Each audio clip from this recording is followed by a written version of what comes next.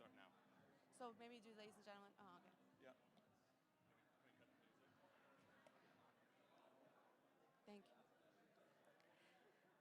Ladies and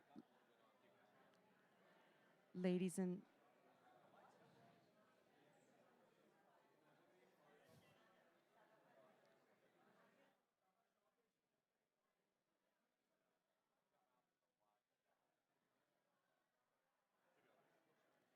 Ladies and gentlemen, please take your seats. The program is about to begin.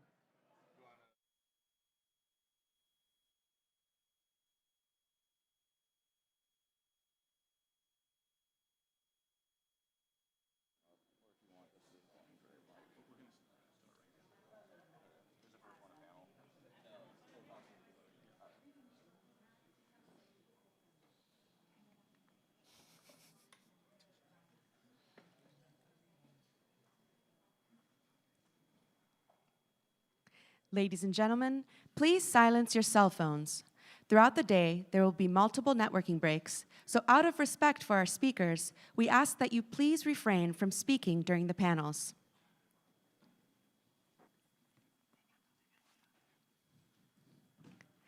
Ladies and gentlemen, please join me in welcoming NUFDI's President and CEO, Dr. Saeed Ganji.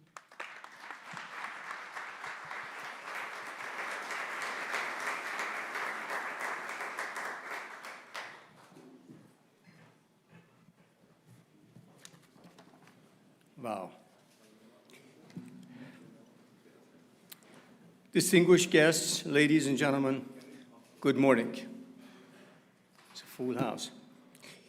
It is with profound respect and a deep sense of purpose that I welcome you to our 4th annual Iran conference. We gather here today at the moment of extreme significance, united by a shared purpose, a free, democratic, and a prosperous future for Iran. This conference brings together leaders, scholars, activists, and friends from across the globe.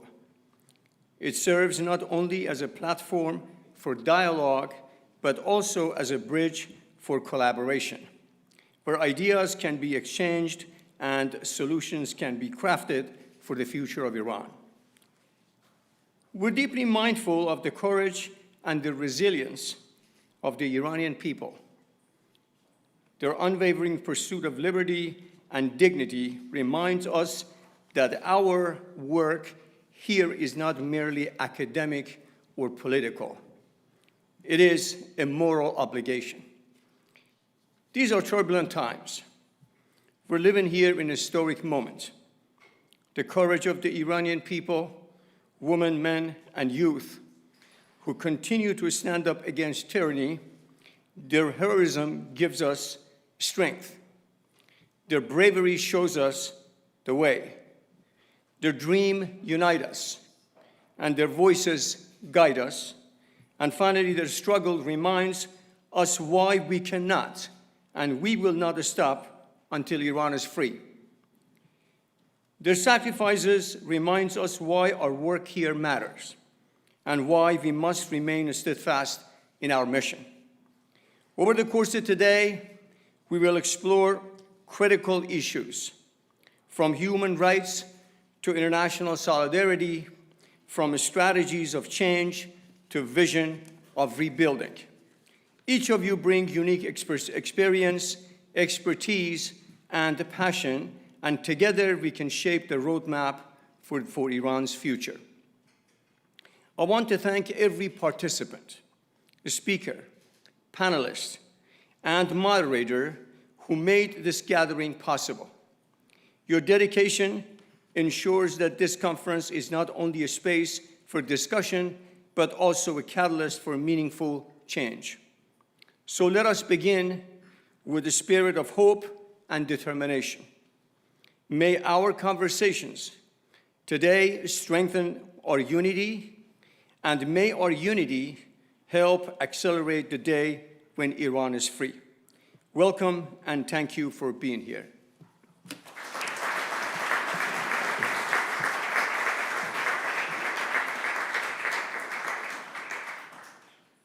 Our first panel is After the 12-Day War, which will discuss how Israeli strikes against the Islamic Republic affected the regime's posture, how people in power centers in Iran reacted, and whether battlefield defeat on top of long-standing popular grievances might create new opportunities for regime change.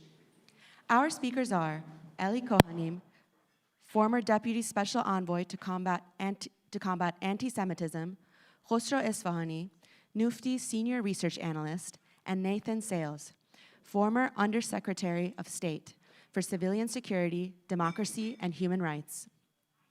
The panel is moderated by Shirin Rajai, anchor at Fox 5 DC. Welcome.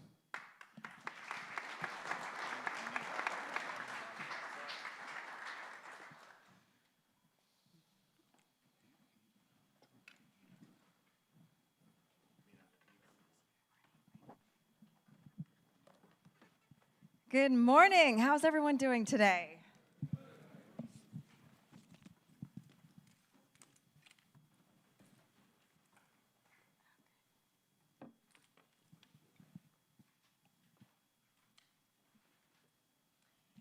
Welcome to the 4th Annual Iran Conference for the National Union for Democracy in Iran. I'm Shirin Rajai, or Shirin Rajai from Fox 5. I've been a news anchor here, reporter for about 5.5 years. I am so honored to be moderating this conversation with this distinguished panel that we have this morning. They had a brief introduction, but our discussion today is titled After the 12-Day War. The Islamic Republic's axis of resistance, or so-called axis of resistance, has been powerful and untouchable in some respects, but we saw that it got a very heavy blow in June.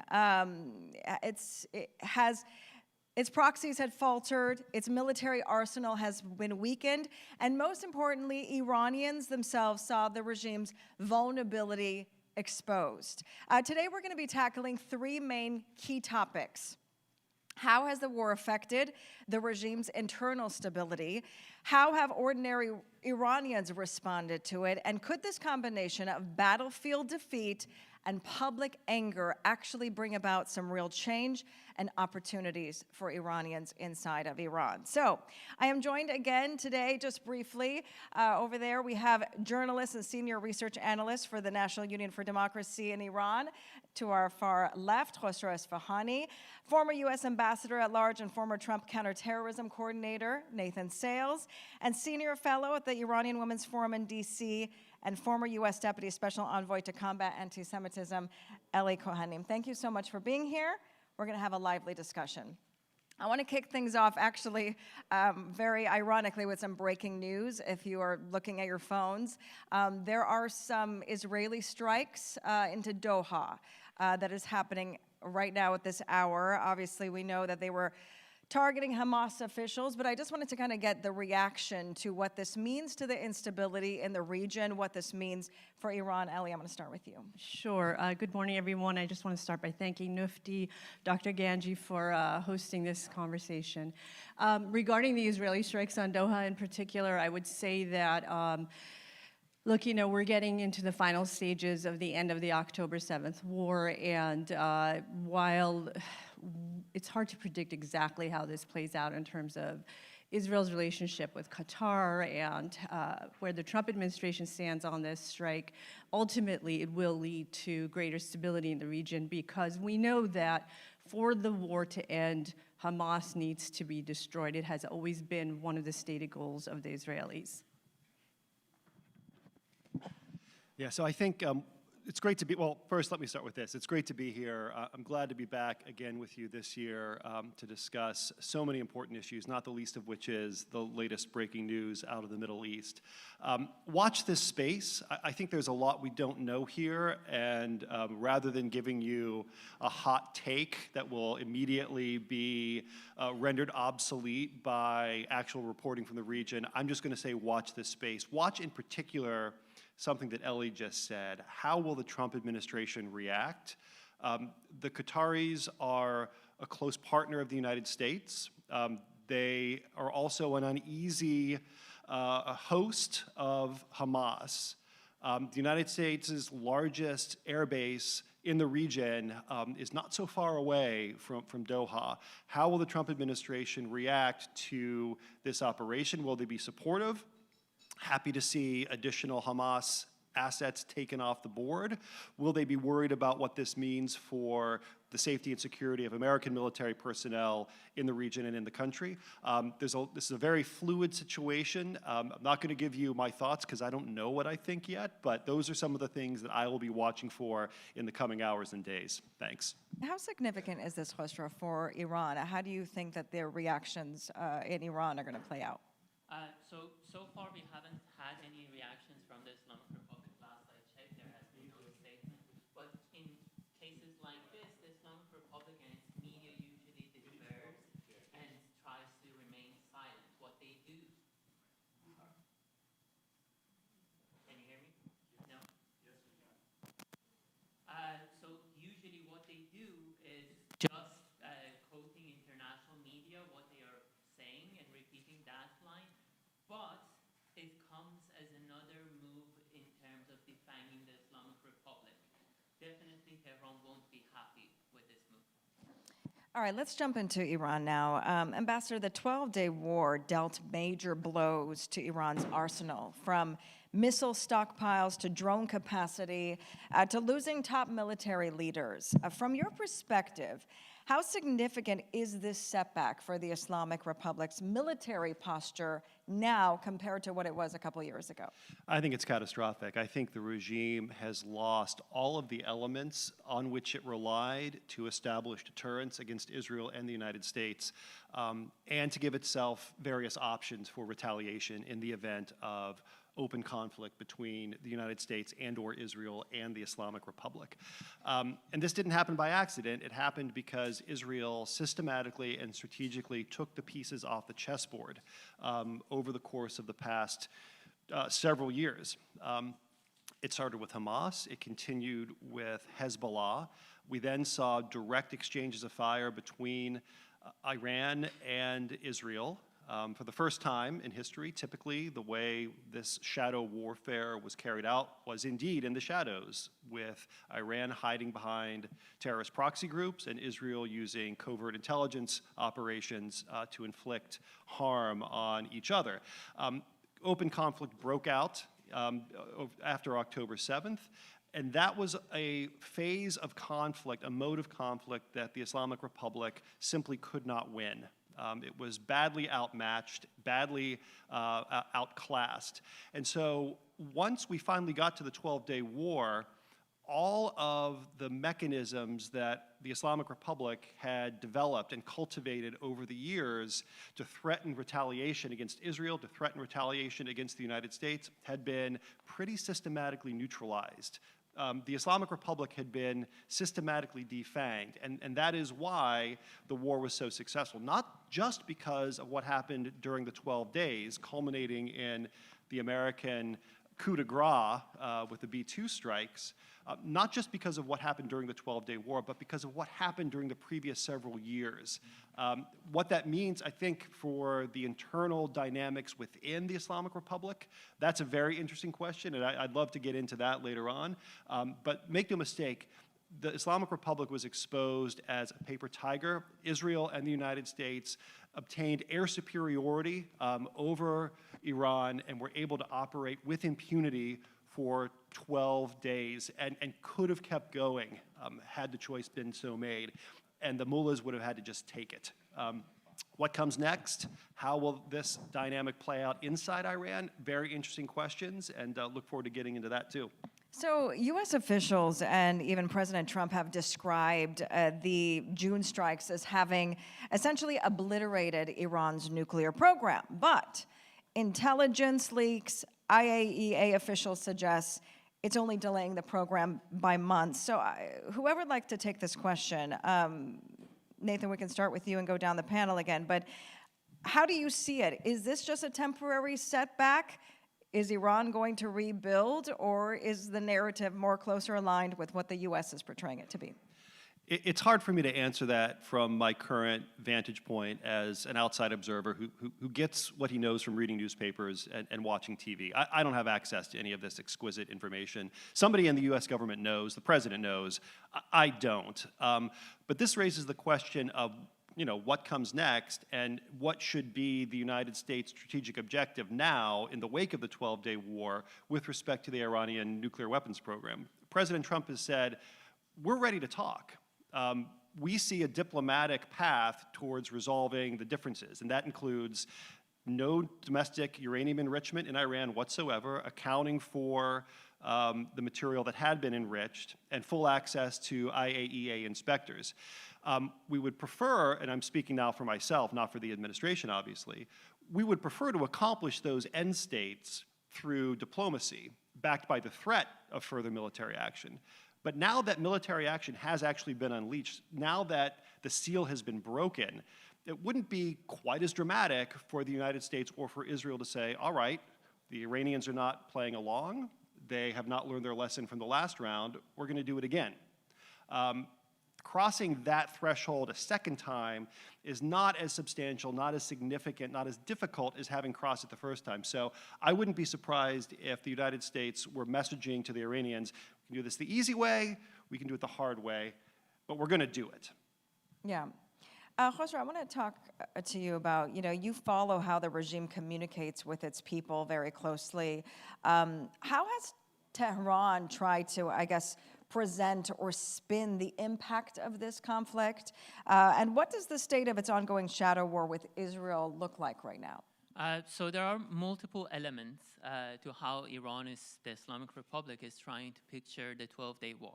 Element one is that the regime is constantly doing victory laps. They are picturing the whole conflict as if they have come out as the victors. They have obliterated major cities in Israel, apparently. I don't know where.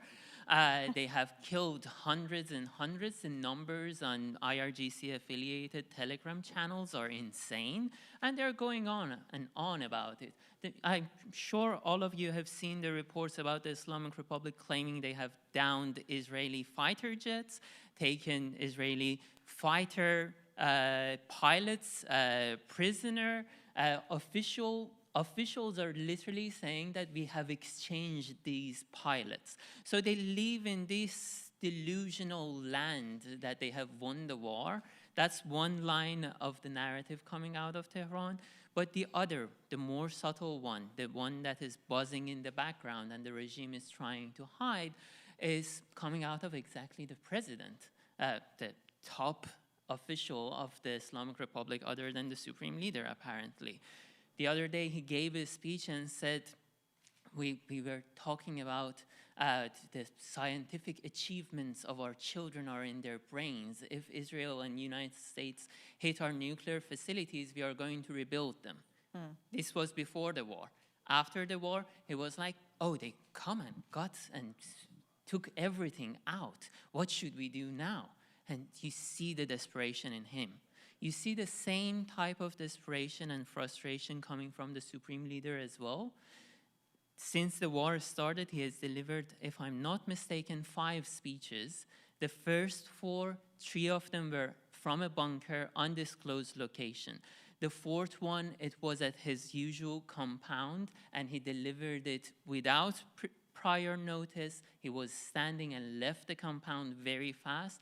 The 5th one again at the compound, and you see the change slightly in his tone, but the rate of the speech is slow. He's frustrated, he's angry, and he doesn't know what he wants to do. The last speech happened on Sunday. You see him not even knowing what should be done. There was this line that the enemy is trying to impose a state of not war nor peace on us, and this is more harmful than either. So some people in DC included are trying to sell the world the lie that the supreme leader now wants a deal. He doesn't, because in the same speech he's ordering the government to prepare for war again. Roll out coupons, gather food, stuff like that. When you want to make a deal, that's not where you are going. I want to talk about just the Iranian people in general. A lot of mixed emotions from Iranians, from fear of being under continued oppression at the hands of the Islamic regime, fear of chaos. We don't want another Iraq or Afghanistan or boots on the ground. But also, on the other spectrum, real hope for change. How would you describe this moment, Khosrow? Let me take you a few years back because I want to use a simile for this story. When President Trump took out Qasem Soleimani, the infamous commander of the Quds Force, Iranians in the country celebrated that. I was in Iran. I was among the people who celebrated that. The specific type of missile that was used for taking him out, it wasn't an explosive missile, it minced him and gave him a nickname in Iran. People in the country call him kotlet, a food made with minced meat. On the anniversary of his death, people in Iran still celebrated with the same food. When the 12-day war started, people were celebrating every individual IRGC commander taken out because each of them have Iranian blood on their hand. One of our colleagues at NUFDI actually has worked on this booklet mapping out war crimes and crimes of humanity that 12 top IRGC commanders had committed before being taken out by Israel. Soon to be published. We will send you copies. You can find it on our website as well. But other than that, this is a layer of the reaction from the Iranians. But they were also scared, as you said. Bombs are scary. No one gets happy when their homeland, their country, their city is being bombed. People were panicking.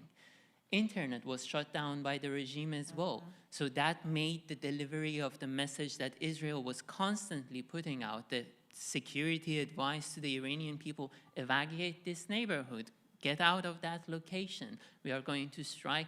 Delivery of that message became harder. There were criticism even directed at Israel that we don't have access to the internet. How are we supposed to see these messages? That's partially on the shoulders of the Iranian diaspora TV channels to pull that weight. But at the same time, there was this effort by the regime to project unity, that the war has pulled people together. They are on the streets chanting in support of the regime. You go and scratch the surface, look at the image of the people who were participating in these rallies. A large portion of them were cafe-clad leftists who hate nothing more than the West and Western values, who don't essentially seek democracy in Iran. That was also part of the image. And there were other parts of the Iranian society. Like every other community, the majority of the people are not political. They just want to live.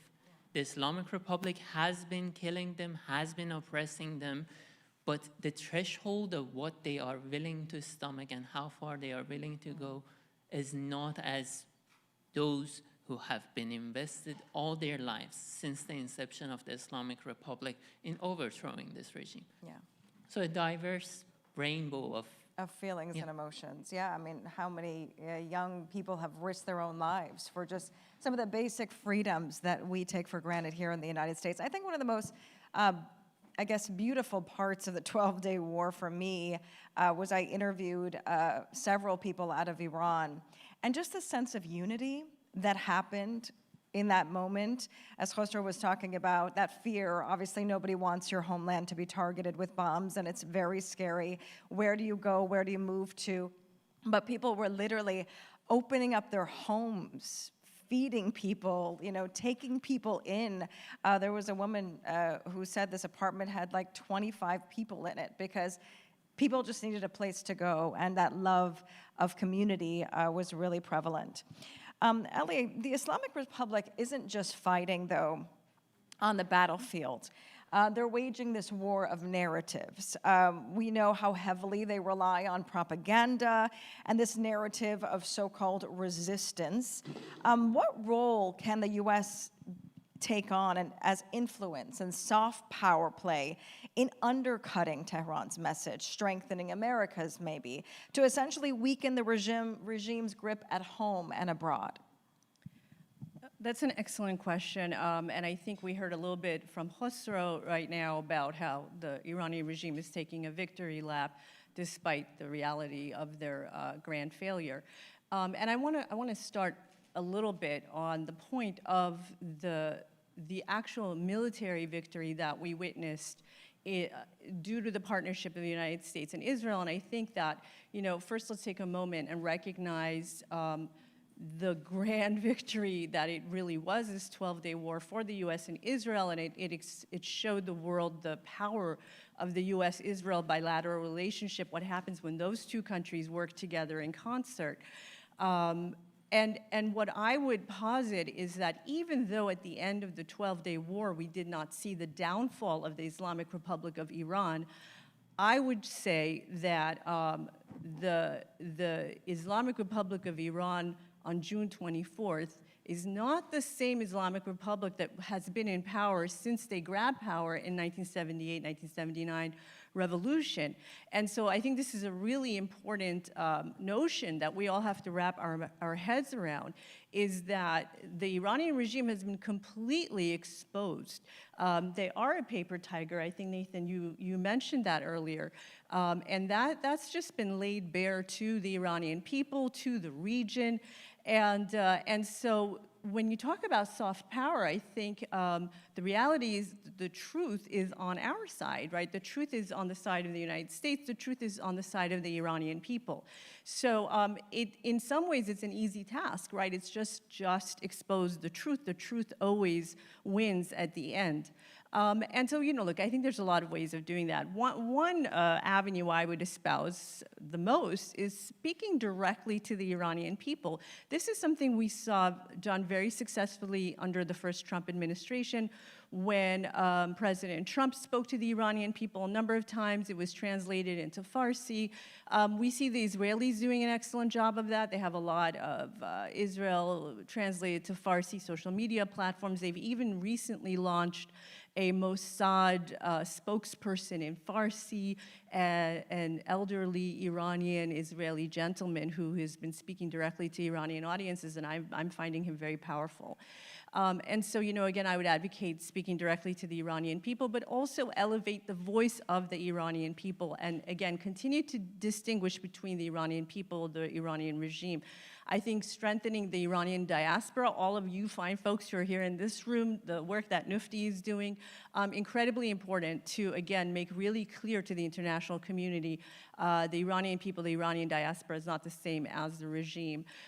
We need to elevate and strengthen opposition voices. The United States should really be sharing a vision for a democratic, free, and peaceful Iran, an Iran that can be a part of the region instead of destabilizing the region. And there's a lot more, but again, I think that the truth is on our side, and the Iranian people certainly, as much as the regime, Khosrow, you outlined all of their propaganda efforts, the Iranian people certainly know that they take anything that the regime says with a huge grain of salt. To your point there, a couple of questions here.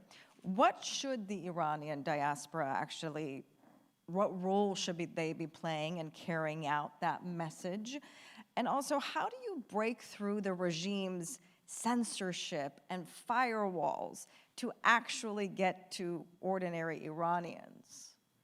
Yeah, I think that the people in Iran have done a very good job of breaking through firewalls and getting information that's not from official channels, but they should be supporting those efforts. I know that many of us and NUFDI have waged public campaigns towards Elon Musk and others to help provide ongoing internet access, especially at times where we see the Iranian people take to the streets.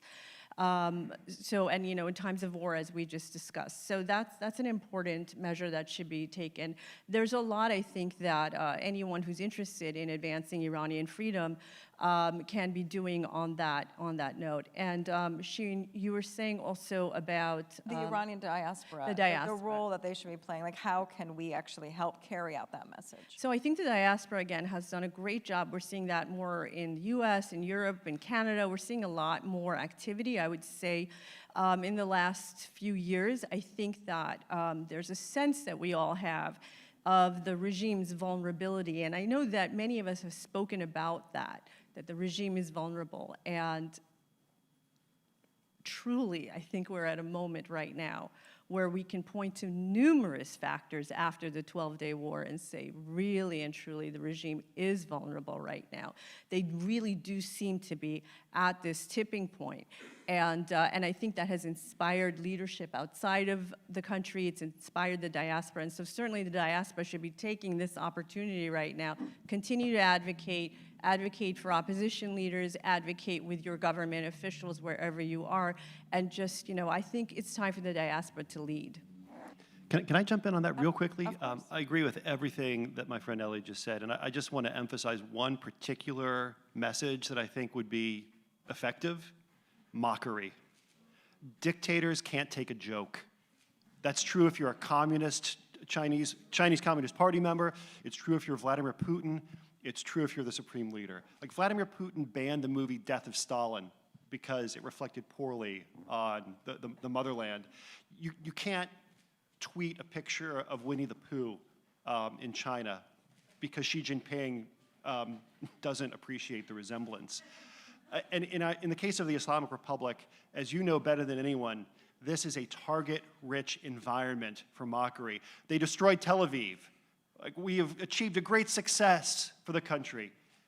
Everybody knows it's garbage. Mock them, tease them, because teasing them and mocking them reveals them to be the impotent paper tigers that they are, objects of derision rather than objects of fear. Actually, on that note, I want to go to Khosrow. Some say that this war has created a rally around the flag effect, right? Where people unite around their leaders in a time of crisis, even if they ordinarily oppose them. How did the, regime try to engineer that notion and this illusion of unity? And what have you seen in terms of actually how Iranians are responding to it? So 2 points. One, during the previous question about how Iranians were reacting to the war, you mentioned how Iranians provided shelter to each other. They shared food. They shared their scant amount of money they had.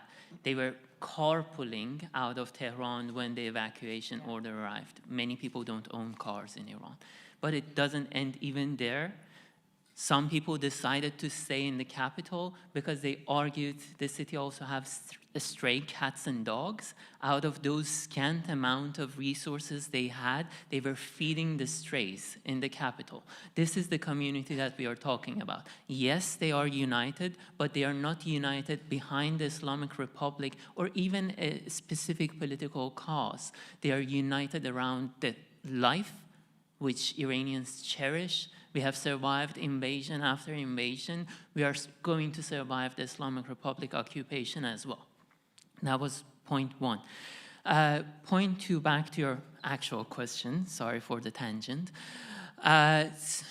The thing with this whole narrative that people united behind the Islamic Republic's flag, it is mainly being pushed by the so-called reformist faction within the Islamic Republic, the likes of Javad Zarif and Hassan Rouhani, and there's the smaller men in that crowd like Azari Jahrami, the former ICT minister. The intelligence ministry is pouring huge amounts of money into social media campaigns. I can share with all of you tons of propaganda video they have been pushing through social media, showing Gen Z going from twerking to singing the national anthem of the Islamic Republic. Literally the same accounts. They are spending money on this type of propaganda, but it's not working. When you look at the actual people, what they are saying on their social media, Nathan mentioned that we should mock the dictators. When you look at the Persian Twitter, the most glorious moments of it is when people are celebrating the deaths of these people. The day that the former president Raisi died in a helicopter crash, that was the happiest day on Persian Twitter's history. It was 24 hours of revelry.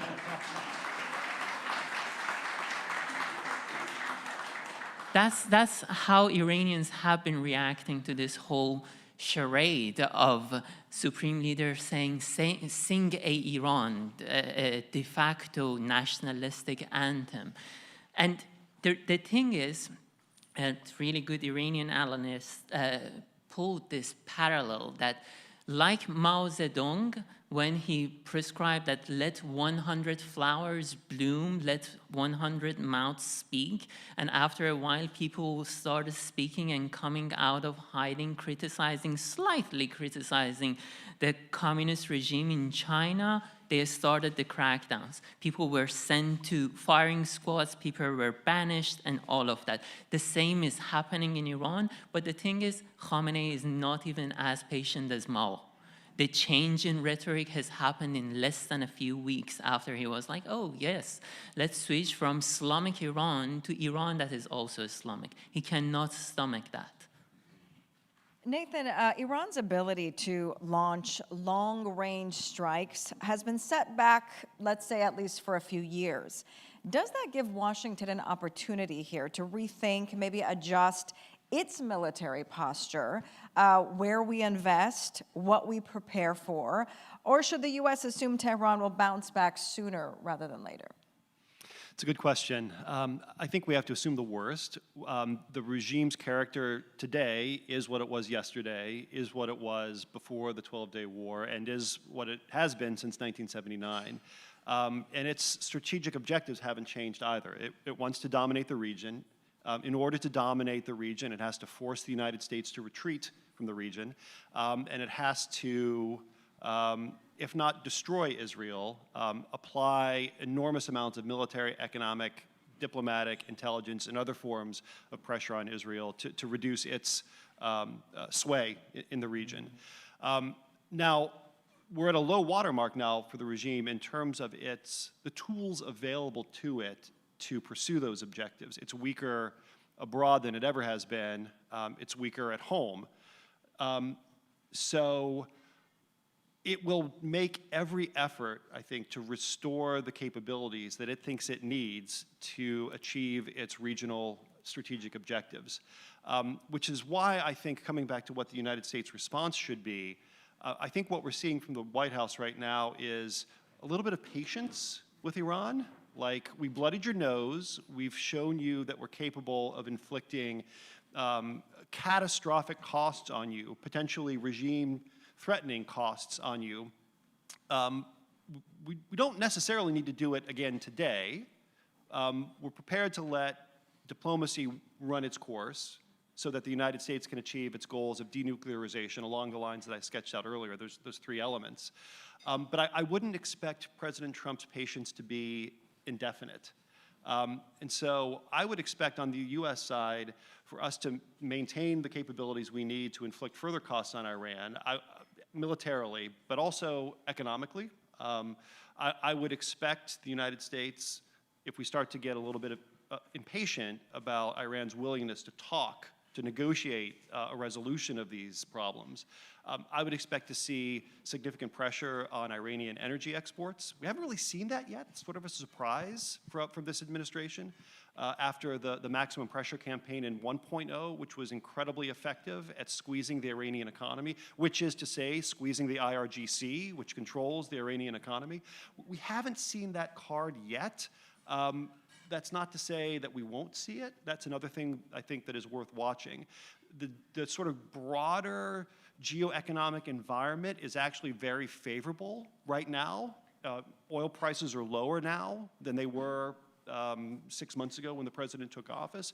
We can afford to take some supply off the market without completely disrupting the global economy. So I think the conditions are right for economic pressure to begin to be added, but time will tell how much President Trump is willing to sort of indulge Iran's temper tantrum for the time being. So staying on that notion of potentially adding economic pressure, Ellie, military defeats obviously don't just stay on the battlefield, they ripple into politics and the economy. What should Washington do to make sure that Iran's setback translates into lasting limits of power?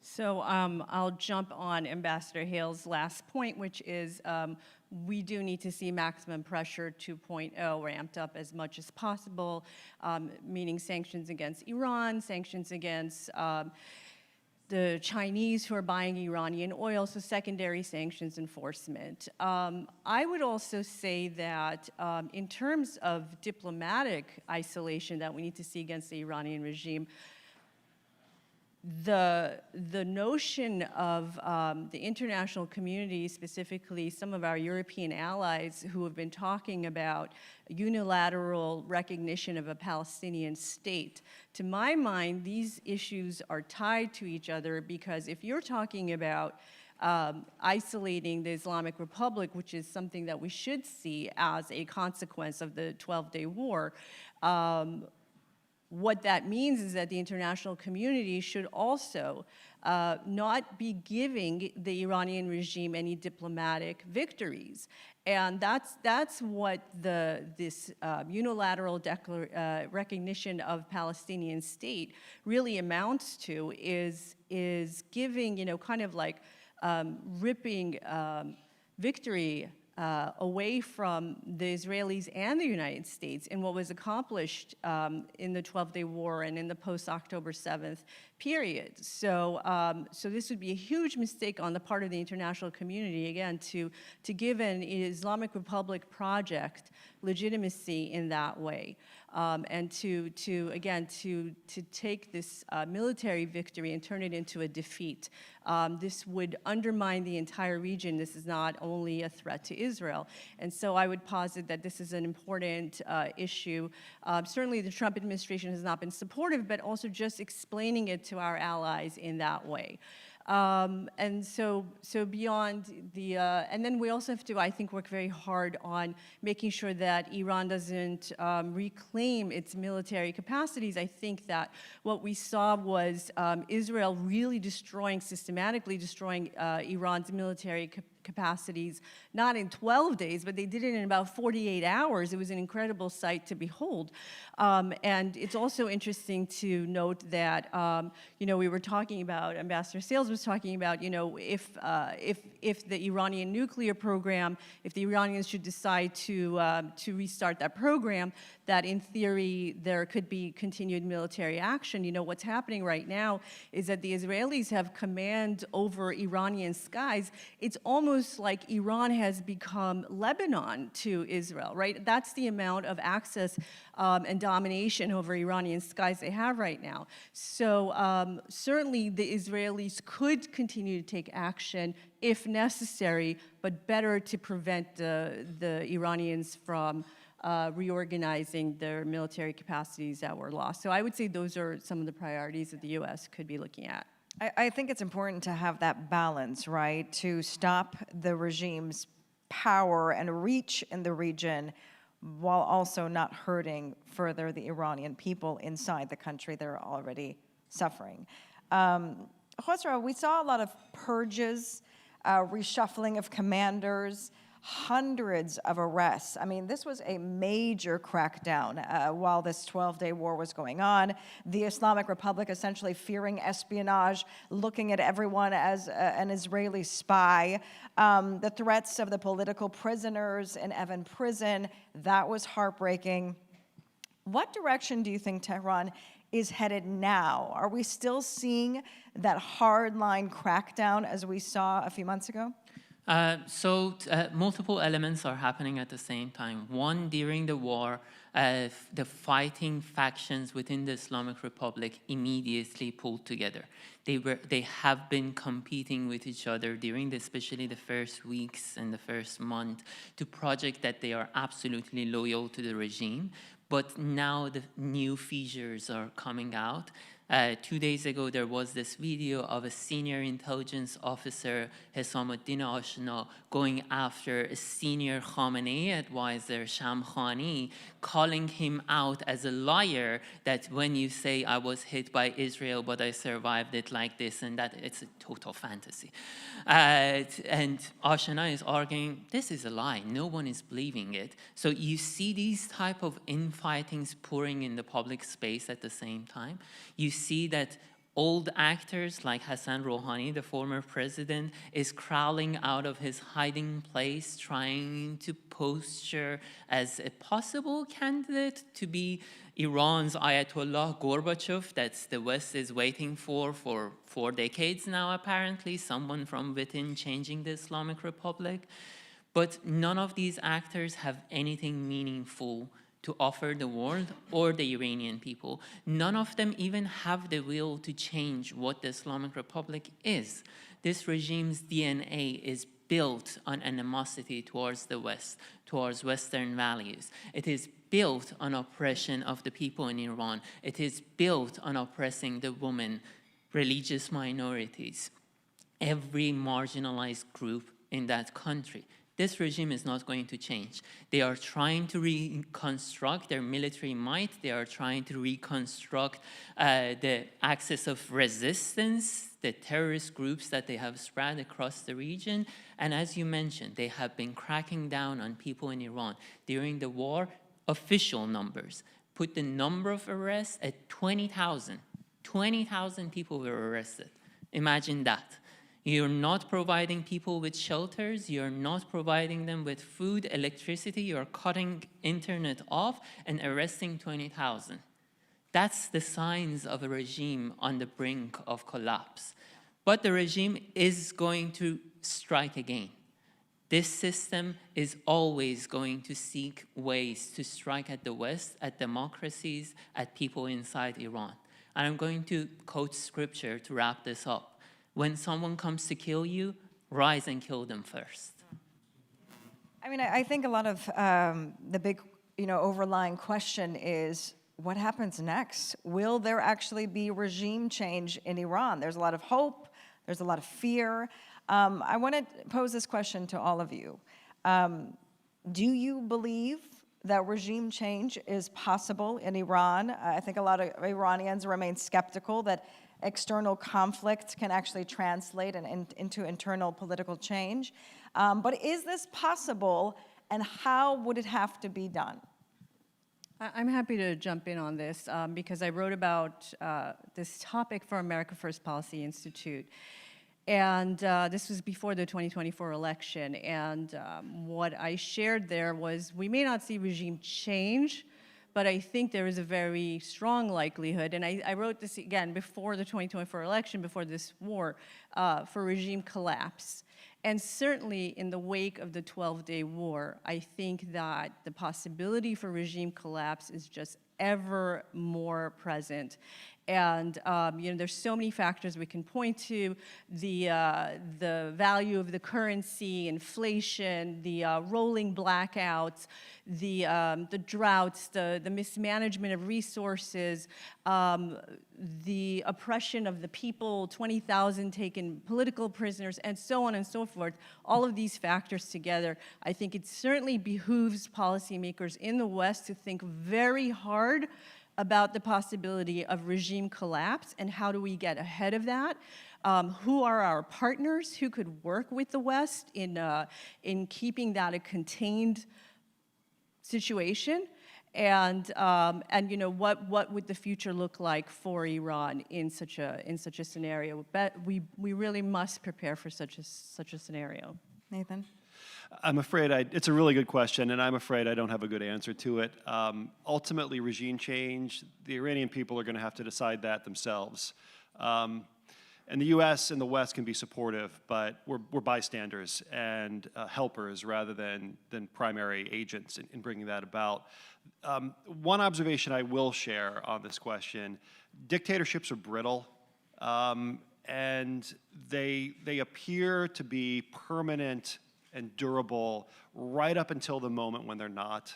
In the 1980s, the United States intelligence community and policymakers and think tank members, everybody was convinced that the Soviet Union was going to be around forever, and we had to accommodate we had to adjust and accommodate the permanent existence of the Soviet bloc and the Soviet Union, and then the wall came down. Now, analogies are not arguments. Analogies are not predictions, I should say. So just because the Soviet empire collapsed doesn't mean that the theocracy in Iran is going to collapse under its own contradictions, under the weight of its own brutality. But there is precedent for it, and I can't wait to have this conversation in Tehran one day under a free government. Khosrow, 30 seconds.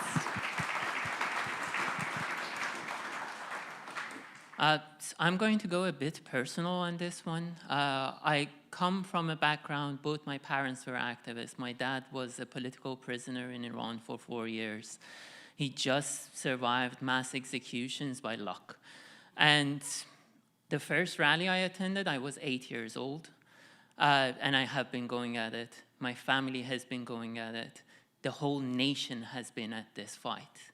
The first major rally in Iran after the rise of the Khomeini's regime, this Islamist oppressive regime, happened in March 1979. Women took to the streets of Tehran and many other cities in droves, saying that we are not going to abide by these rules. They were pushed back. Again and again, people have taken to the streets in Iran over the years. They have sacrificed his life, limb, and liberty. People are in jail for decades in Iran, and they are not going back. This nation has deep roots. Its history, its culture has deep roots. It always has celebrated life, and it's being ruled by a death cult. This death cult has taken this nation hostage, and this nation is going to liberate itself. The world can stand by Iranians. The world can help them. If they don't, no matter what, we are going to take back our country.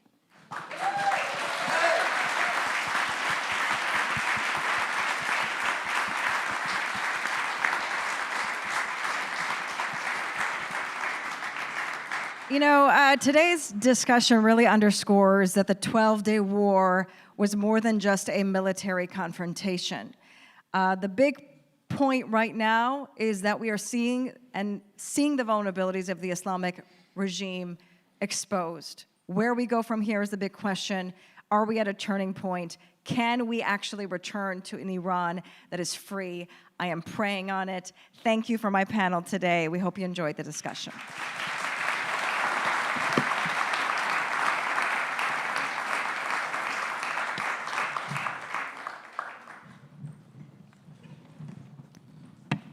Thank you, Ellie, Khosrow, Nathan, and Shirin. Our next discussion will be a recorded fireside chat with one of the world's foremost dissidents and freedom fighters, Natan Sharansky. He is a chess champion, a former minister, and a recipient of the Presidential Medal of Freedom, whose bravery in the fight against the Soviet Union made him a household name.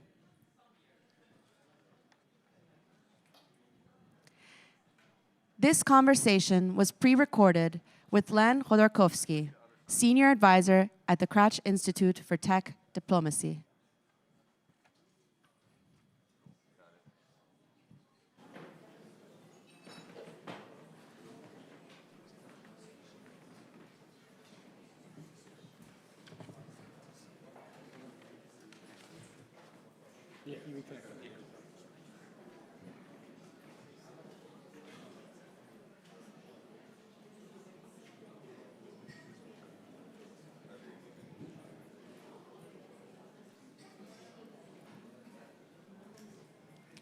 Before we hear this pre-recording, please welcome Len Khodorkovsky to the stage.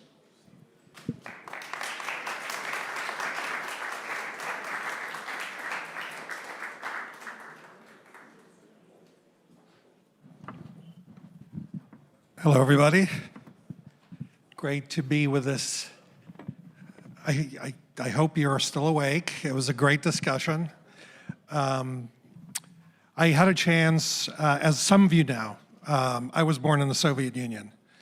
And Natan Sharansky was a one man against the big superpower, big machine of the Soviet Union in the 80s that decided to stand up and speak truth to power and inspire a lot of the average people who hated the regime. But as you know, it's very hard to stand up against the machine.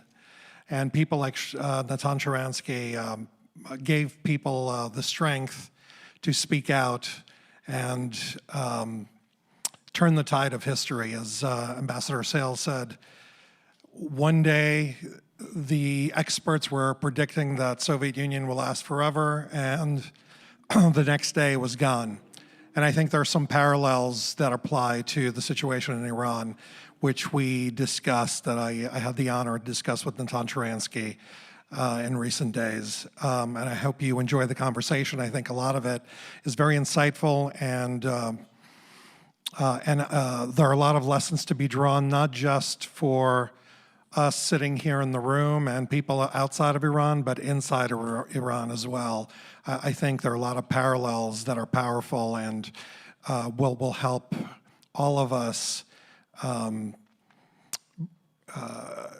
believe even stronger that the inevitable collapse of the regime and a free democratic Iran is near and is possible, because people like Sharansky and those who are struggling against the regime in the country have a unique view of the regime that we don't see. And I think you'll see that in the way that he recounts his own struggle, that I think parallels the struggle of Iranian dissidents. So please enjoy.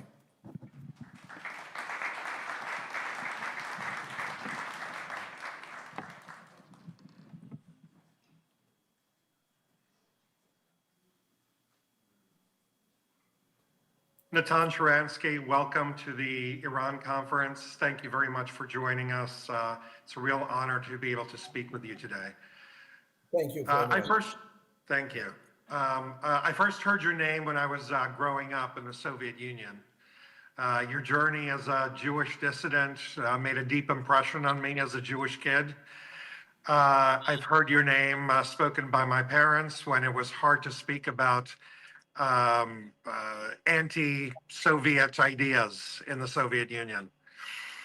And, you made a decision at a certain point to speak out against the regime and risk being arrested or worse. No one was predicting the Soviet Union's fall in those days. So, it must have been difficult to make a decision to risk your safety. So, did you think you'd succeed in challenging this big superpower at the time, or was it, was it a simpler decision? How did you make that decision? Well, it's true.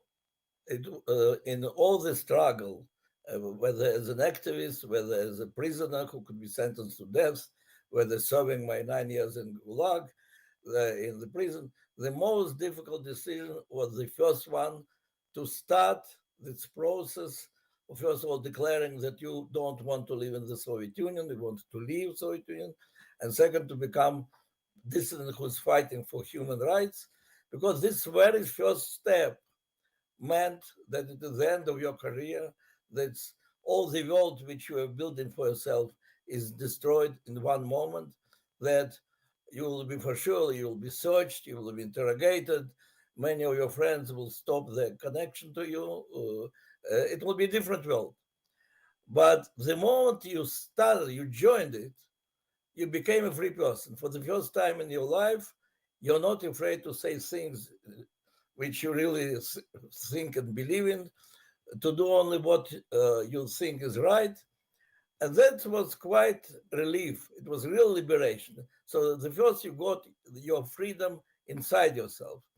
And the moment you started enjoying this life after being like Soviet slave for so many years. It's such a change that you don't want to go back. So first, it's inner freedom which you're getting for free the moment you decide to be dissident. And second, yes, we knew that it is huge and very strong empire. But we believe that though it looks such a invincible, it's the biggest power in the world, but you could see how it is rotten from inside, how weak it is from inside, how very few people really believe in this ideology. So you hope that in the end, thanks to your struggle, thanks to position of millions of other people, and hopefully thanks to the support of free world, which you never knew whether it will come or not come, that all these factors together will help you to win. So you hope.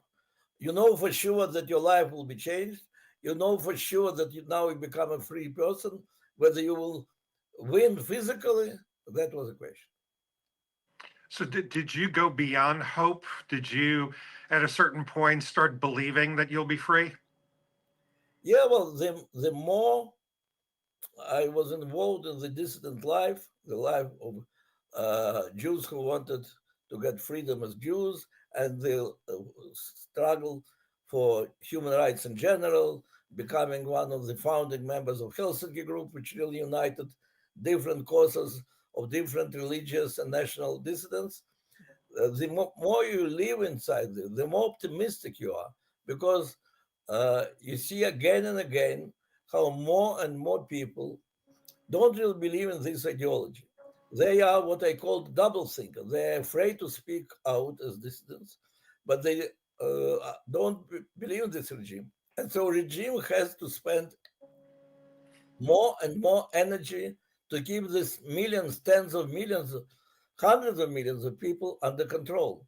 And so you see physical almost, you feel how the regime becomes weaker and weaker, and how people are more and more close to this moment when they'll cross this line between doublethink and dissent. And so with the time, the threat that you will go to prison is bigger, but also the hope that in the end our struggle will be victorious is also bigger. So, like you, many Iranians put their lives on the line to challenge the regime for the last 46 years. And similarly, many so-called experts are skeptical about the possibility of the regime's collapse. And what can you tell those skeptics? Yeah, first of all, you're right that it's simply difficult to imagine how big is the difference between the world, which is in the heads of dissidents, or us, and the world of so-called Sovietologists, or today probably Iranian, the specialists in Iran. Because the people from outside, so-called Sovietologists, they look from outside at this power, they see how strong is their army. So they see these military parades where they're demonstrating the most powerful weapons in the world. And then they look at this small group of dissidents and they say, well, how many soldiers these dissidents have? So look, we can have a lot of sympathy to these people who want to be free. But in real politics, we have to deal with the powers. And here is the power in front of us. And as a result, it's interesting, we dissidents, even in prison, we were seeing how weak from inside the system is. And we were predicting its failure. And even some weeks before Soviet Union fell, the specialists in America, in universities, we are predicting that Soviet Union, with all this communist ideology, is forever. And in the end, this falling of the regime is happening very quickly, because the number of dissidents, no, the number of double thinkers, of those who are afraid to speak but don't trust the regime, is growing all the time. And at some moment, when some people stop being afraid and they cross this line, millions others join them, and that is the moment of revolution. And it happens suddenly for people outside who don't understand this process. It comes from nowhere, suddenly. For dissidents, for people who are fighting from inside, who understand the weakness of the regime, it's a logical result. So to all these specialists who predict that this Iranian regime is forever, you'll be surprised. But it depends also on you how quickly you'll be surprised. So on that note, you've always championed the Iranian people's struggle for freedom. You've said the West should stand with the Iranian democratic opposition. You said the Iranian people are the real allies of the free world. How do you think the Iranian dissidents and the opposition can win the support in the West? Well, Iranian dissidents, first of all, have to remind to the West that as long as this regime, this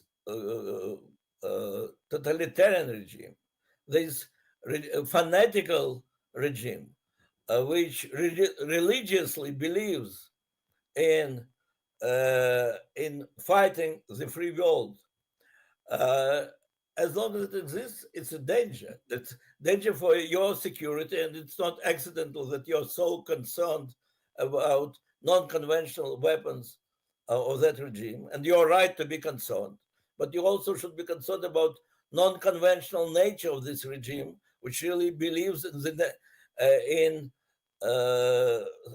happy life in the next world if they're killing enough people in this world. And that's why it must be interest of your security, of defending your world, that the dissidents will prevail, that democratic Iran will emerge. And now look at this dissidents. How you can know what is really happening in that regime? Only thanks to dissidents. How can you know that Iranian people really want to live in freedom? Only through those demonstrations of these brave women and students and dissident activity. So you have to understand, if you have allies on that side of the Iron Curtain, inside this very dangerous regime, these are Iranian dissidents, whether they are inside Iran or whether they are abroad, but they are your allies because their interest, in fact, is interest of your security too. Israel was just involved in a 12-day war with the regime itself. It certainly weakened it, and it eliminated the regime's air defenses, took out a lot of its military leadership, its nuclear scientists, its proxies like Hamas and Hezbollah. So the regime is at the weakest point it's been since 1979 by all credible measures. Do you think the end is near, or is the regime change on the horizon? How do you think the regime will finally crumble? Well, first of all, I would say you have to understand that our country lives, all those 35 years that I'm in the country, since I was released from Soviet prison, and in those years that I was in the government, the threat of Iranian nuclear bomb was the threat number one for our state. We heard the statements of Iranian leaders that Israel is the country of one bomb, that they were speaking about world without Zionism, means the world where Israel is annihilated. And we knew that that is our biggest threat to our survival, that's Iranian bomb. And though we were preparing ourselves for this and developed many systems, so nobody knew how it will finish. So it was very risky step to take, and no doubt that the fact that Hamas did what they did with this awful terrorist pogrom on Israel made us determined to do steps which we were not ready to do before, and many things that we prepared technologically and military were used. And so from the point of view of Israel, it was a very successful operation. And for the first time in years that I live in Israel, we don't feel this threat, immediate threat of our destruction. Second, I have to say that this fear and hatred towards the regime was never translated into the attitude towards the Iranian people. In fact, I would say that even Jews who came from Iran have a lot of love and respect to their own civilization that they feel themselves part of. And these also feel that we are representatives of ancient civilization, Iranians. It's natural for us to be together. Now, we did want, and I have to say, I as a dissident did hope that that will be the moment of Iranian revolution. In fact, in 2007, we had a meeting of Václav Havel and Maria Aznar. We organized a meeting of dissidents from all over the world, and mainly from Middle East, in Prague, discussing the future of these dictatorships. And I think everybody agreed that the first candidate is Iran.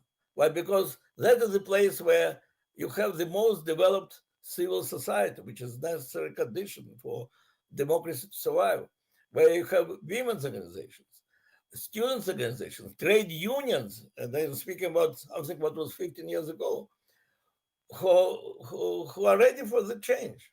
So it was our hope. In 2009, we were all very disappointed with President of the United States, then President Obama, who in fact at the moment of revolution, or the moment of high hope, and people were on their way to barricades, in fact said something like that the engagement with the regime is more important than changing of the regime.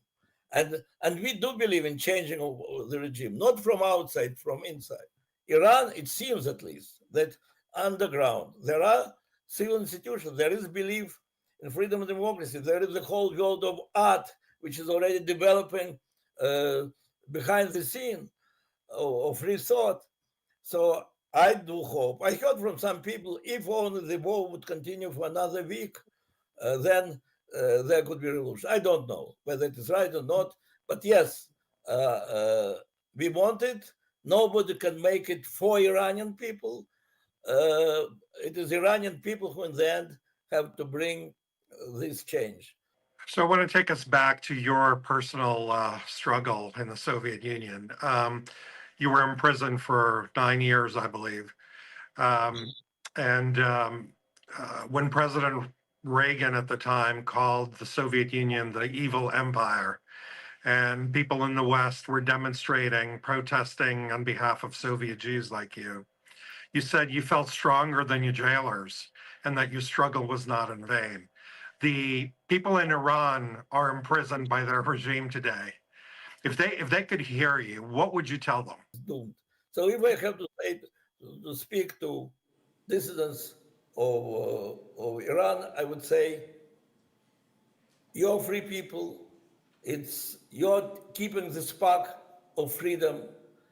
I want you to know that the free people of the world believe in you and are with you. And whatever will be the difficult path that you have to go through, remember that the free world is with you. Be blessed in your struggle. And finally, last question. Clearly, President Reagan's words and how the free world stood with the Soviet dissidents at the time made a big difference. What does American support for dissident movements, both in the Soviet Union and in Iran and other places, how does that serve the interests of the American people? It is very difficult to divide freedom between different countries. If totalitarian regime is in one country, it will by its own nature, it will do everything that the people of his country will be the enemies of the neighbors. Because dictatorships needs enemies. In order to control its own people, it needs enemies. And it needs internal enemies, dissidents are internal enemies, and external enemies, free will. So dictatorship is always a threat to its neighbors. Powerful dictatorship is always a threat to all the world. And as long as such powerful dictatorships as the Iranian dictatorship exist, or in the past Soviet Union, and China is another candidate for dangerous dictatorship. As long as they exist as dictatorships, America, the leader of the free world, is in danger. So if you want to live in peace, in security, not to spend too much energy for arms race and to build different layers of defense against these totalitarian regimes, you should be dreaming about change of that regime. You should do everything to help those dissidents in these countries who want to change this regime, to help them, to give them feeling that you are together with them. It is in the interest of your own freedom and security. Well, on that note, Natan Sharansky, thank you so much for joining us today. We enjoyed speaking about the struggle, your struggle, and the struggle of the Iranian people, and we hope that better days are ahead for all free people around the world. So thank you for joining us. Thank you, thank you.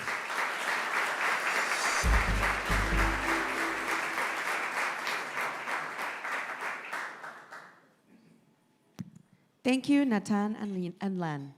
Please join us in welcoming Pastor Steve Berger, an American faith leader and head of Ambassador Services International, to discuss the persecution of Christians in Iran and the role the global church can play in supporting their fight. Well, good morning, distinguished guests and dear friends. It is a profound privilege to stand before you all today, and I extend my heartfelt thanks to His Royal Highness the Crown Prince for his gracious invitation to let me speak. The title of my brief message today is Moving Forward by Looking Back. Moving Forward by Looking Back.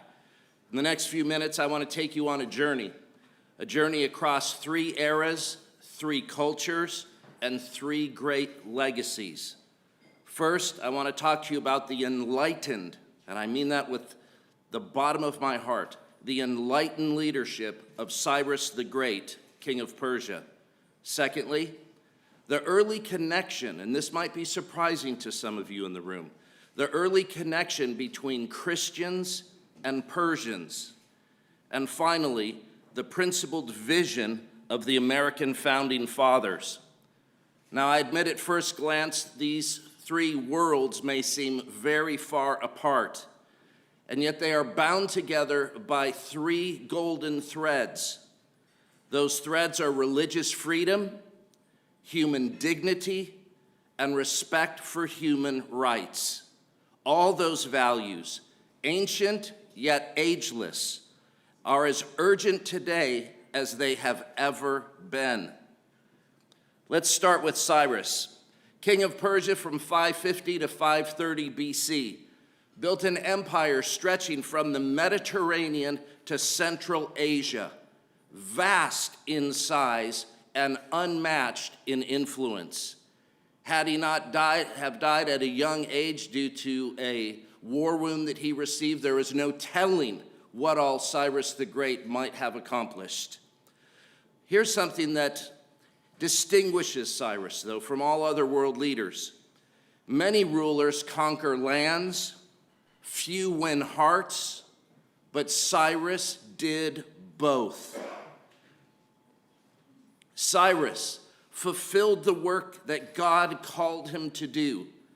200 years before Cyrus was even born, the God of Abraham, Isaac, and Jacob named Cyrus by name. And in the book of Isaiah, chapter 45, he laid out Cyrus's life calling. It is no wonder then that God called Cyrus his anointed one. The Cyrus Cylinder, called by many the first charter of human rights. It was unearthed in Babylon in 1879, and it records Cyrus's policies. Number 1, to honor the gods of every people. No world leader says that. Cyrus the Great did. Secondly, to restore the displaced to their homes. And third, to grant freedom of worship to all. One shining example of his philosophies was his decree allowing the Jewish exiles to return from Babylon to rebuild their temple, restoring not only their place of worship, but their very identity. Cyrus understood what despots and dictators never seem to grasp, and that's that you cannot force unity, you can only foster it. And Cyrus did a magnificent job of that. Founding father here in the United States of America, James Madison, echoed, I believe, the heart and the spirit of Cyrus's truth centuries after Cyrus. James Madison said, "The religion then of every man must be left to the conviction and conscience of every man." Additional founding fathers studied Cyrus's philosophies. Thomas Jefferson, John Adams, and John Quincy Adams, among others, all studied the historian Xenophon's Cyropedia, a portrait of Cyrus as a ruler whose strength was tempered by mercy. Those very lessons found their way into the DNA of America's own founding principles. Cyrus the Great, the first world leader to use the words "the Great," and he was Persian, and you are to be celebrated for your contribution to world history. Next, let me talk to you about ancient Christianity and its connection with Persia. I want to leap forward several centuries. Christianity, beloved, did not stop at the borders of the Roman Empire. It traveled east. In fact, you'll find in the New Testament, our Christian Bible, in the book of Acts chapter 2, it records something very detailed and yet very insightful. The first peoples mentioned who were there on the day of Pentecost in Jerusalem, who responded to the message of Jesus, were indeed people who lived in Persian lands. The Parthians, the Medes, and the Elamites, all from Persian lands, there on the day of Pentecost. They heard the gospel, they believed, and then they returned to their homes with the flame of Christian faith alive in their hearts. People from Persian lands, listen to this, were present and participated in the very day the church was born.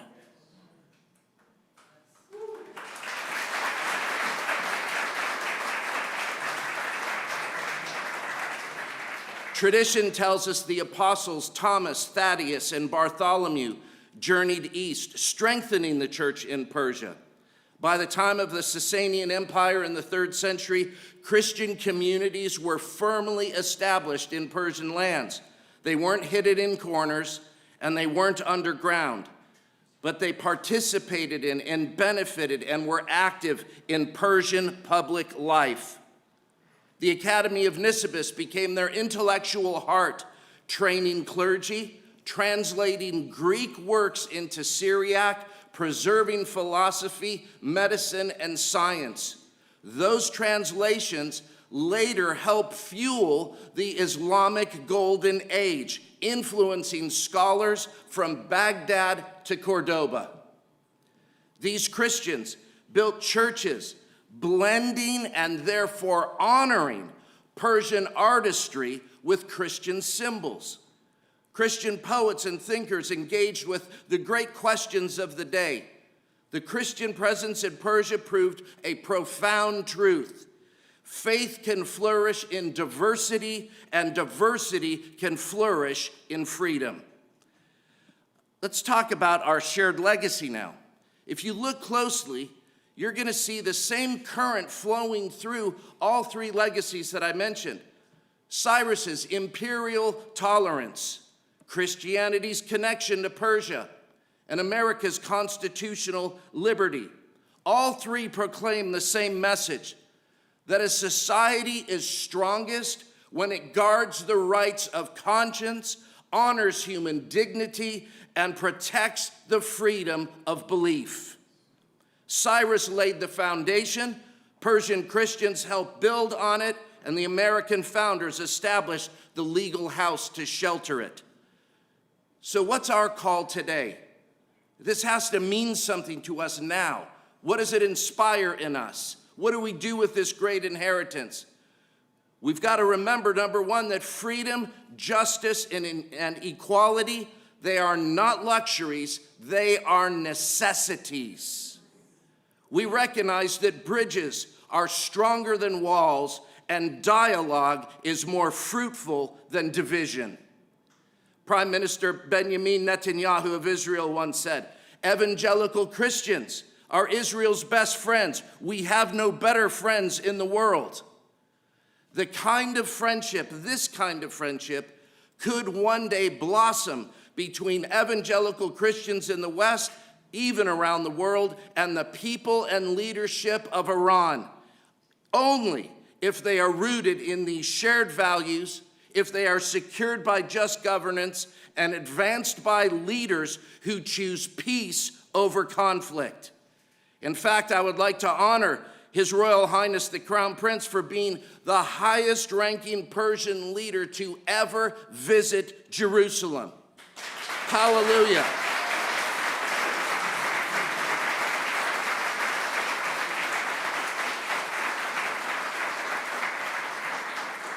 While there, His Majesty prayed for peace, prosperity, and friendship. This is the very mentality of Cyrus, dare I say, the spirit of Cyrus.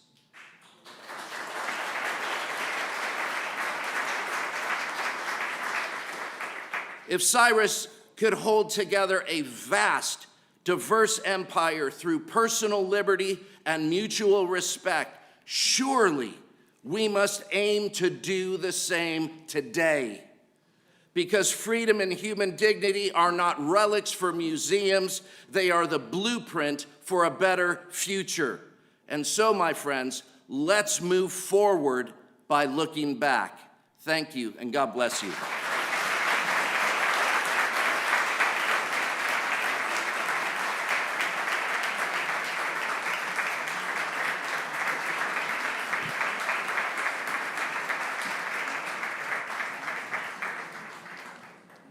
Thank you, Pastor Berger.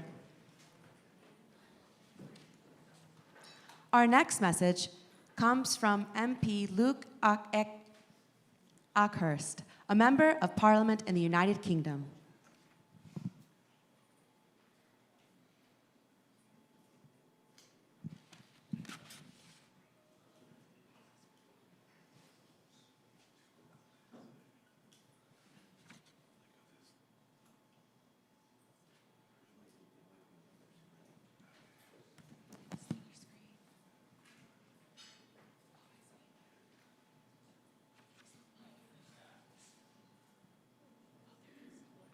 Hello, my name is Luke Ackhurst, and I'm a member of Parliament in Britain. I'm sending greetings from the home of democracy, the British House of Commons. As a member of Parliament, I know how important your struggle for freedom and democracy is. The people of Iran have shown extraordinary courage in their struggle for freedom, human rights, and a democratic future. In their struggle, they are fighting not just to free themselves, but the entire world from the scourge of this evil dictatorship. I and many parliamentarians around the world stand with you.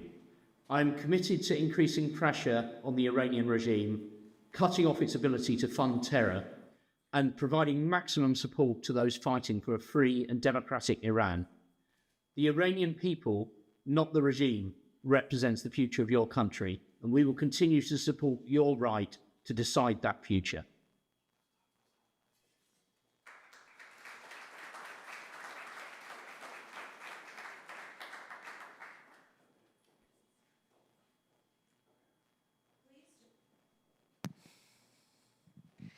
Please join us in welcoming Canadian Member of Parliament, Shuvaloy Manjumbar, in conversation with Len Khodorkovsky to discuss how Western democracies can stand up to Tehran.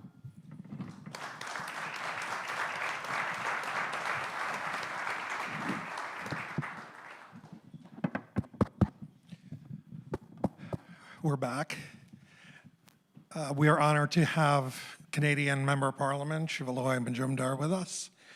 And I think there are a lot of Canadian Iranians, and I think it would be interesting for this audience and the audience watching us to get a perspective from Canada as to the relations between Canada and the regime and how, where things are and where things are going. So first of all, thank you for being with us. Well, thanks for having me, and that's a big question to open with. I'm a rookie member of Parliament, elected twice in 2 years, but I have a history working on this file of Iranian freedom for about 19 years now, from the field and now in Parliament. About a decade ago, I was an advisor in the government for Stephen Harper, where we closed the embassy because it was a front for terrorism. We rejected the Iranian diplomats inside Canada, and we embarked upon a massive series of programs in Iran and in support of transparency around nuclear inspections. Many events happened after 2015 when Justin Trudeau took over as Prime Minister in Canada, looking for rapprochement in Tehran rather than maximum pressure. It turned out that was not the will of the Iranian people or the source or the course of destiny. And ultimately, the Liberal government had to reconnect with the original ideas we had been pursuing 10 years prior. Today, Canada is now in an aftermath of an election and looking to chart its course for what that relationship with Iran would look like. Obviously, the region is massively disrupted. We know that we cannot trust the regime for its propaganda, for its promotion of terrorism, for its nuclear ambitions. And there's a lot of moving dynamics that I'm happy to get into. But the perspective from Canada generally at large is you have had historically a government that more recently has been looking to try and formalize relations with Tehran, and an opposition in the Conservatives who have been very suspicious of the regime from the very beginning. I think I'd like to parse to what the government is doing and how the government views the regime versus how the people view the regime. It's always a theme that we have to remind ourselves that the Iranian government is not the Iranian people. Well, the same thing is true in every country. You know, there's how politicians view things, and then there's how average citizens view things. Iran has nearly 300,000 Canadian Iranians. Sorry, Canada has nearly 300,000 Canadian Iranians. And I'd be curious as to, let's put government aside and left or right. How does an average Canadian, Iranian Canadian or otherwise, view Canada's relationship with the regime? Look, that's a complicated question, but let me be very clear. There was unanimous support in Parliament to list the IRGC as a terror organization. That meant all of Canada's political parties had a consensus that the IRGC is a terror front. Now, in Canada, we've had millions of dollars being snow-washed through our capital markets, our real estate markets, IRGC officials finding safe cover in places like Toronto. The regime's agents have been harassing not just members of the Iranian-Canadian community, but have put at risk Canadian politicians and political leaders of different stripes. Legendary Liberal Justice Minister Irwin Cotler continues to live under house protection and close protection in Montreal. My Conservative Deputy Leader, Melissa Lantsman, had to maintain close protection for the balance of a better part of a year. I think when Canadians generally look at this, whether they are of Iranian descent or not, they find a lot of this foreign adventurism inside our country very troubling. There is a multi-partisan demand to confront and stop it, but a reluctance of actual government decisions to rout out IRGC operatives, to end snow-washing money, to end the terrorism that is not just happening inside Canada, the intimidation of our own people, but also the economy of carjackings that are financing Hezbollah and a variety of Iranian fronts. So in Canada, we have some serious problems when it comes to the regime's activities. My hope is as we go back to Parliament next week, we can bring a lot of focus on not just fixing our country, but also supporting the freedom-loving people of Iran as well. Let me pick up on that, on the Hezbollah point. Has the 12-day war and the decimation of Hezbollah by Israel, has that affected the kinds of activities the group has done on Canadian soil? Have you seen any of that, or is that still to be seen? Nothing substantial as of yet. You know, we are watching events transform so radically across the Middle East since October 7th. In less than 2 years, the dynamic of the region has been completely upended. All of the assumptions that we have held about who holds power and how freedom is ordered in the region is now upside down. In so many ways, that is to the great thanks to the State of Israel for taking fearless decisions in defanging terrorism in their region as recently as this morning, and in demonstrating to the world the toothlessness of the Iranian regime in being able to protect itself. Now, what I think is sometimes lost in the plot, if I might, Len, is that Iran and Israel and the wider issue of IRGC and Iran's terrorism around the world is sometimes lost in the bigger story here. In so many ways, in the last decade, we've watched the People's Republic of China and Beijing underwrite and support Iran's and its regime's capacities, not just its nuclear capacities, its missile and drone capacities, its promotion of terrorism. And in this wider competition, even after the 12-day war, the greatest risk inside Iran is whether or not the Iranians are going to get support from Beijing in rebuilding their efforts in nuclear arsenal, but also their ballistic missiles and their drone capacities. My hope is that in Ottawa, that we realize that this world is getting incredibly competitive. And when it comes to our alignments in the democratic world, whether partnering with Europe, that sometimes has a pretty soft position toward Tehran, or Washington, which today is pursuing maximum pressure yet once again, that Ottawa gets that formulation right. I think this idea of there are things that Iranian people can do to help themselves, and then there's what all of us on the outside can do. We heard E3 announce their intention to snap back sanctions on Iran recently.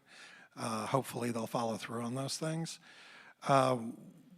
What can Canada do to increase pressure on the regime to hold it accountable for not just nuclear advancement, but terrorism, hostage-taking, building missiles, and the whole, and certainly threatening Iranians or Canadians on Canadian soil?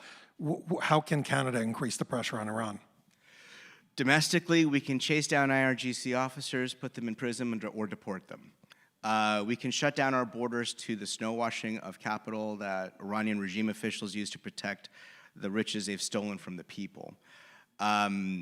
Internationally, Canada historically had supported to the tune of millions of dollars the inspections regime of IAEA inspectors to ensure that the Iranian compliance eventually could be witnessed. Now, we were always skeptical of the regime's intentions. We were supportive of the negotiations, but we wanted the negotiations to be meaningful by supporting the inspections regime and pursuing transparency.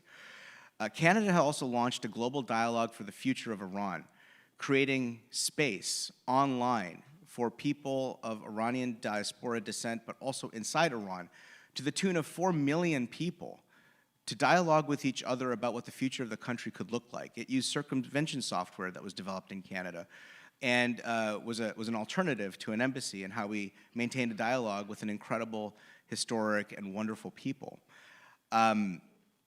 I also think that when we think about how Iran is now looking at reestablishing itself after the 12-day war, whether it's through the ballistic program or others, Canada should be working with other partners to see how secondary sanctions can be imposed on entities that are actually supporting the reconstruction of the regime's terrorism.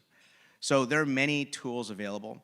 Finally, I mean, the United Nations is something that I have increasing skepticism of every single day, despite the aspiration of what is exhibited at the UN through the Cyrus Cylinder and its highest hopes. Pastor, I really appreciated what you said earlier about that. There is accountability every year on the Iranian regime that Canada used to lead, and it would be holistic effort around the world to talk about the regime and its predatory nature, to win support to hold the regime accountable and give voice to the people that have been suffering so badly underneath it. So many, many, many tools and ways in which Canada can modestly contribute to the cause of the Iranian people. Well, one of the ways in which Canada has been at the forefront is designating IRGC as a terrorist organization. It seems obvious now, but it wasn't so obvious just a few years ago. And still, not enough Western countries or countries in the free world have done so. Why do you think they haven't? What is preventing the free world from calling a spade a spade? Len, that's a huge question. I mean, there seems to be a complete inversion of moral values. Here we have a regime hell-bent on extremist rule, promoting it through unparalleled terrorism around the world, suppressing the rights of their own people, and looking to nuclearize themselves to commit a genocide in another part of the Middle East on the state of Israel. Meanwhile, just across the Gulf, you have another nation that has been pursuing massive internal reform, massive opportunities of education for its women, commercialization of its industries in Saudi Arabia. But if you go to the elites in the media, in the bureaucracy, the international bureaucracy, the academy, what you get is, well, Iran is a country that needs to be protected for its terrorism. But Gulf countries looking to normalize relations with Israel and provide stability should be punished because they're somehow fundamentalist. So to your question is my answer. Too often we start the story from the middle, not from the beginning. And in today's world where we have this inversion of an understanding of the realities of the region, it's time for the world to get a grip. It's time for the world to ally with the forces that are moving toward modernity over our medieval rivals, and that includes standing with the Iranian people for their freedom.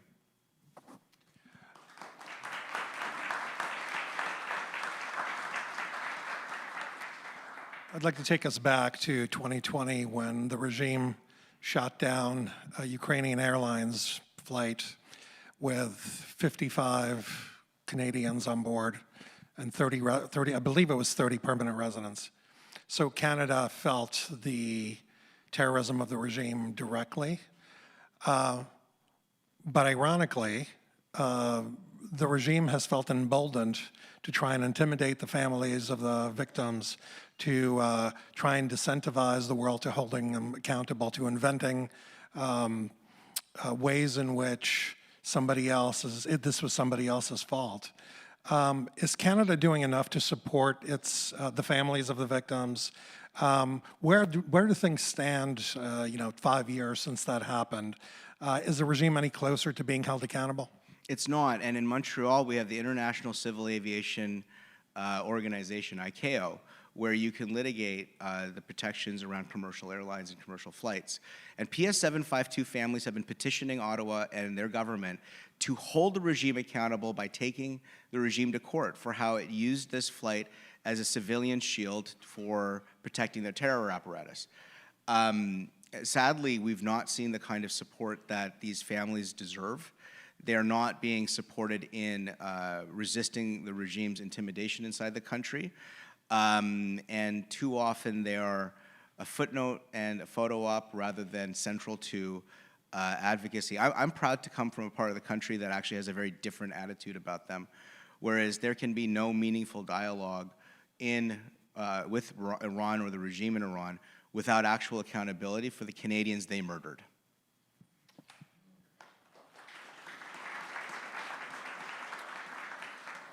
And finally, the free world seems to have tried a lot of ways to deter the regime. We've tried JCPOA, we've tried UN sanctions, we've put maximum pressure on the regime. And as the previous panel discussed, terrorism is in its DNA. It's not changing, it's not being deterred. Question is, we should give President Trump credit for putting the words regime change on the table.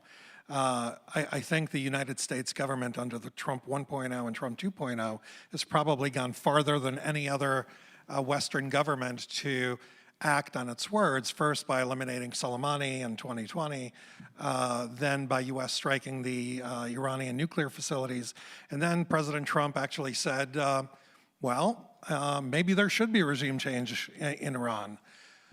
Should that be a legitimate option for Western governments, government in Canada? Is it past time for us to be able to, among other options, put regime change on the table? Well, listen, at some point, Len, I'll have to tell you the story about how I met Qasem Soleimani in the Al Rashid Hotel in Baghdad in 2006. I had been working with an American organization, the International Republican Institute, trying to help people who believe in democracy win the tools to succeed in their country, not just in Iraq, but around the region, including in Iran. And that was, you'll remember, around the same time as a Green Revolution attempt. Listen, I have long held the view that international expectations of democratic reform in another country is not the same as democratic reformers realizing their own sovereignty, their own country.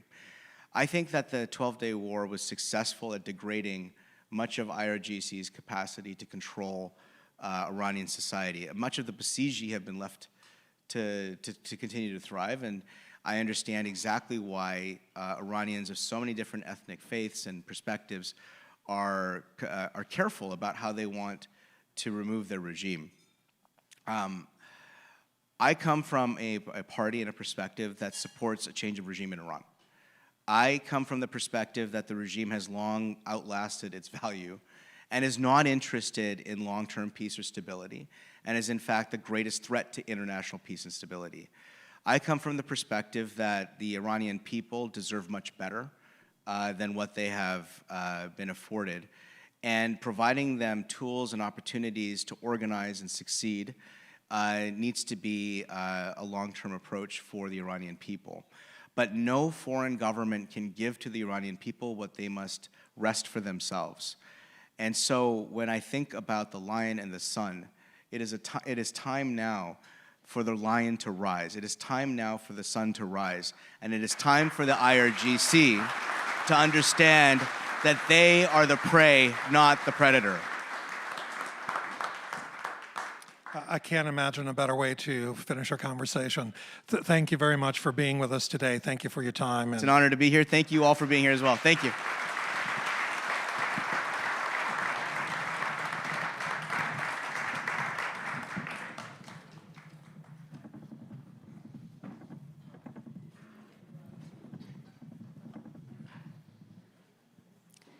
Thank you both for a great discussion. Our next presentation, What Comes Next? Iran's Political Transition Plan, will feature a presentation of the Iran Prosperity Project's blueprint for Iran's post-Islamic Republic transition to security and stability. Please join the Iran Prosperity Project architect, NUFDI advisor, and senior fellow at the Foundation for Defense of Democracies, Saeed Qasemnejad.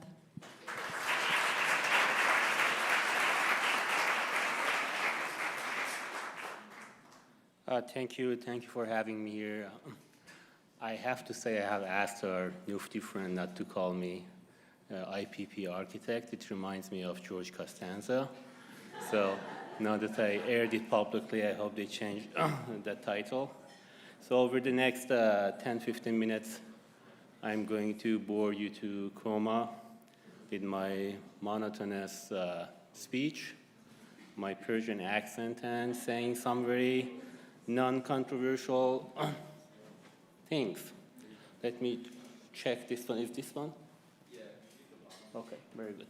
So, so the Islamic Republic is at its weakest point. Its economy is in free fall. Its military has been shattered. Its proxies are being demolished. Its security apparatus is deeply infiltrated, and its base of support is constantly shrinking, while majority of Iranians want it gone. And over the last decade, they have shown their willingness to go to streets in order to bring it down.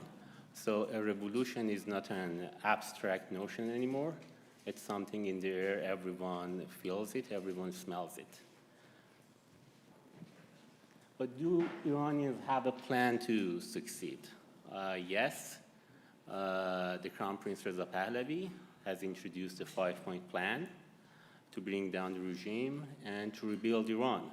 What are those 5 points? Maximum pressure on the regime from inside and outside through various means to weaken the regime, deprive it of resources that it uses to fund oppression at home and aggression abroad, isolate it diplomatically, boycott regime-affiliated groups and figures and entities, and put social pressure on them. I think we have been quite successful on that. The max pressure was introduced by the Trump administration. It was mainly economic, but the max pressure that Crown Prince is introducing, it involves the Iranian diaspora. We see that the Iranian diaspora has mobilized. It involves Iranians inside the country to put pressure on the regime. We see it happening. The second part is maximum support for the people of Iran. Again, it has elements outside Iran, like one of the things that we have been advocating for is giving the Iranian people the communication tools that they need when the regime should cut off the internet. Unfortunately, we haven't seen foreign government moving on that, but I'm happy to tell you that our Iranian diaspora has actually moved on that. Right now in Iran, we have like tens of thousands of satellite internet, Starlink. Like one of our good friends, Shervin Peshawar, a successful Iranian entrepreneur, is one of the people who have helped to bring these satellite dishes to Iran. So right now, the Islamist regime cannot cut off Iranian totally from the internet. We need more.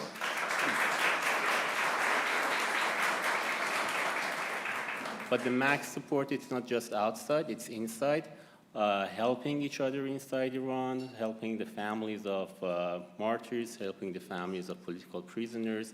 The diaspora is doing that. Iranians inside are doing that. We see that.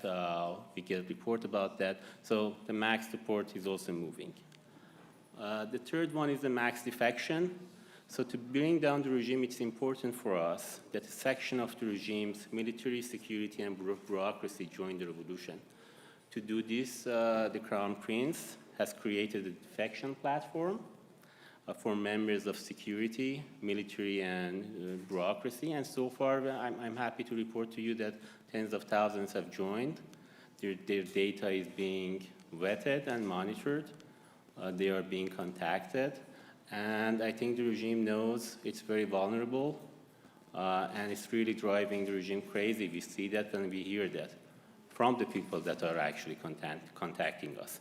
And I'm happy to say that we actually have the tools to vet them and analyze them. Then we have the maximum mobilizations of Iranians inside and outside. You have seen it like in diaspora at local levels.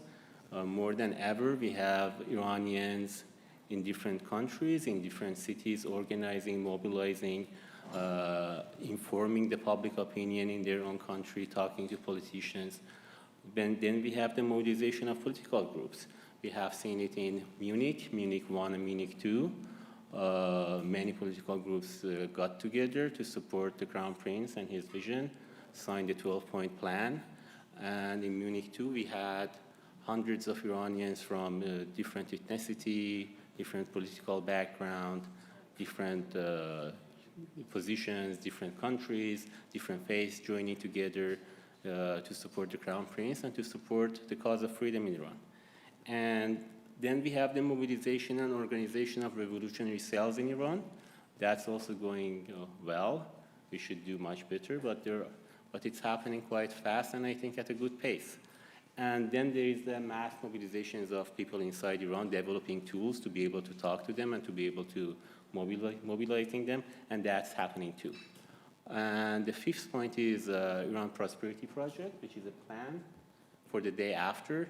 That's something that I and my friend are working on, and I will talk about it more. Many Western thought leaders, political leaders, they have been saying that Iranians don't have a leader. There is no one who can lead them. There is no organized opposition. And we know that no revolution can win without leader. Do we have a leader? Yes, we have a leader. And his name is Crown Prince Reza Pahlavi.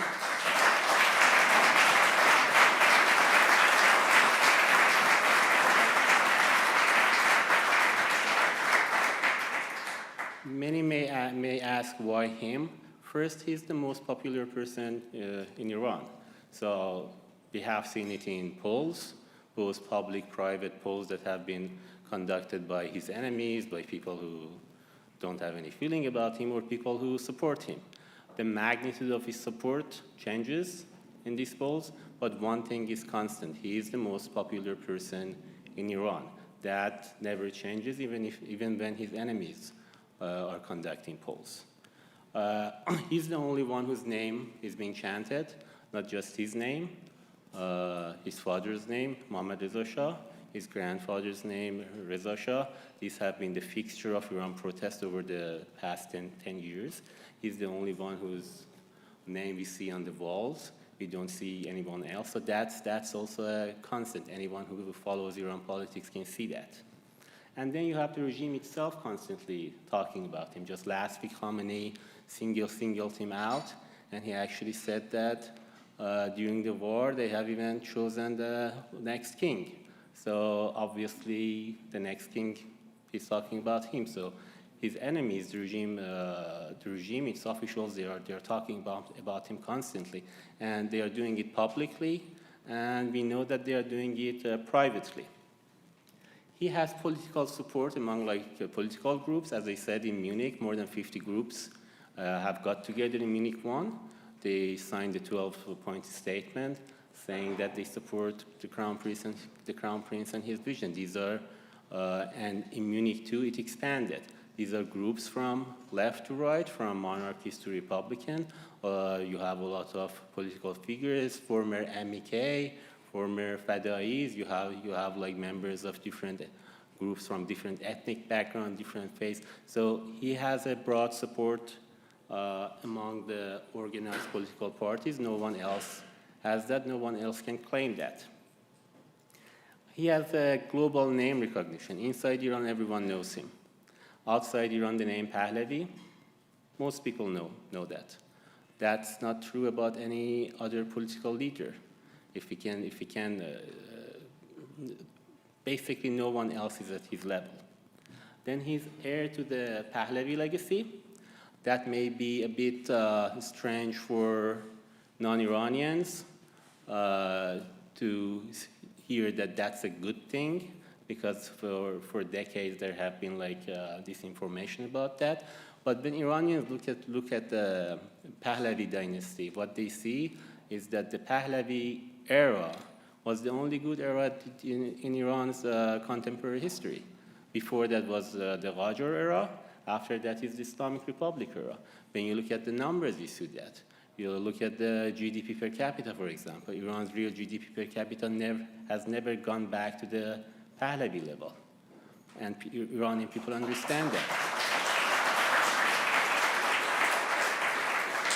Talk about Iran's respect in the world. Iranians still say that during the Shah era, they could go to many countries just with their passport. Right now, majority of Iranians want to leave the country. They cannot do it because with the Islamic Republic passport, you can really go anywhere.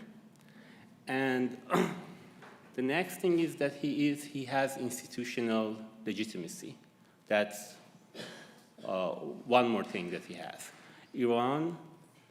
Monarchy in Iran is an institution. It's an institution with thousands of years of history. Other institutions in Iran are not working now. What are other institutions? The clergy. The clergy is hated. It's part of the problem. The bazaar, not working. The bureaucracy, many people see it as part of the problem because it's quite incompetent. What people see is that this bureaucracy over the past 4 decades has brought this into Iran. The other one is military. The military itself is part of the problem. So when you have chaos, when the regime falls, you have this institution, the institution of monarchy, that the crown prince represent. And that's an institution that can bring order, and that's an institution that can actually rebuild these other institutions that we need them, because the members of military, who can they go to? To a civil activist? To a women's rights activist?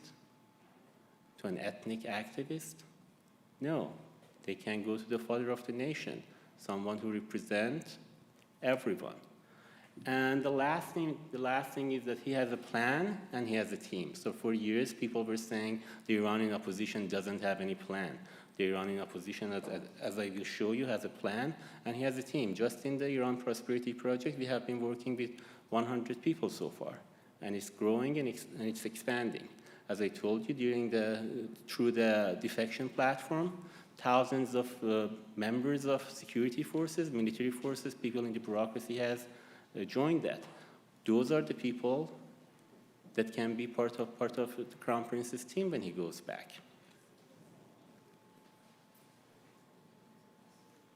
Okay, sorry. Can I go back?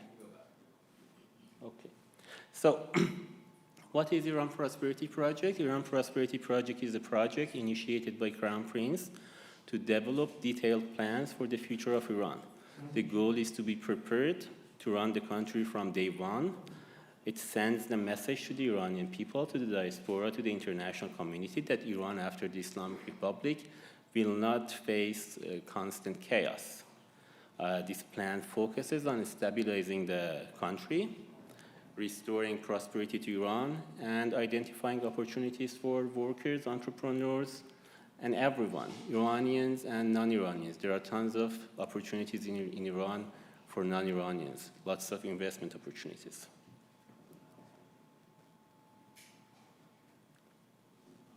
So what's the time window for this plan?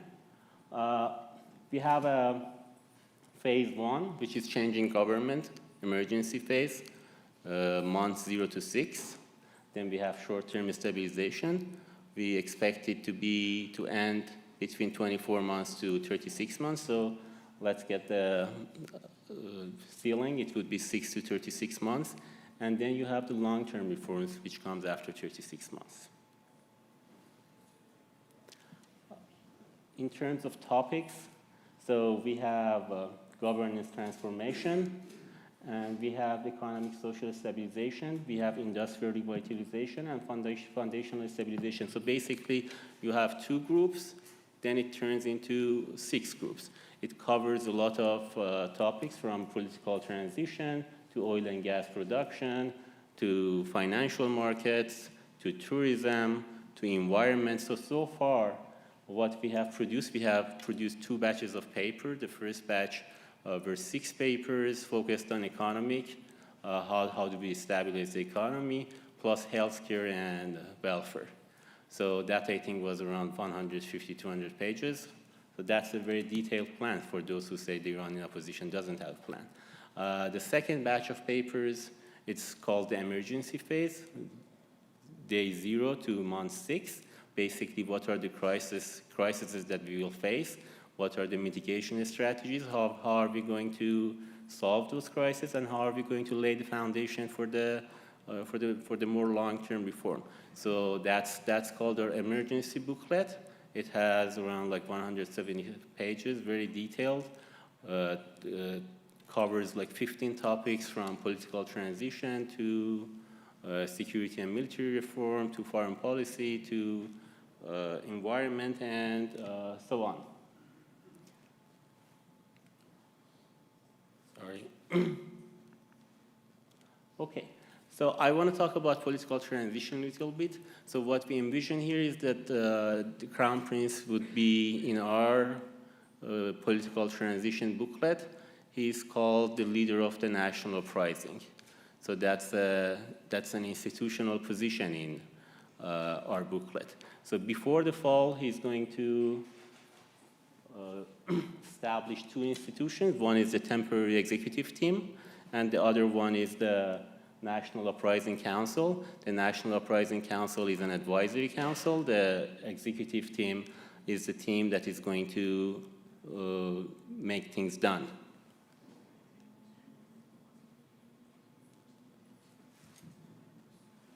What happened to the next slide? Sorry. Okay, so we have some goals for this transition period. So basically what we want to do, we want to bring the stability, we want to stabilize the country, bring security, and on the other hand, we want to move toward the democracy as soon as possible. So what we do here is that we give the transitional system the power that it needs to stabilize the country. But on the other hand, we are going to have elections, a referendum, as soon as possible, so we can move quickly to give the power back to the people. During the transition, so the leader of the national uprising, the Crown Prince Reza Pahlavi, he's going to lead 3 institutions: the transitional judiciary, the transitional government, and the National Uprising Council. The National Uprising Council remains from the past. The transitional government replaces the temporary executive team, and the transition judiciary, it's a new organization that will be created. And this is the flow chart of how things are going to happen. So this is before, and this is after. So 4 months after the fall of the regime, we will have a referendum. People will choose whether they want monarchy or they want republic. This has faced some backlash from both monarchists and Republicans. Some of our Republican friends, they believe that the only legitimate form of government is a republic. Some of our monarchist friends have the same belief. The Crown Prince, as he has been saying for 4 decades, is fighting to restore the choice that Iranian people have to decide what they want, whether it's monarchy or republic. Everyone should accept. After these 4 months, you have the type of the regime. 2 months after it, you are going to have the election for the Constituent Assembly. There will be an election. Again, some of our friends are saying that an election for Constituent Assembly, it's not good because people don't know how to write a constitution. Crown Prince does not believe in that. Crown Prince believes people choose the form of the government and people will choose their representative to write the constitution. Then they have 6 to 12 months to write a constitution. When they are done, there will be another referendum after 1 month. If people ratify that constitution, then we will have a new constitution. If people reject that, the Constituent Assembly will have 3 months to write a new constitution. If people reject that again, then there should be a new election. That's there to make sure that people who go to the assembly, they actually follow what the people have asked them, so they don't do whatever they want.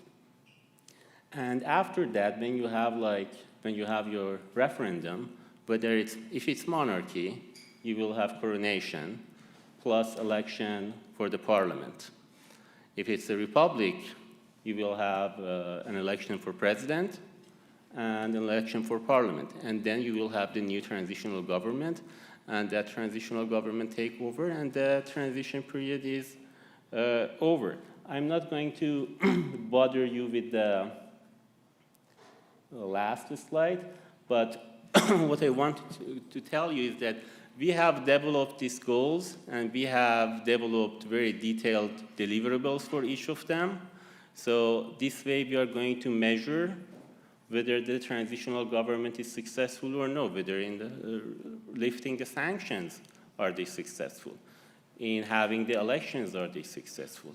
In taking over the military and security places, they are successful. In ending the water problem, they are successful. In ending the electricity shortages, they are successful. So we have a very detailed deliverables for each of the 15 sections that we have. And thank you so much for your time. And at the end,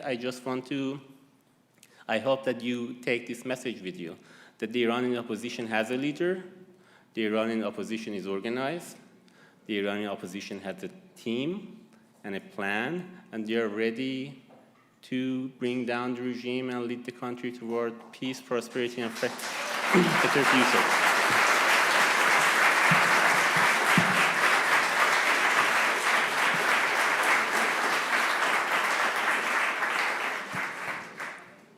Thank you, Saeed.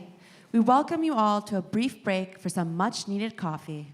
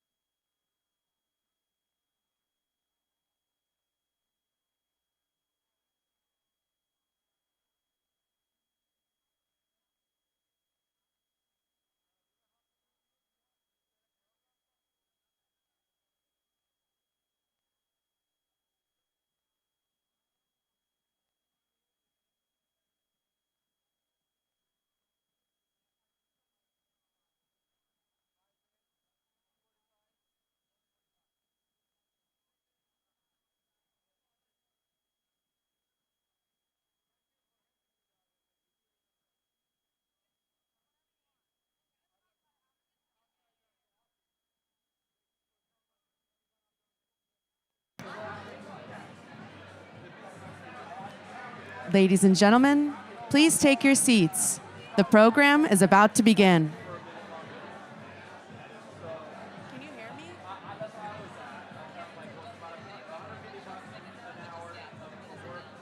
This isn't even the thing. Wait, where? Sorry, where's Josh? Oh, there he is. I need some coffee. I lost the coffee that you got me. I lost the coffee. Yes, just so I can save it. Ladies and gentlemen, please take your seats. The program is about to begin.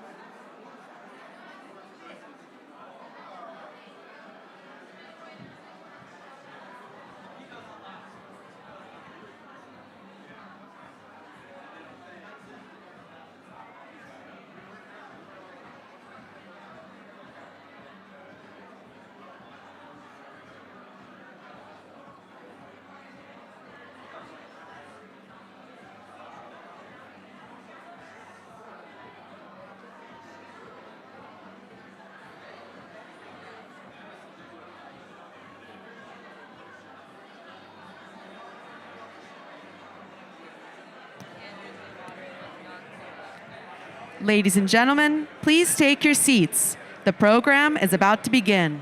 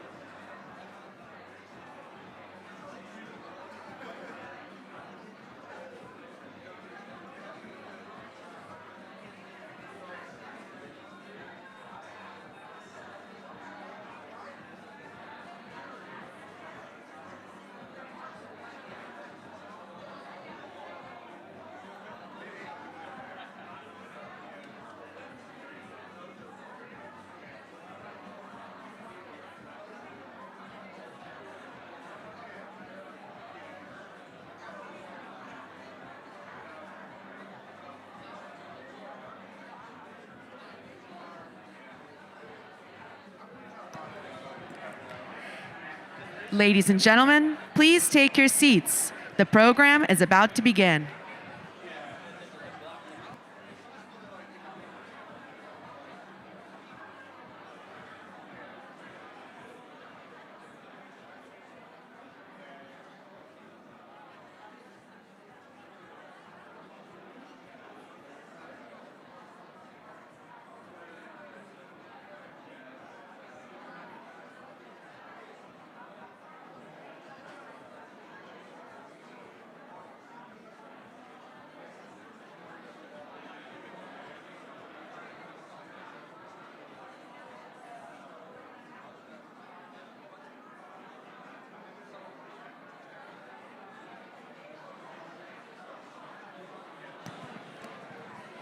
Ladies and gentlemen, please take your seats.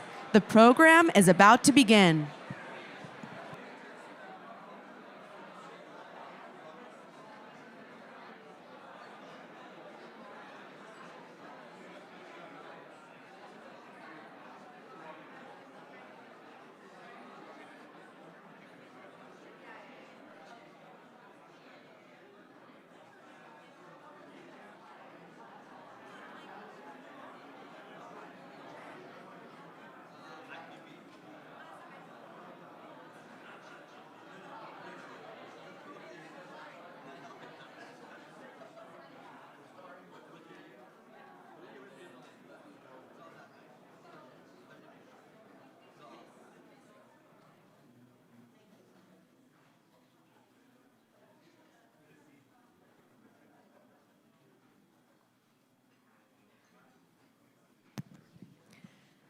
Ladies and gentlemen, please take your seats. The program is about to begin.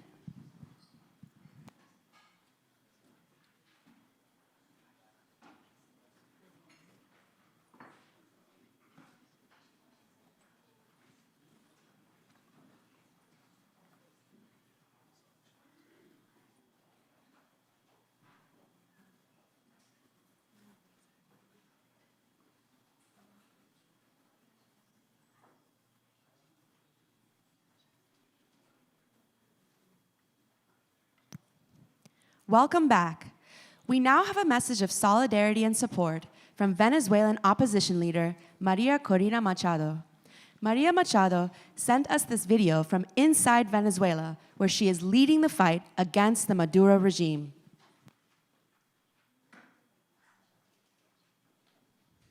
I want to thank the National Union for Democracy in Iran, and especially Prince Reza Pahlavi, for the opportunity to participate in the Iran Conference 2025.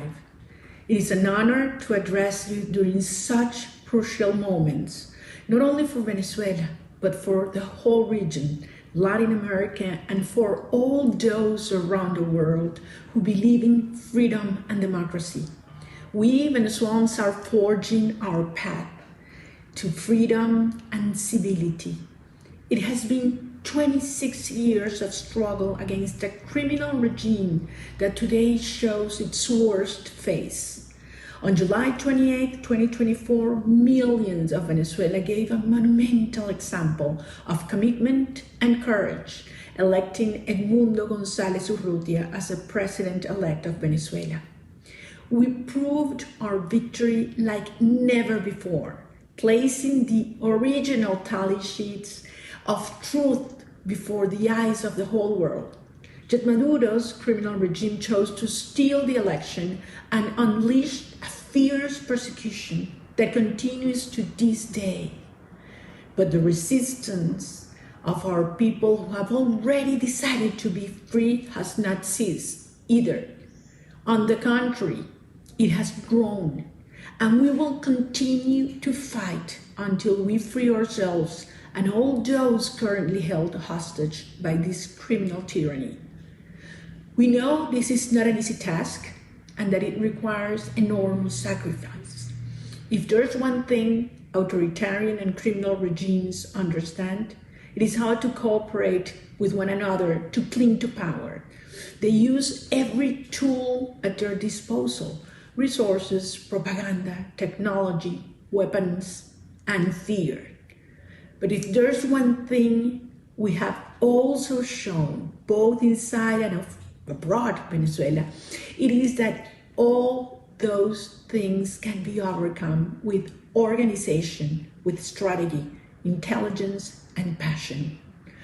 We know that the Iranian and Venezuelan regimes collaborate closely with each other, and they have become a real threat to our hemisphere.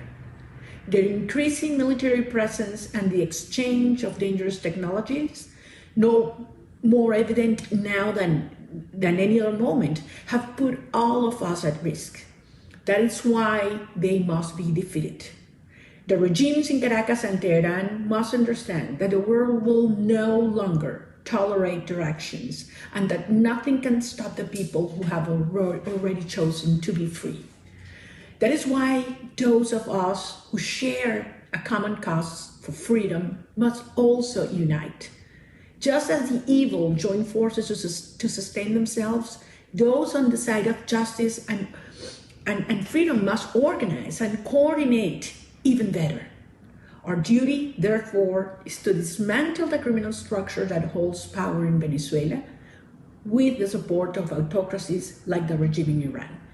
This structure is upheld by a minority, rejected by the overwhelming majority of Venezuelans.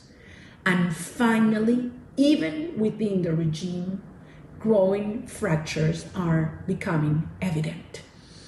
I am convinced that the liberation of Venezuela will have global repercussions and will serve as a catalyst for other societies like the brave people of Iran. Ours is a shared task, and we will prevail. Venezuela will be free. Iran will be free. Thank you very much.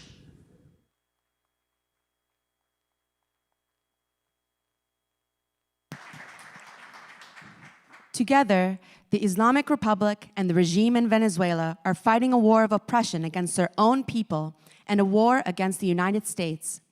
The people of Iran and the people of Venezuela both deserve better, and when these regimes are gone, America can again have allies.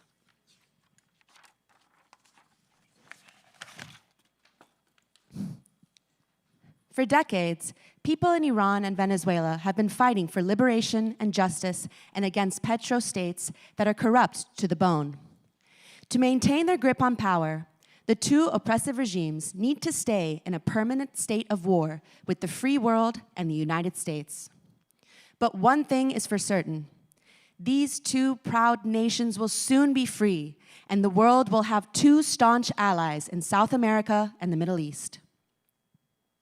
Our next panel, Regime Change, When, Not If, will discuss why the regime now stands uniquely exposed, who inside and outside Iran holds the levers to push it over the edge, and how an organized transition can turn sudden collapse into a durable democracy. Please join me in welcoming panelists Lisa Daftari, editor at the Foreign Desk, Mark Dubowitz, CEO at the Foundation for the Defense of Democracies, and Carrie Filippetti, executive director at the Vandenberg Coalition. This panel will be moderated by NUFDI Vice President Cameron Khonserinia.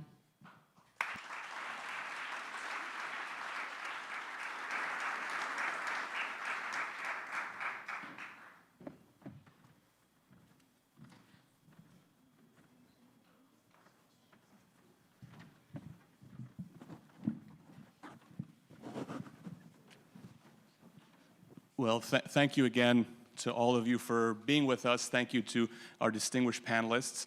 I want to say at the very beginning of our panel, you heard the news this morning at the start of this conference about the strikes in Qatar. It was the last NUFDI conference that many of you recall at the very end that Hassan Nasrallah was eliminated. It is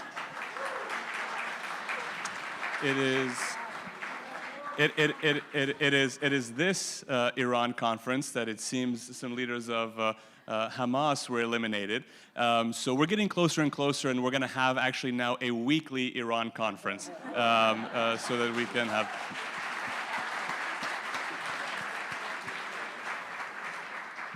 So I hope you all don't get tired of these hotel ballrooms, because we'll be coming back. First, before we begin, allow me to recognize and thank Crown Prince Reza Pahlavi for being here today.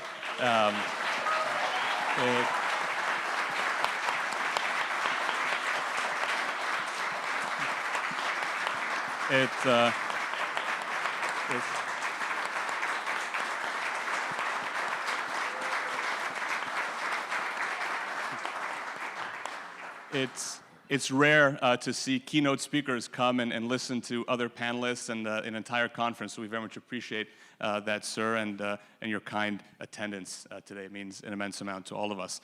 On stage, many of you in this room are familiar with our panelists. Lisa, Carrie, Mark are no strangers to the people of Iran. All of you have been speakers at past Iran conferences, so we're very glad to have all of you back. Thank you so much. Your support of this conference means an immense amount to us, and just allow me to say at the beginning that I think the people of Iran have few friends like the three of you in the media, in Washington think tanks, and on behalf of many Iranians, some of whom probably write to you and you hear, I just want to thank you, because the solidarity that you show, the honesty that you bring to your work is something that we're seeing more and more of in Washington, but the three of you were certainly at the vanguard of it for a long time. So thank you for all that you've done, and you continue to do, and thanks for being here today. And I will now stop talking and hear from all of you. We're going to talk about the dirty word, or the dirty phrase of regime change. Maybe after dinner table conversations about religion and sex, this is the third thing you're really not supposed to talk about. But we're going to talk about it. And I want to hear from each of you at the very beginning, where are we? We've called this panel Regime Change When, Not If. Is that the right title for this panel? Do you see us getting there? What's your current status update? And Lisa, we'll start with you. Thank you so much, Cameron. I think, in terms of speaking about regime change, we all know how here in the United States, the administration has had very bad experiences with regime change. They haven't done it right, and obviously it's a one-size-fits-all solution, so it's not talked about with regards to Iran. They don't even want to come close to it. No matter how much we try to present facts that the Iran situation is quite different and quite unique. But I want to kind of shift the conversation. When we talk about regime change, we always talk about it from how ready is the United States? How ready are the European nations? How has the mullah regime in Iran, how have they evolved over the last 4.5 decades to meet this goal of regime change? But you seldom hear the conversation about how the people of Iran have evolved for 46 years to rise to the occasion and to rise to the challenge of regime change. And that's something that I actually have had, I've been privy to that evolution in my work. When I first started, when I would write about sanctions being a great tool to diminish the regime and its tentacles, Iranians themselves would get very angry and say, you're vatan furush, you're a sellout, because how can you want sanctions against your own people, against the economy of Iran, no matter how much we would try to talk about sanctions that have to be targeted and enforced on the sectors that pertain to the regime itself. But then we saw in 2009 the people, and obviously so much happened between 79 and 2009, but I want to quickly jump to that moment where, yes, it perhaps started out as, just being disenchanted over a stolen election, but all of a sudden you hear brave Iranians say, Mag bar Khamenei, wow, that felt really good, death to the dictator. Let's go with that now. And really all of this disenchantments came to the point of finding the courage to go out with that and to really get the country back, the country that their parents lost. And that's where you see that generation rise to the occasion. They had a coming of age.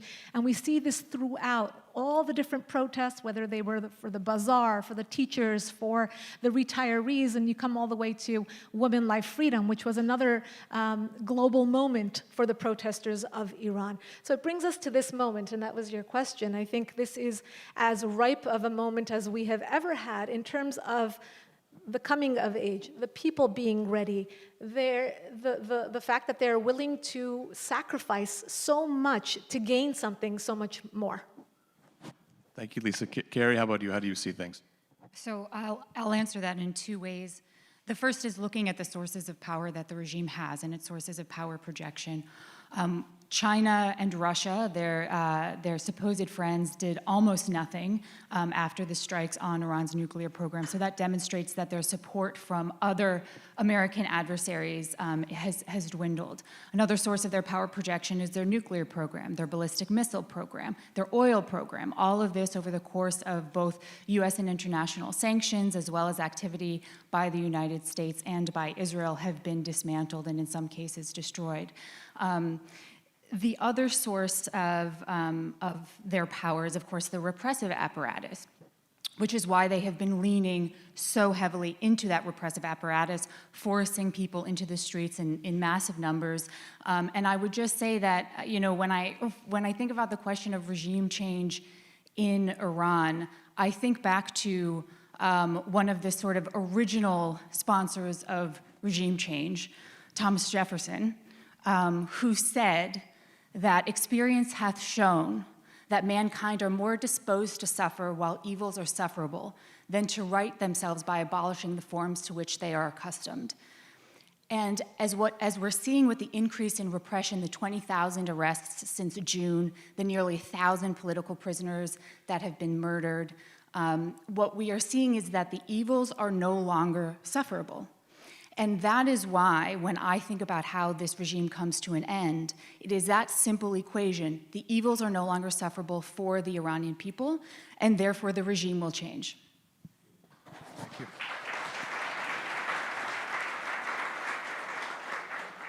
Good luck following that, Mark. Yeah, good luck with that. First of all, Cameron, it's a real pleasure to be here. Thank you. And it's wonderful to be at NUFDI again, the authentic voice of Iranian Americans. I want to congratulate you on eliminating that regime echo chamber that used to exist in this country and in this city. So well done on that. And also, Your Highness, a great pleasure to be with you again. I think the voice of the Crown Prince has been the most eloquent voice out there, really articulating why regime change is not only possible, but is likely. And Carrie's quoting Thomas Jefferson. I'm going to quote another great American president, President Ronald Reagan, who came into office in 1981, and he made it very clear that the Soviet Union was going to end up on the ash heap of history, that it was inevitable that that would take place. And instead of just talking about it, he actually implemented a strategy of maximum pressure on the Soviet regime and maximum support for anti-Soviet dissidents behind the Iron Curtain. And I remember it was 1989, and I was a student of Soviet studies at McGill University in Montreal. I'm originally from Canada. And one morning, our professor came in, and she said, everybody please stand up, take your textbooks, come to the front of the room and throw them in that garbage can. Now remember, this is before recycling bins, but also before the internet, before smartphones. So we had no idea what was going on, and we had just paid $70 for that Soviet studies textbook. So we weren't very happy about throwing it in the garbage can. What we did, we sat back down and said, Professor, what's going on? And she said, the Berlin Wall just came down. Everything in that textbook was wrong. Right? The Soviet Union was supposed to survive for 1,000 years.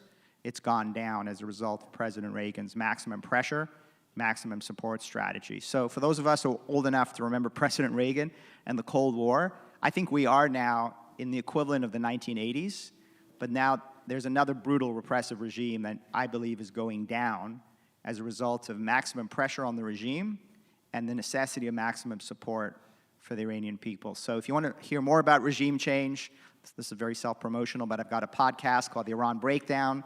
We've done 2 seasons on regime change in Iran. We're honored to have His Highness Reza Pahlavi as our first guest on our inaugural episode.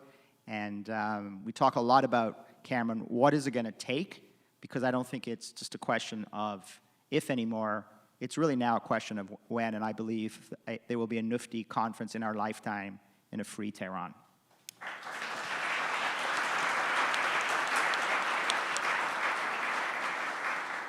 When, not if, but when that conference happens, please know that the 3 of you are certainly invited, and we look forward to having you there as well. I'm going to stick with you, Mark, on this same topic. I'm going to come back to a few of the things that each of you said.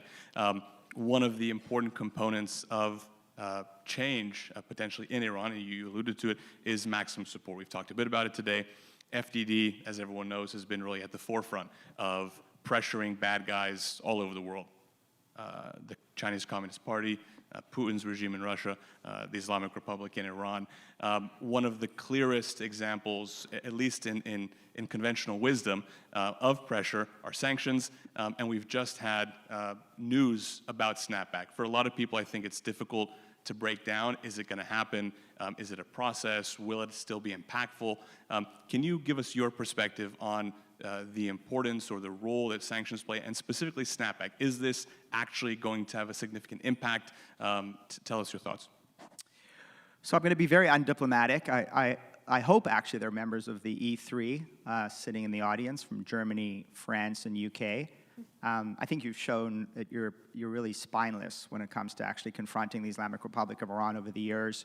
I mean, you had the audacity at one point to bar His Highness from the Munich conference in Germany, and over the decades to declare him PNG, while you allowed the Islamic Republic of Iran, the Revolutionary Guards, the Ministry of Intelligence, to use their embassies in your cities to conduct not only surveillance, but terror attacks where they murdered Iranian dissidents. So am I optimistic, Cameron, that there will be snapback? I'm hopeful, but I never underestimate the willingness of the Europeans to cower and kowtow and ultimately concede to the games of the Islamic Republic. Now, if they don't, and we've got about 18, 19 days left to find out, then snapback is coming, and it is critical because it reestablishes zero enrichment as the international standard. That means no enrichment, full dismantlement of Iran's nuclear program, and thankfully the United States and Israel have made that much easier as a goal. Second is it reimposes the arms embargo and the missile embargo on the Islamic Republic and its partners, which means it'll now be against international law to provide the regime with those deadly missiles and the deadly conventional weapons that it turns on its neighbors and the weapons on its people. And so China and Russia, as Kerry said, even though they don't tend to comply with international law, will be in violation of it. I think that's very important. And then there's a whole slew of international economic sanctions that will come back. The rial is already trading at 1,000,000 to 1. I think many of you remember on the eve of the Islamic Republic, it was 70 to 1. So it just goes to show you what an economic disaster this regime has been beyond a political, social, and environmental disaster. So it's coming. I hope we'll see it actually reach its conclusion. Again, I've been around this town and been involved in this for too many years to have full confidence in the Europeans, but maybe they'll surprise me. Kerry, on the other side of maximum pressure is maximum support, and it's, I think, very timely to have our panel just after the message from Maria Corina Machado, because one of the things that you did before forming the Vanderbilt Coalition was work in the State Department on Western Hemisphere issues and on dictatorships in our part of the world, in Cuba and Venezuela. So you have experience beyond just the Iran context. So aside from pressure, which we can come back to on the support side, what can be done, what has been done in the past from the US government's perspective, from other actors to engage with an alternative, with forms of an alternative, to convene opponents of the regime? I think most of us would agree we don't want foreign powers to be in the position of picking winners or losers or anointing people. But you've seen this in the Iran case, in other cases. What can and should the US government and partners do? Yeah, and I think it was so wonderful to see Maria Corina up there. She's just a fearless champion for all that is good in the world and for obviously fighting the Maduro regime. It's really funny because I was listening to some of the earlier panels and all of the discussions about, the opposition in Iran and how to get it united, and these are things that people spoke about all the time in the Venezuela context. And then Maria and everybody was saying it wasn't unified, and then Maria Corina Machado won over 90% of the vote. 90%. If that's not unity, then I don't know what is. So it's very common for DC to talk about opposition unity, opposition unity. Well, I'm sorry, those in glass houses shouldn't throw stones. It took us 15 votes to elect the Speaker of the House, and that wasn't that long ago. So unity is I think, this overblown thing. There's going to be a lot of different players, and the ones that there will be ones that rise to different roles within a transition.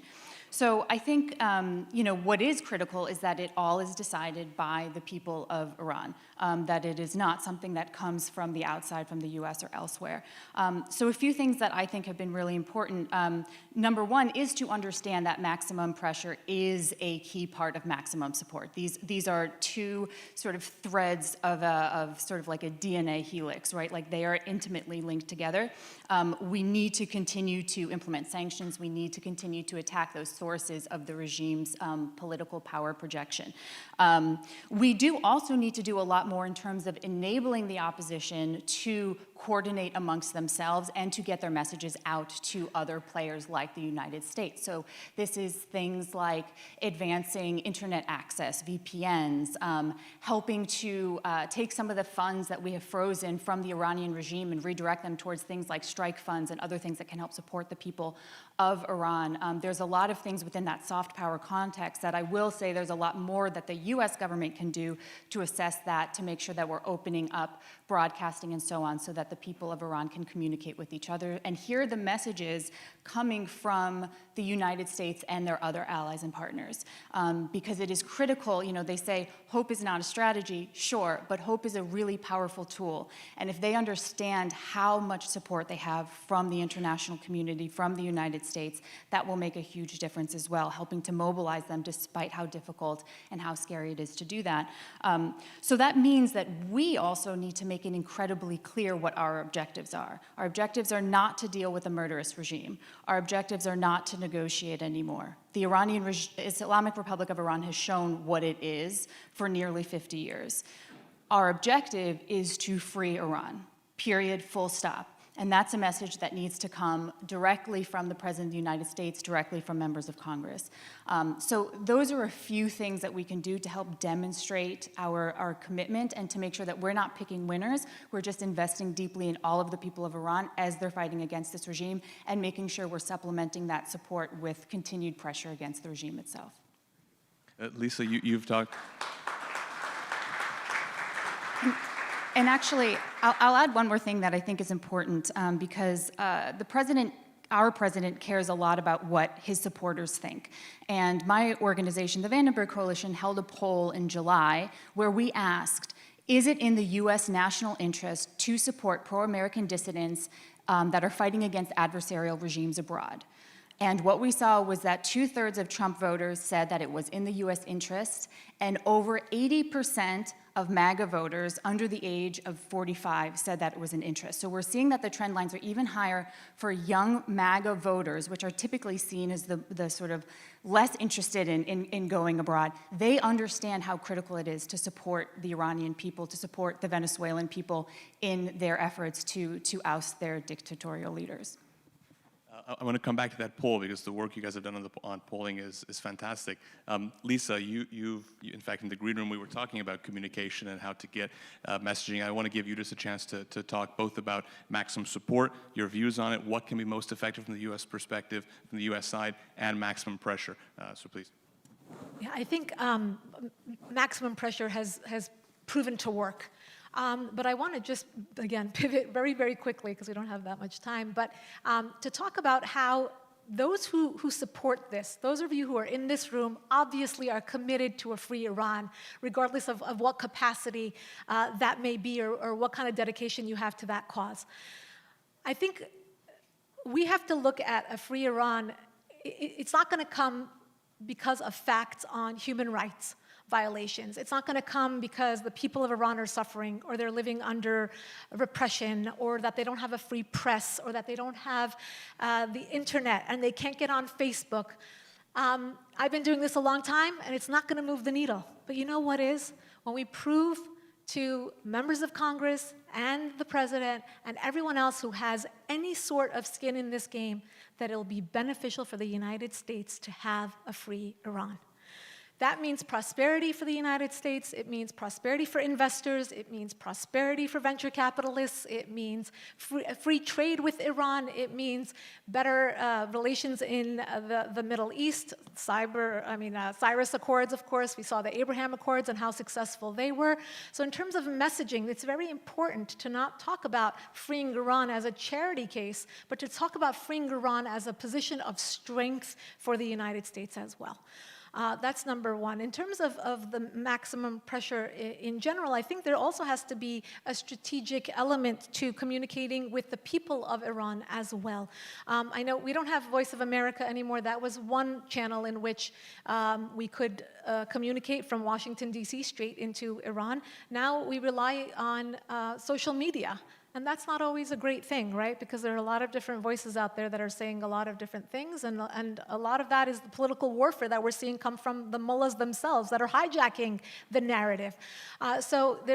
Because of that, there has to be more of a strategic communications approach to communicating with the people of Iran. Things are happening behind the scenes. People are championing the idea of a free Iran, and that has to come from Washington. I think it would be wonderful to see President Trump look right into the camera and say, this is what we want for the people of Iran, and not wait for Nowruz every year to do that. Do it more often. Let the people of Iran know that we are in different capacities advocating for them, doing work. There are meetings happening. I will never compliment the PR apparatus in Israel because I think it's very poor and they do a very poor job of messaging. But the one thing I will give them compliments for is the way that they have communicated to the people of Iran that they stand in solidarity. And it has gone a very far way to communicate to the people of Iran that there may be bombs overhead, but we're not coming for you. As a matter of fact, we are lighting lights in Tel Aviv for Mahsa Amini. We are doing everything that we can, both publicly and privately. And the people of Iran, for the most part, from what I'm seeing, is that they understand that very well. Now, that same partnership and that same level of support has to come from the United States, because Donald Trump won't always be in office. But we have to let the people of Iran know that we have their backs. And hopefully we'll have a free Iran before he leaves office.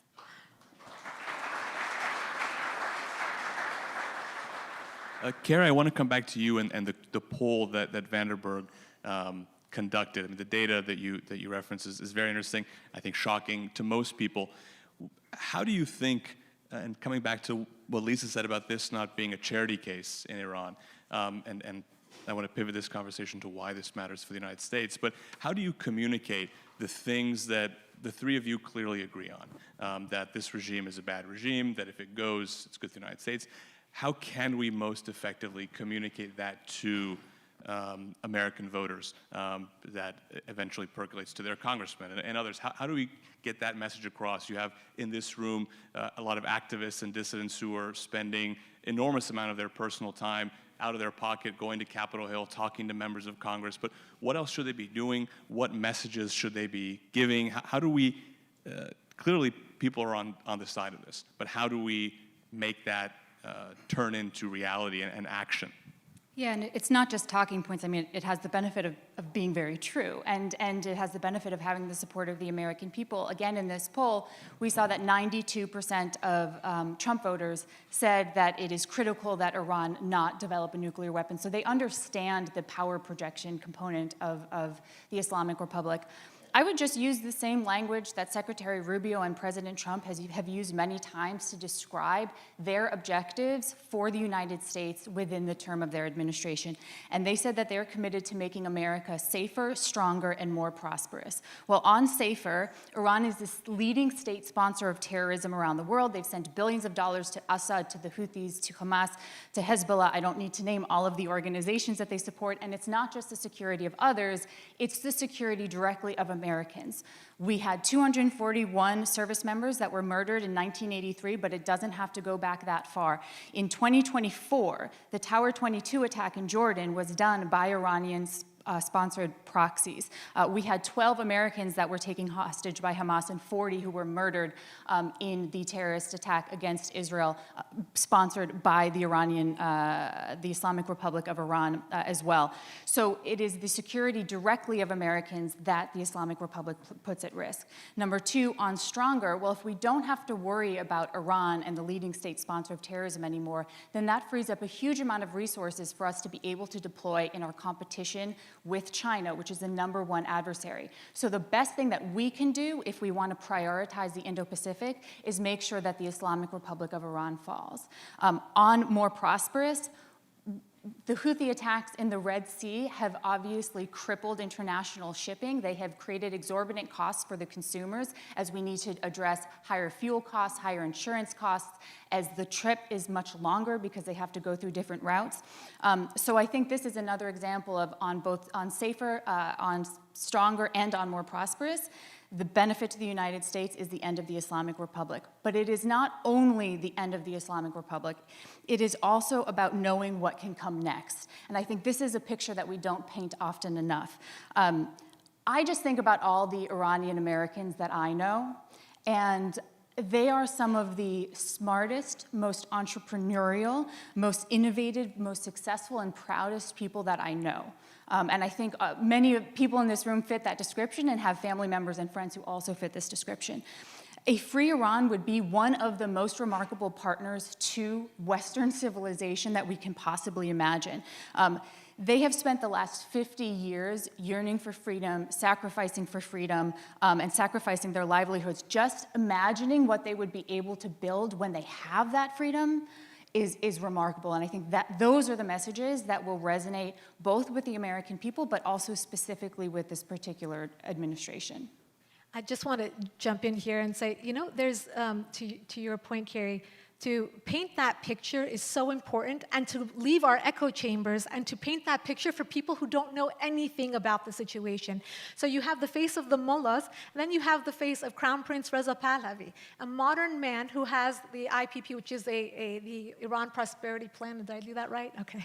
I had the honor of actually interviewing the Crown Prince in front of an audience of, I don't know how many, up to 2,000 people in Los Angeles at a venture capitalist conference. It's called the Upfront Conference. And the reason why it was so even eye-opening for myself is because it was an audience I usually wouldn't have that conversation with, opening up their eyes to just one angle of all of this: the prosperity that could be unleashed with a free Iran. The minds, the innovation, the different industries that would come into play, the money that would come into play, the different investment opportunities that would come into play. And so many people afterwards said it was the best panel of the entire conference, number one. Number two, it was so eye-opening for them in terms of hearing from the Crown Prince, hearing an actual, viable plan for the future of not just Iran, but how it would trickle throughout the entire Middle East. This is the picture we have to paint, not one of misery and come help us and save us and help the Iranian people, but one of strength and the prosperity that will be unleashed for so many people, both public and private. Saeed, if you're still here, I think we have to hire Lisa for IPP. On that same point, Mark, one of the things that's said when we discuss this taboo of regime changes, okay, well, these guys go, there's going to be chaos, there's going to be uncertainty, instability. What's your take on that? What's your response to that of after 46 years, a regime that's been in power going? Lisa talks a bit about the Iran Prosperity Project, but you and your fantastic colleagues at FDD, several of whom are speaking throughout the day, have done a lot of work on that. What's your response to those people? I think that's probably the most common critique that all of us get when we talk about this topic, right? Is this regime is going to go, it's going to cause instability in its wake. What's your response to that? And for those who are, again, on the Hill, they're talking to people, what is your recommendation on how we prove that not to be true, or how we respond to that critique? Well, I think there are a few things in what Carrie and Lisa said. The first is, it's absolutely right. I mean, the only place where Iranians don't succeed is inside the Islamic Republic of Iran. Everywhere they go, they succeed. I grew up in Tehran, and an incredibly successful diaspora community, though I would note, as Shuv said in the previous panel, it's also crawling with IRGC and their families and Ministry of Intelligence. I think the Canadian government has done a lousy job of keeping the regime out, but it's certainly opened the doors to an extraordinarily successful Iranian diaspora, as it has in the United States and around the world. Second is, look, Iran is not Iraq. It's not Afghanistan. It's not Libya. I mean, Iran, is a millennia-old civilization with incredibly well-educated industrial people who, as all three of us have said, when they're given the chance to prosper and succeed, they do. This is not the broken countries of Saddam's Iraq or Gaddafi's Libya or Assad's Syria. So I think comparing it to those three countries does a disservice to the Iranian people and a disservice to the historical case study. I think the other thing is, I do think, Cameron, that it's used as an excuse in this town for inaction. I mean, all the time you hear from people in the State Department and the White House and across multiple administrations, and Carrie and Lisa have heard this as well. We would support the Iranian people, but show us an opposition leader inside Iran. And you say, well, if I could show you an opposition leader inside Iran, they'd already be dead, because then the regime would know them, and you have a serious opposition leader outside of Iran, right? In His Majesty. Listen to him. Listen to his voice. Listen to what the Iranian people are saying. Stop using this as an excuse for inaction, and it really is an excuse for inaction. And you hear this all the time in not just this administration, but particularly in previous administrations. I want to also pick up on a point that Carrie said from a U.S. strategic perspective. It's about collapsing the Islamic Republic and bringing a free Iran. It's about striking at the weakest member right now of the axis of aggressors of China, Iran, Russia, and North Korea. Right?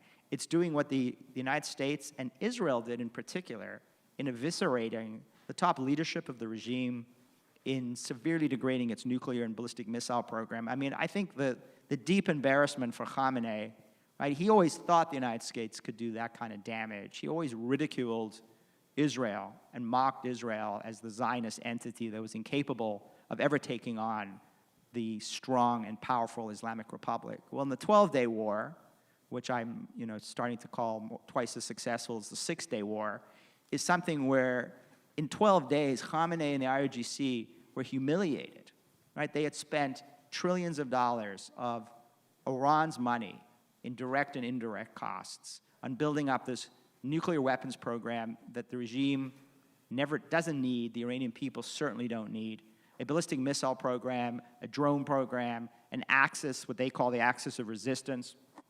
I think it's more like the axis of misery of Hezbollah and Hamas and Islamic Jihad and the Houthis and Shiite militias in Iraq.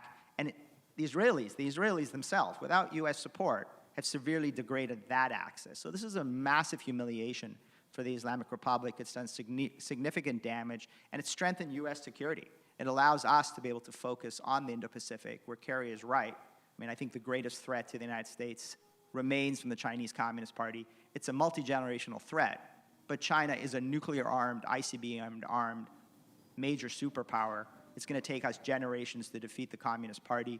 Vladimir Putin, again, nuclear-armed, ICBMs, massive army, Putin's willing to throw tens and hundreds of thousands of Russians into this meat grinder.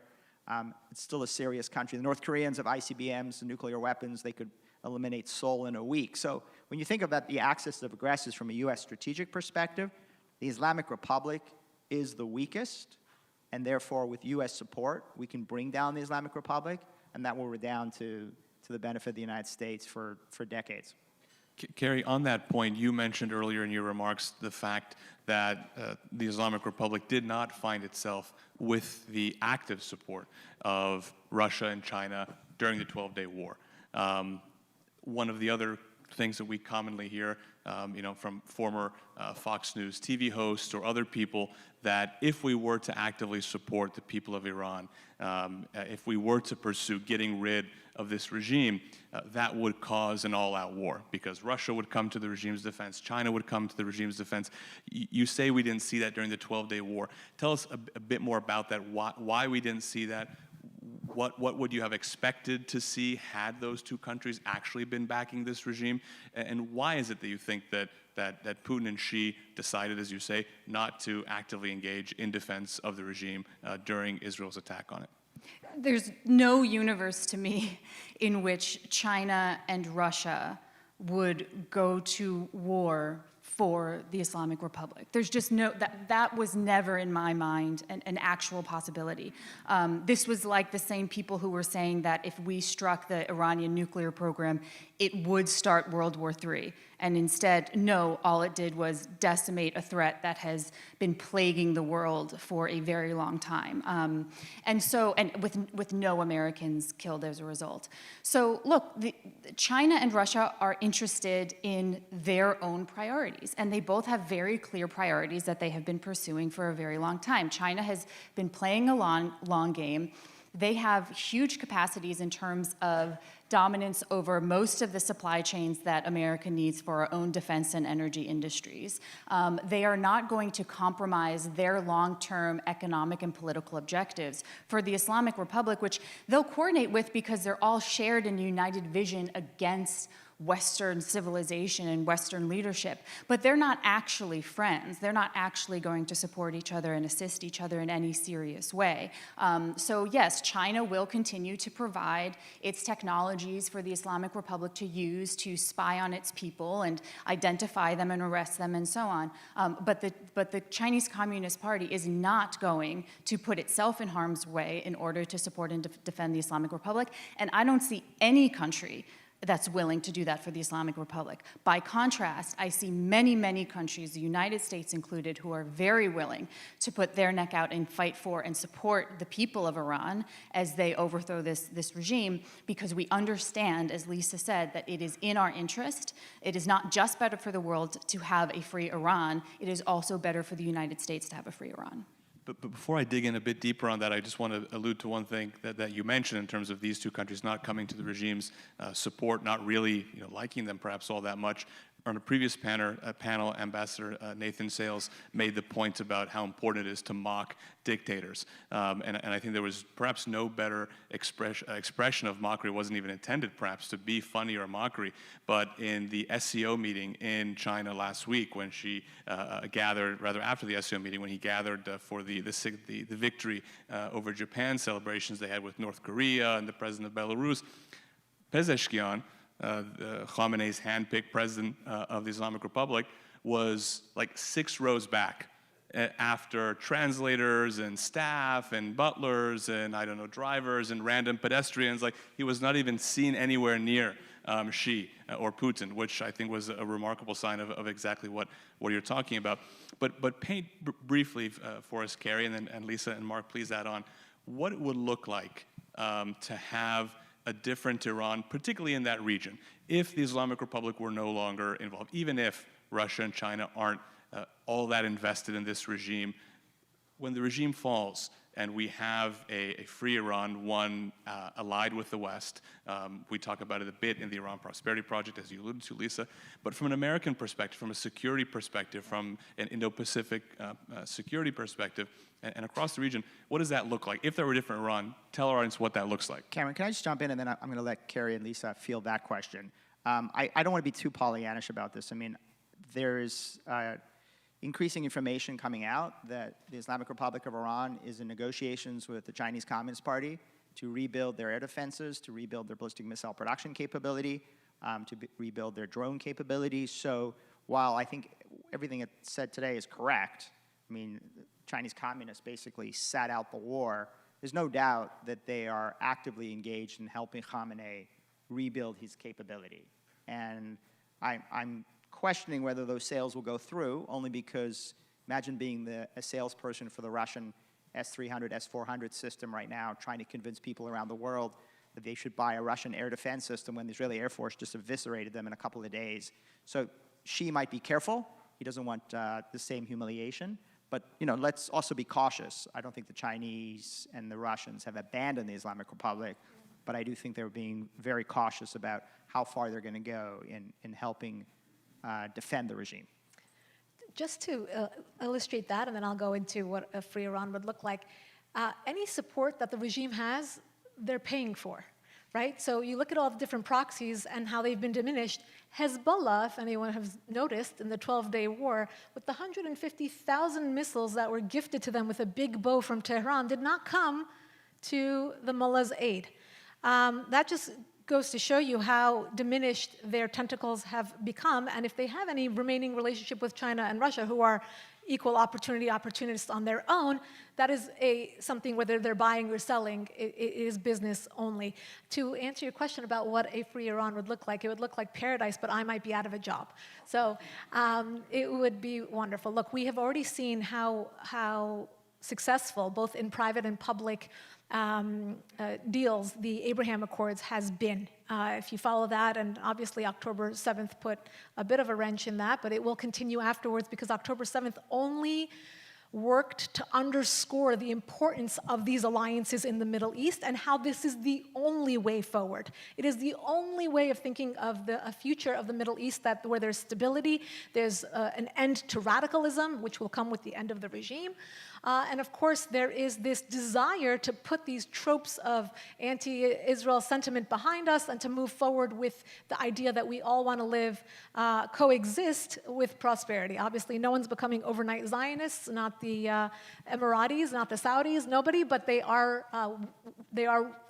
have the desire to get Israeli technology, to get these deals, to get all the benefits that come with having a relationship with Israel. Iran will be no different. Iran will bring this tremendous energy of a population that will be unleashed onto the world and onto the region. I think, as I mentioned in my first set of comments, this momentum that has been created in the Iranian youth population, it can't be stopped. It just can't be stopped, which means the inevitable conclusion is regime change, because they will not back down. They will not change their minds. Reform will not work. Appeasement will not work. Nothing will work to really quiet or quelch the thirst of this generation. So we're going to see so much more, I mean, prosperity on every level. I mean, there's a lot to talk about, but I think it's just going to be a paradise for the Middle East. So before we end, Carrie and Mark, to you, from an American security perspective, from a regional perspective, what does it look like when you remove the Islamic Republic, or rather, when these Iranian people have removed the Islamic Republic and it's replaced with a normal Iran? Whether it's similar to what it was prior to 1979, at least with its foreign policy priorities, what does that look like, and why does that matter to America and its allies? I mean, I'll just say one thing. I agree with everything said. The Middle East will continue to be the Middle East. It ain't the Midwest, and one should always be conscious of that. I think there is a rising Islamist power that will fill the vacuum, and that's the Islamist regime of Erdogan's Turkey. That's a big concern for the Arab countries. It'll be a big concern for a free Iran. It's a big concern for Israel. So yeah, we'll have to tackle the next threat, but certainly having Iran as an ally and as a stabilizing influence, and even more than a stabilizing influence, as sort of unlocking all this potential of prosperity and peace, and countering radical Islam and the Muslim Brotherhood, be an extraordinary ally to have. But let's not kid ourselves. You will be gainfully employed for many years, as all of you will be, because I think the Muslim Brotherhood and the Islamist threat from Turkey is the next thing that we need to keep our eye on. Gary? Yeah, I would just say I agree with Mark. I think there's a lot of incredible opportunity that would come from a free Iran from an American perspective. First of all, we will not have to worry about the Iranian nuclear program anymore, full stop. You know, obviously it's been dismantled heavily, but we won't have to worry about that threat. We won't have to worry as much about the Iranian proxy network. They will find other supporters, but it will take a while for them to do so. China and Russia, I think, will be really put on their back legs. So they will continue to be American adversaries. They will find other partners. They may increase their partnership with, as Mark mentioned, Turkey or some other countries. Qatar probably not so much anymore. I think they may be starting to reconsider their position in all of this.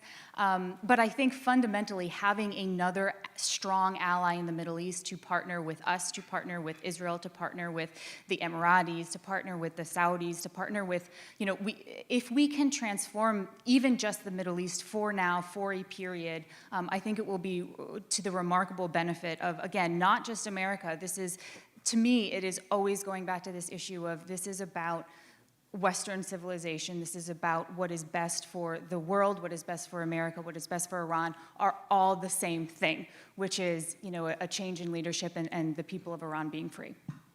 Well, thank you very much to all three of you for those enlightening remarks. As promised at the beginning of the panel, we're going to have more and more Iran conferences going forward and see what happens at the end of each of them.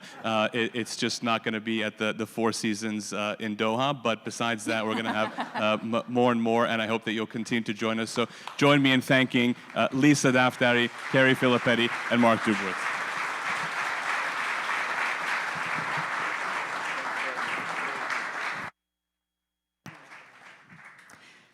Thank you to our esteemed panelists.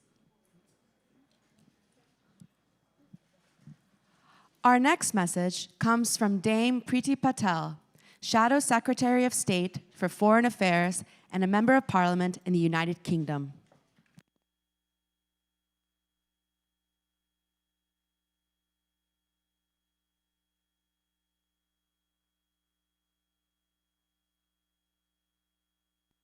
The regime in Tehran only has itself to blame for triggering off the snapback sanctions process. It has behaved appallingly for too long, and not just over the nuclear issue. It is a prolific state sponsor of terrorism and the root cause of so much suffering in the Middle East. It is fueling Putin's illegal invasion of Ukraine. It represses its own people with brutal thuggery. and it carries out disgraceful hostile activity on British soil. We have the measure of this regime. And when these tyrants try to destroy the lives of their own people or sow destruction around the world, they need to know they will meet real resistance from Britain and our allies.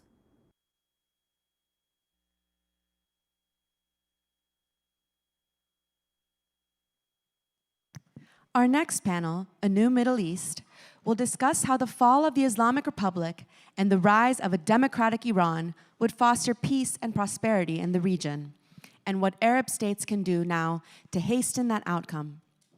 Please join me in welcoming panelists Patricia Karam, former senior Iran advisor at Freedom House, Johnny Moore, vice chancellor at Pepperdine University in DC and managing director of Middle East Studies, Heather Neiman, CEO of Luminae Group and former State Department advisor, and Jonathan Saya, research analyst at FDD.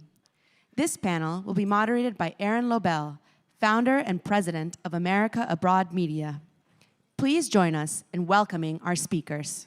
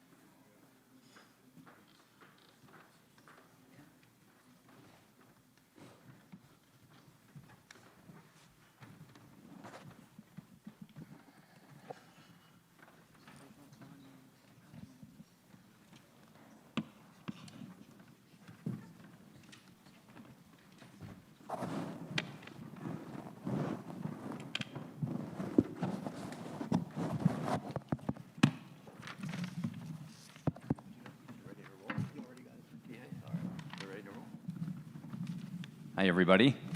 Nice to see you all.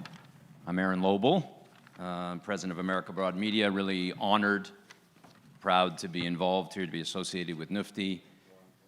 For me as an American, I think just, be able to support organizations that are supporting the Iranian people is it's a vital national interest of the United States, national security interest.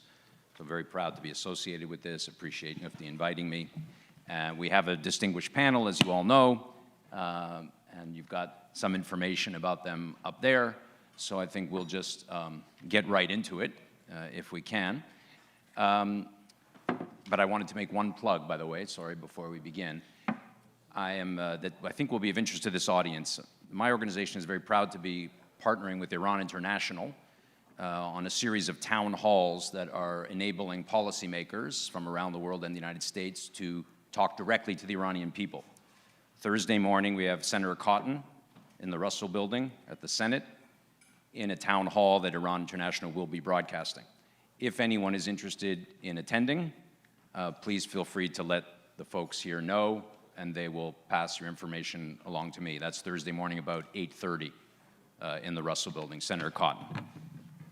Thank you for allowing me to do that plug. Now, to begin with our panel, I think obviously you've heard about the news today.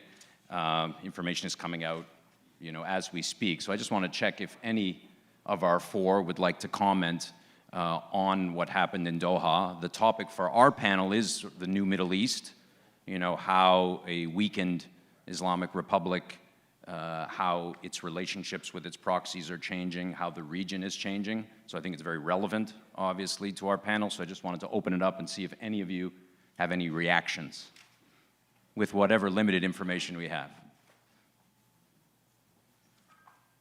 Let's ask the Reverend first. I guess the first thing I would say is they probably put the Ayatollah back in the bunker. When the United States says something,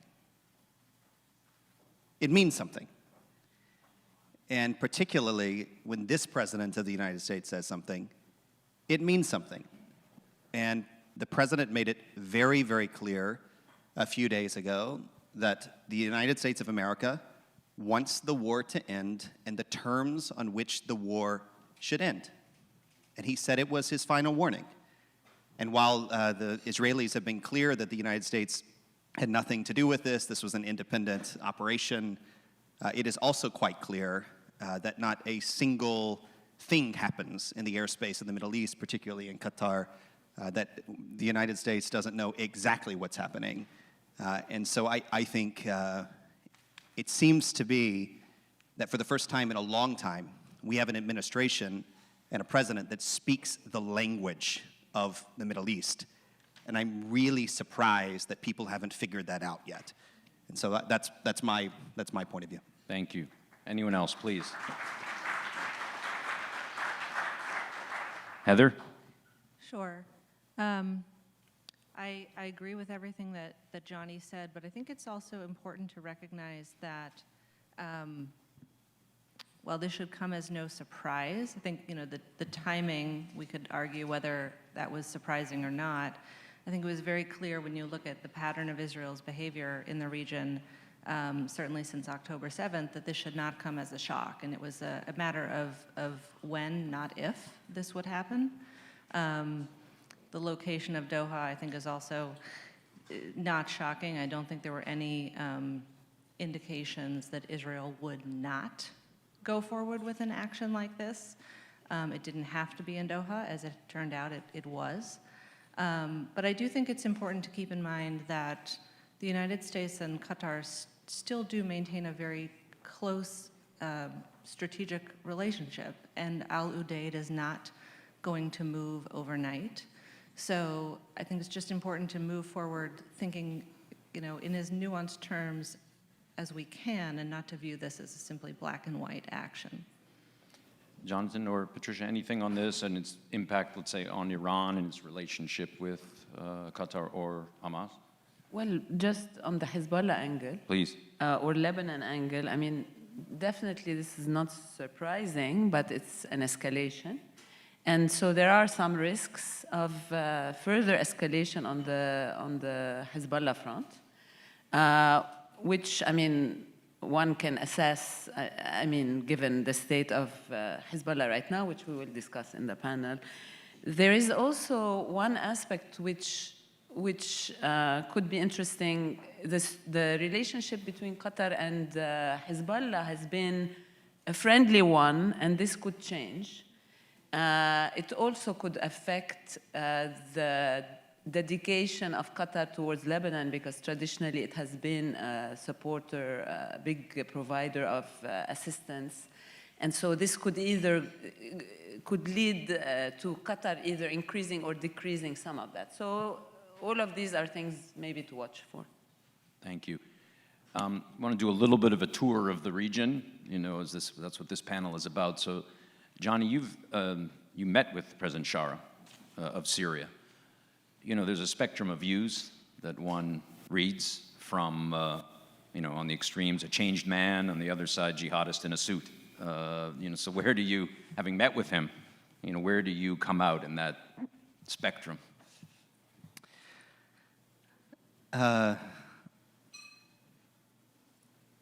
You're right, I did meet with him. I spent almost 3 hours with him. I was there, in fact, with Rabbi Abraham Cooper, who was at the conference earlier this morning. He just flew back to Los Angeles. It all began because I was, as I've often done for many years as a private citizen and as a bridge between our country and other countries, someone asked me if I would spend a few minutes with the foreign minister, which I did when he was visiting the UN in the spring last year. sat down. I invited Rabbi Cooper to join me. We sat down, and the first thing I asked, I told the foreign minister is I said, this is kind of really simple. Your speech at the United Nations yesterday was nice, fantastic, in fact. I only disagreed with like 2 points. But we're all asking ourselves, can we trust you? And if we choose to trust you, can you even do these things you're saying that you want to do? And his answer was, with your help, we can. And so on the spot, we agreed to go to Damascus. We were there right at the beginning of June.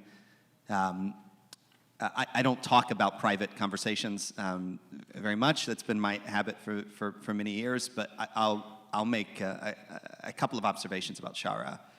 I don't think anybody would have picked Shara as the president of Syria.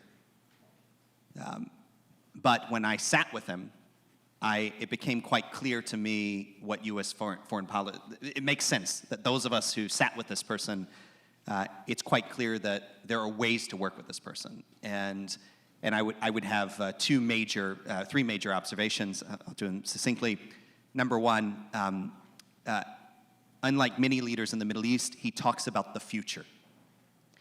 In fact, he most reminded me of my previous meetings with the MBS in this sense. He doesn't talk about the past, he talks about the future. Secondly, he was very pragmatic. It was a very practical conversation about very practical things, regionally, domestically, across the board. All of this was happening in a period of time when it was quite clear Syria was going to devolve into another civil war, or China was moving in, going to become more influential. There's a lot going on. His pragmatism made it clear that we could work with this person. I think there are big questions about how much of the country he actually controlled then, controls now, and what that means for people making rogue decisions and doing things that none of us like. The last thing I would say is it sort of reminded me of conversations almost 10 years ago that the seed for the regional peace that gave us the Abraham Accords was a security conversation that is no longer just about security, it's about lots of other things, and it's been durable. The new Syrian government, the only government which dislikes the Iranian regime more than the State of Israel and the United States of America, is the new Syrian government. And there is a point of connection here that is surprising, unexpected, and I think as we've seen developments despite real challenges, there are reasons for the U.S. policy. It definitely is a trust but verify, but it is also a all-in. If it's possible to make this work, we have to. And I do think on balance that's the right decision, absolutely. And I intend on meeting with them again. Are there any particular things you think the U.S. should be doing to try to work with the government to make sure to prevent the Islamic Republic from making inroads again? Yeah, I mean, I don't know how many of you have been to Syria recently, but nothing works. Okay, nothing works. I mean, there aren't civil servants, the roads, nothing works. Absolutely nothing works. And I do think the new Syrian government needs absolutely everything.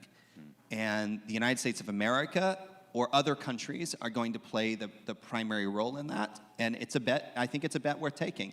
But it's not going to happen through elegant statements and when good things happen or bad. It's going to take the work. It's going to take going into the country, fixing the problems, incentivizing that, having consequences if it doesn't happen, having clear eyes if a Syrian government person, a regime person goes rogue and does something. It's about dealing with the security issues. It's about keeping the back channels alive, all of those things.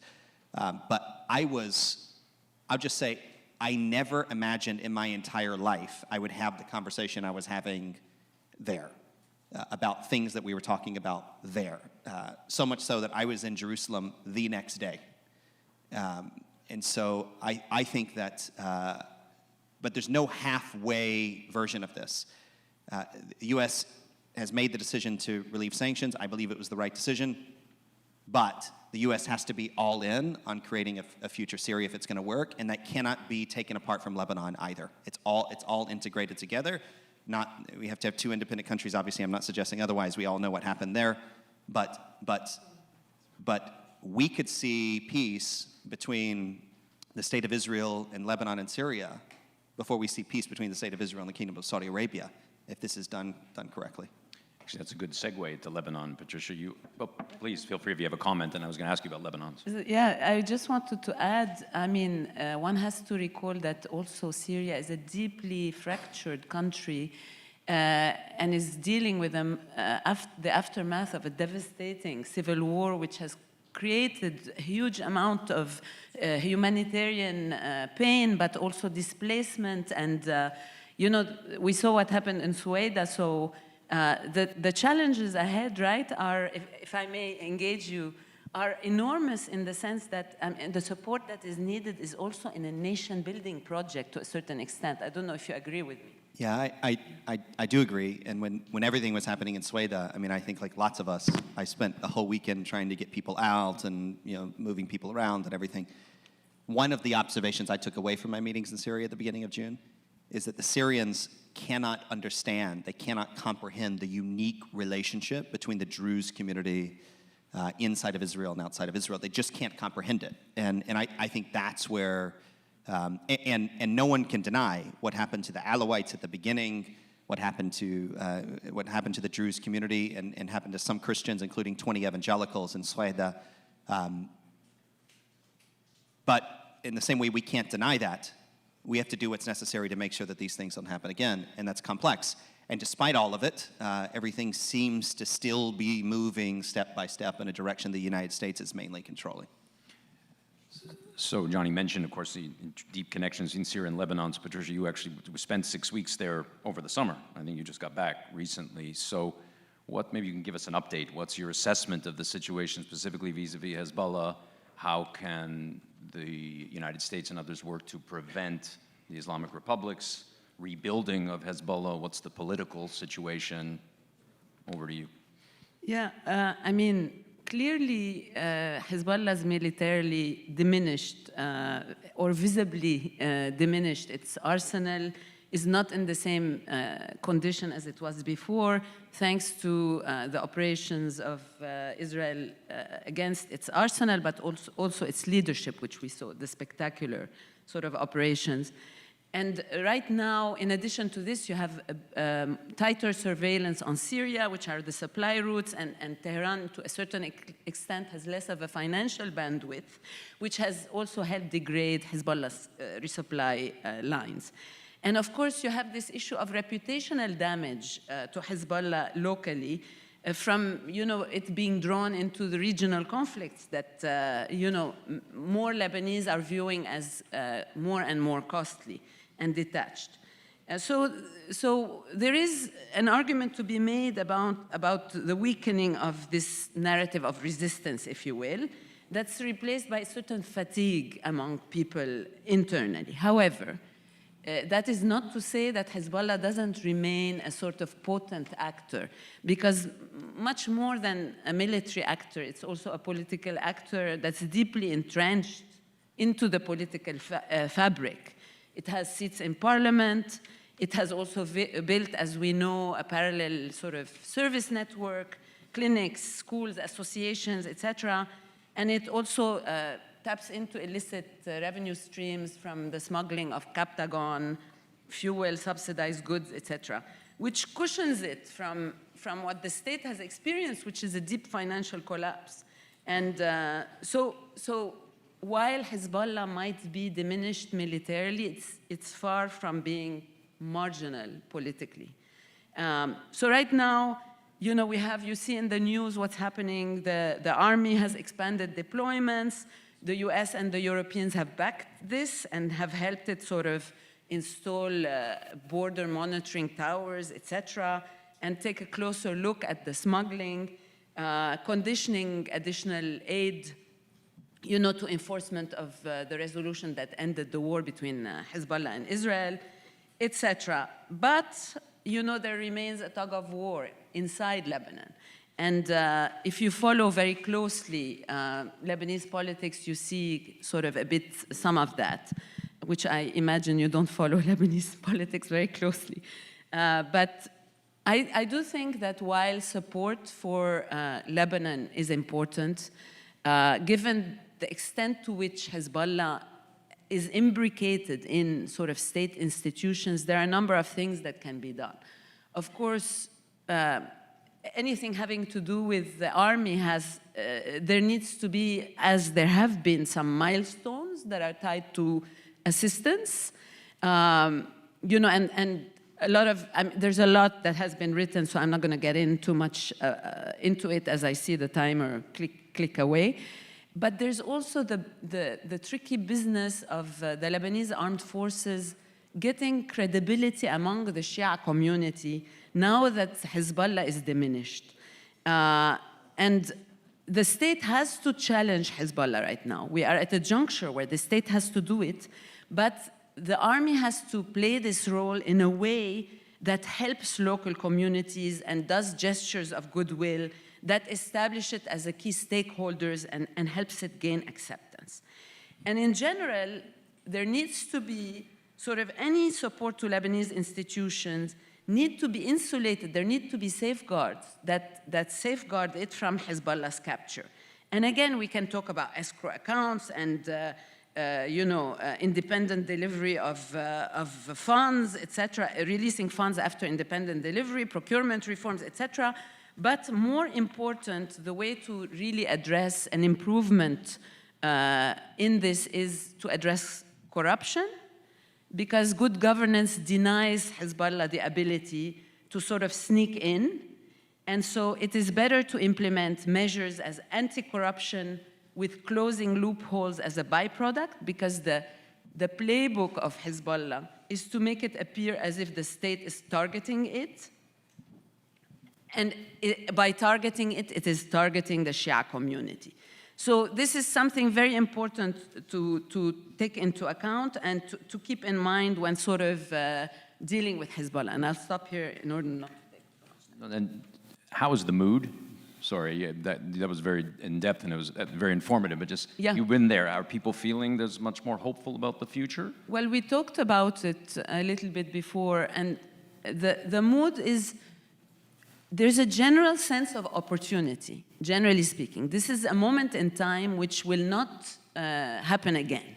We have a confluence of factors that have made this such that now the cabinet has stood up and declared that Hezbollah needs to be disarmed. And this is momentous and significant. However, it has to be also tackled with a little bit of sensitivity, because given that reconstruction is not happening immediately and the state is not kind of filling the vacuum that Hezbollah left, there is a danger that Iran reestablish some influence. Already we know, if you read the news today, they've declared Hezbollah that $3 billion in assistance will be applied towards reconstruction in the south. So all of this is dangerous, and really it really underscores the critical importance of the state sort of getting its act together and working with the international community to secure some sort of international assistance that will help it start rebuilding in order to gain the hearts and minds, especially in the south, which has been severely hit. Thank you. Just continuing our little rapid regional tour here, I guess, Heather, you get to cover the Houthis, which is probably maybe in a difficult region, I don't know, maybe the most difficult problem. Maybe you could give us a sense of where that stands, what you understand of the role of the Islamic Republic to be in terms of supporting this proxy, what you think some of the best solutions could be and how to handle this problem. Sure. So I think we're actually pretty lucky to be able to talk about the Houthis today, because in the wake of the recent Israeli attacks on Houthi leadership, I do think we're entering a new era in containing the Houthis. You know, when I was preparing for this panel, and I think when I was talking to some of the NUFDI leadership about this, initially we were framing the Houthi issue as one of primarily financial concern, both in terms of funds and resources flowing from the Islamic Republic to the Houthis, and then also looking at the mechanisms that regional states and Western allies have been using to contain them. In light of the recent, and all of those, I think all of those measures in terms of increasing shipping patrols, increasing different types of insurance that may be available, and continuing to engage in all of the financial forensics to stop the flow of funds to the Houthis. That's all very important. But in terms of, we're now sort of on the cusp of I think a new strategic era with the recent Israeli attacks. And I think that what we need to do is kind of give that course of action some time to play out. Given the events of this morning, I don't think there's any hesitance on the part of the IDF to continue that type of attack. And I know that there is no love lost in the region about their occurrence. But in terms of sort of getting to more of a strategic opening, my hope or anticipation is that with some of the changes in leadership on the ground in Yemen,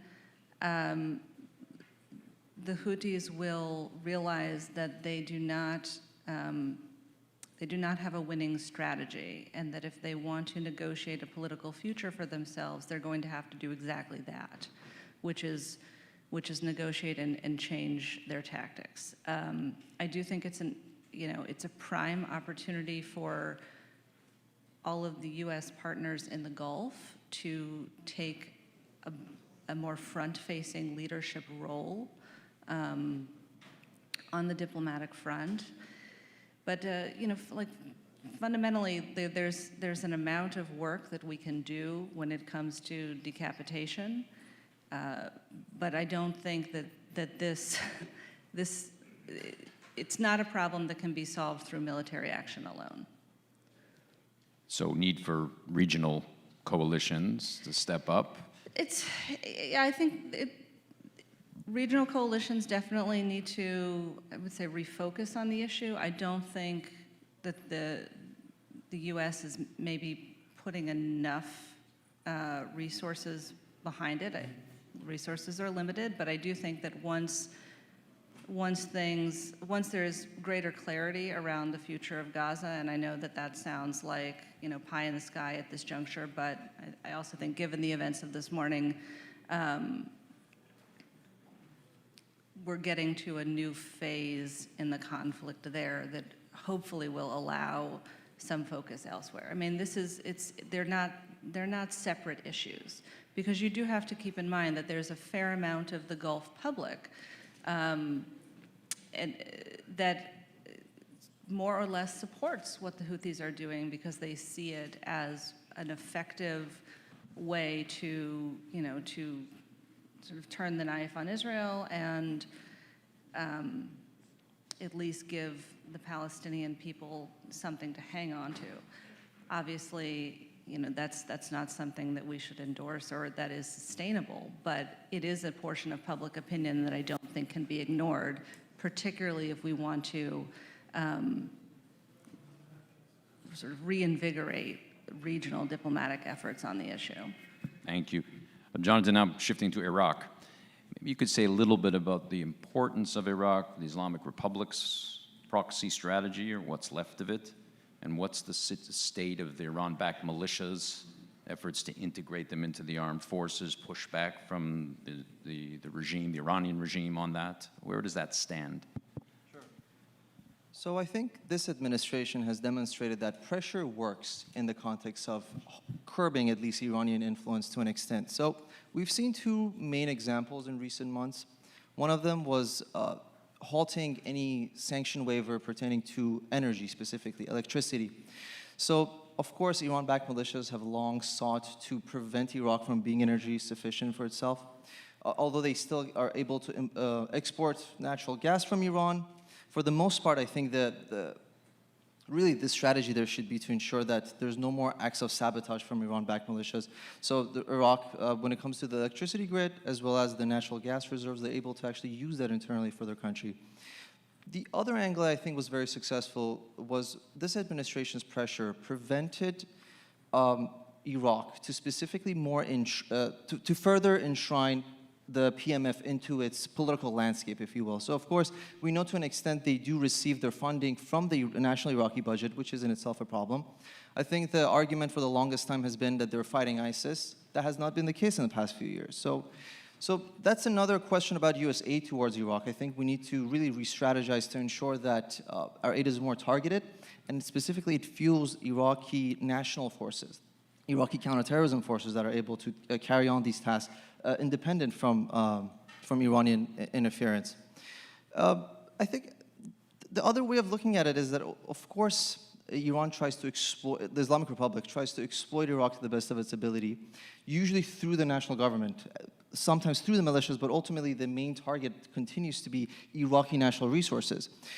So, for example, they've tried to incorporate their version of the RGC reconstruction company. It's called the Khatam al-Anbiya. They tried to implement the same model in Iraq in the name of the Mohandes company, which is not sanctioned. Again, I don't think necessarily we should be aggressively enforcing sanctions to the extent that it would cripple the Iraqi economy, but Iraq's leadership should know that there are repercussions for colluding with the Iranians. And of course, that's on the more, I guess, legitimate side of things. When it comes to the illicit activities conducted by these groups, a lot of it has been centered around oil blending to try to either smuggle oil or import from Iran illegally and then blend it and sell it as Iraqi oil. I know Soudani has hinted his openness to counter this, to counter these initiatives. Now, of course, he's serious about it. We would see more serious investigations. I guess the question on my mind is that why is it that the key ministries a lot of times are staffed by pro-Iran entities, specifically in the oil sector? So the ball is in his court, but ultimately I think he needs to know there's repercussions for really simply appeasing the United States and not meaningfully countering Iranian influence. Please, if you have any comments related to Iraq. Can I add? I just want to add, I mean, the issue of the militias, the pro-Iranian militias in Iraq is very interesting because it brings up this issue of demobilization as well. How do you demobilize? The PMFs, the Popular Mobilization Forces, which were formed to combat ISIS, technically report to the Prime Minister's office, but the hardened elements of it, عصائب أهل الحق, كتائب حزب الله, جيش المهدي, and Badr in particular, you know, they have a direct line to the IRGC, and that's part of the problem. So the question, there's a big debate right now because Soudani, the Prime Minister, has introduced a bill in Parliament that proposes that they be integrated in the army, and it created a huge controversy because there are those who believe that this will legitimize them by allowing them to operate legally, and others who believe that the opposite will happen, you know? And so the US has stood steadfastly, as far as I know, against the integration of the militias into the army in that manner. So, but it does bring up the question is, how do you get rid of these people? How do you demobilize such a militia when the time is right? Thank you. Johnny, you mentioned, we have about 10 minutes left, by the way, so I want to shift a little bit from the axis of resistance, let's say, to the Abraham Accords vision of the future. You mentioned, I believe, that, you know, peace between Israel and Syria could happen faster than peace between Israel and Saudi Arabia, I think you said. So give us a sense of where you think things stand in terms of relations between many of the Arab countries and Israel. You've been, I guess, a leader of the Gaza Humanitarian Fund, or maybe you're chairman now. I apologize, I forget your exact title, but you've really been involved in the situation in Gaza very directly and personally, which obviously has an impact on these relationships. So, you know, what's your assessment of the Abraham Accords vision, especially with the Islamic Republic on its back foot? A few just general observations. The first one is we have to be honest with ourselves. Everything is different, okay?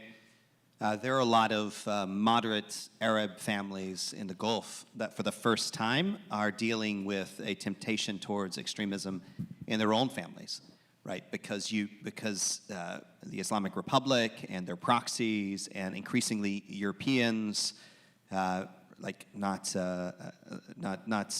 coming from the Gulf, you know, trying to project on Europe ideas like people with citizenship living in Europe, controlling media outlets of extraordinary influence, are participating in a information war on the Hamas side, on the Islamic Republic side, of the information war. And so we have to be honest. This is not 2016, okay? And that's on our side of the conversation. On the Gulf and the Arab side of the conversation, there's a level of clear-eyedness that's required there too, which is they don't recognize their own region anymore. Okay, virtually every leader sitting in every seat in one of those countries has spent their entire life managing a region that was that had these proxies everywhere. And in the same way, like, we have to be honest about the different set of challenges now. They have to be honest themselves about the different set of challenges, but also opportunities. I also think that all these proxies are not the same. I mean, the Houthis are very different than Hezbollah, and it's also the case that the Islamic Republic, despite being at a level of historic weakness, unparalleled weakness, and more important than that, unparalleled shame, okay, which they really can't deal with at the leadership level, they're also working very aggressively for the next proxies. I mean, nobody's paying attention to what's happening in Sudan, for instance, literally right across from the Houthis, okay? And so I'm not sure that we have enough of a very, very honest perspective on what it will take to take these historic changes and make sure that they are for the good. Now, will there be regional peace and regional integration? I think the moment the war in Gaza is over, hopefully sooner rather than later, I do think we're going to see surprising changes all across the region. It just takes this. This is the thing holding it up. It may be closer today than it was yesterday. I mean, one of the observations we've had in the work in Gaza also is whether the Gazans that GHF is dealing with were not radical to begin with or have been de-radicalized by the experience of this war. We're interacting with Gazans every single day that can be partners for peace in the region. And I think that is a product of a lesson that all the proxies learned of the Islamic Republic. It's a lesson the Iranian people knew already, which is these corrupt leaders sitting at the top of this regime in Tehran. They will sacrifice, in the same way Hamas is willing to sacrifice every single Palestinian from Doha. The Islamic Republic regime sitting in Tehran, not only are they willing to sacrifice every proxy, okay, they didn't come to the defense of one of their proxies. And other than sharing intelligence with the Houthis, have not come to the defense of the Houthis either. In the same way the people of Iran understand that the first victims of the Islamic Republic are the Iranian people themselves. So this is not a moment for rosy optimism. Regional peace is doable, very doable. It will happen, I believe, before the end of this administration. But there are a different set of problems that I'm not sure that we're thinking hard enough yet about solving. Any three of you have a reaction to that? Heather, I want to ask you about the U.S. role in defense and so on in the region. But so that's part of my question. It's a question to him, but I totally agree with you. I want to ask you though, but talks are already ongoing on the Syria side, right? I think I think talks are going on everywhere on everything. I mean, that's the most remarkable thing about all of this, is that whether some of it's public or some of it's private, whether it's new, it has never stopped, and that's the new Middle East. And this is why this is a reason to be optimistic. In our last 5 minutes, Heather, and then I want to ask Jonathan a question. But it requires American leadership, right? That's where I was going to go. The Israelis and the Syrians are not talking to one another without the United States in the middle of it, for sure. In the recent war between Israel and Iran, the U.S. played a significant role in assisting Israel, in the defense of Israel. There's a lot of questions raised about what U.S. defense posture should be going forward in the region. I wonder, Heather, if you have thoughts on that. You mentioned Al-Udeid, and it's not going anywhere. At the same time, the U.S. evacuated it. Basically, it played no role whatsoever when the Iranians struck in Doha. So I don't know if you have thoughts on how you think the administration and Pentagon should be thinking about U.S. defense in the region and leadership, defense leadership. The clock says we have 4 minutes, so I'm going to try That's why I to asked be. you an easy one. I'm going to try to be as quick as possible here. So, segueing from what Johnny said, I do think the most important element in sort of unpacking the answer to your question, Aaron, is the U.S. leadership. Right now, the U.S. is leading in that we are facilitating conversations. We are creating the operational environment for Israel to act when we don't necessarily want to be the face of a strategic maneuver. But I think that it's really high time that we move the conversation away from simple technological coordination and really start working on articulating a vision for what a fully integrated, regional security architecture looks like, sort of at the practical or sort of like the layperson level. We can get there. There are legislative issues that have to be dealt with, such as the QME issue, and I'm looking at the clock, trying to go fast here.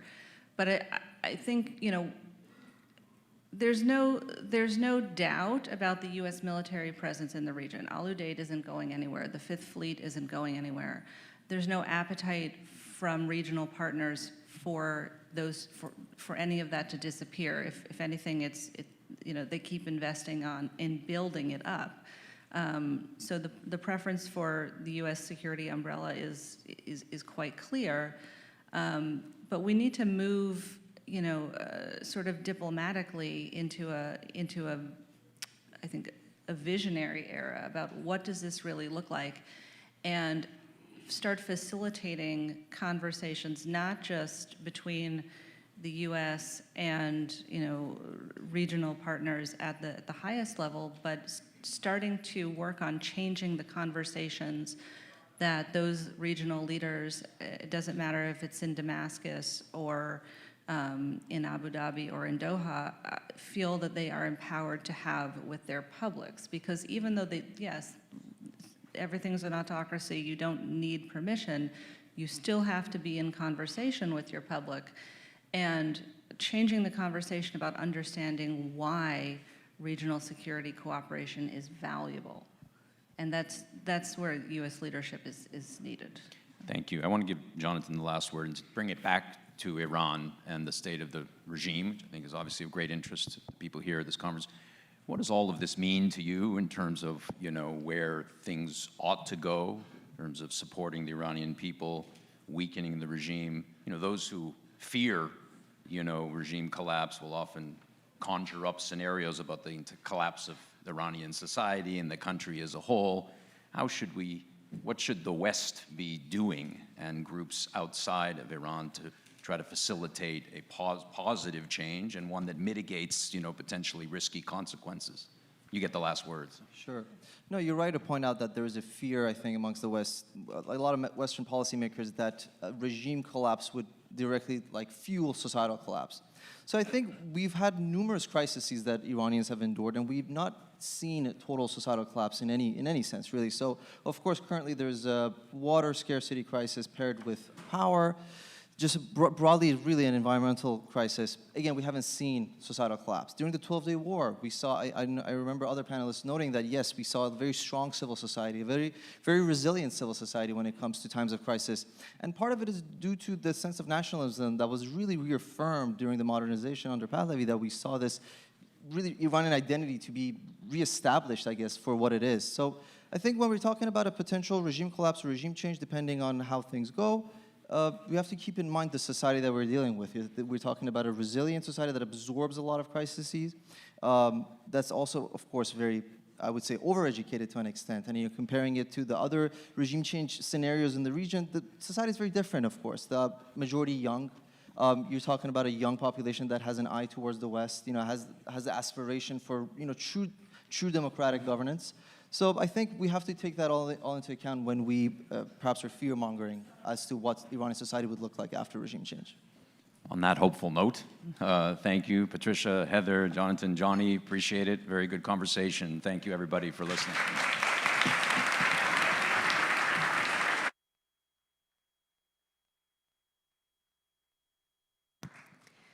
We now invite you to join us for lunch. We ask that you please remain in your seats as lunch will be served.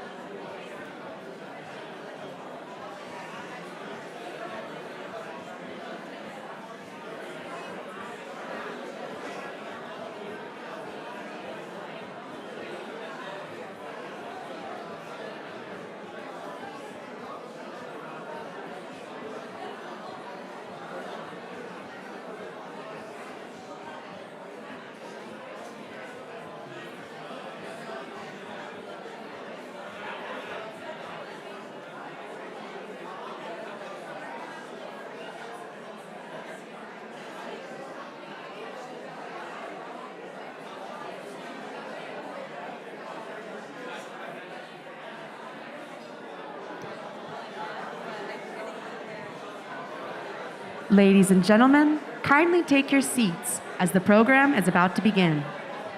Ladies and gentlemen, kindly take your seats as the program is about to begin.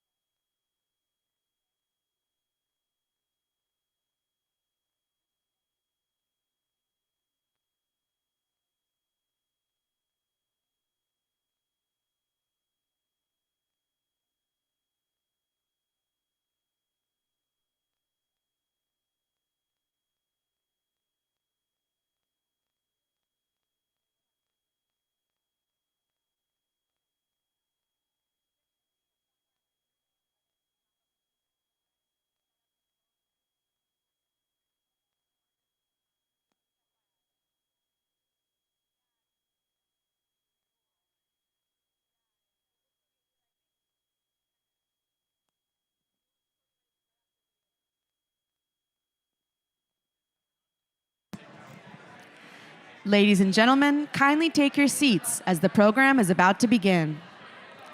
Ladies and gentlemen, kindly take your seats as the program is about to begin.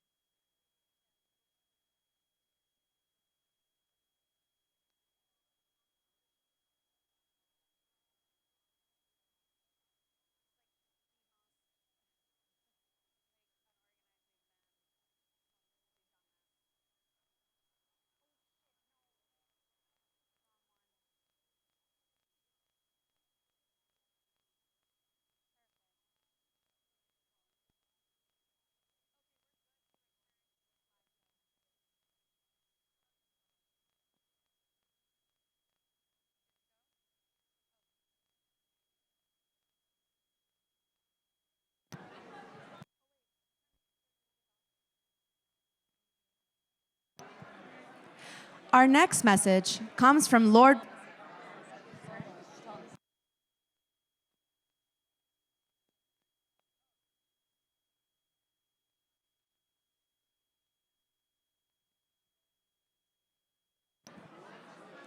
Our next message comes from Lord Walney, a member of the House of Lords in the United Kingdom.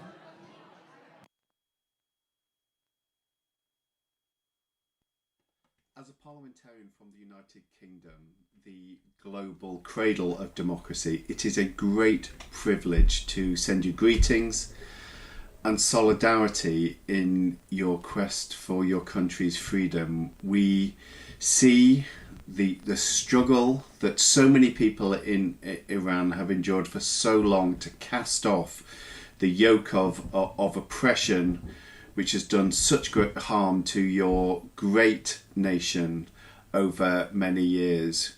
We send our deepest empathy and solidarity and hope for a better future for your country and for ours, a relief from the expansionist terrorism that hurts British streets and can damage relations across the whole world. So I want to tell you today on behalf of many of my friends here that your struggle is our struggle, and together I hope that we can plan for a better future, a free Iran, and the restoration of the links of friendship, trade and respect between our two nations.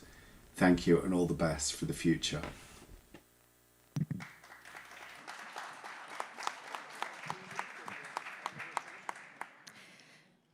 Please join us in welcoming Jonathan Harunoff, Israel's spokesperson to the United Nations, who will be paying a tribute to Yaron Lishinsky.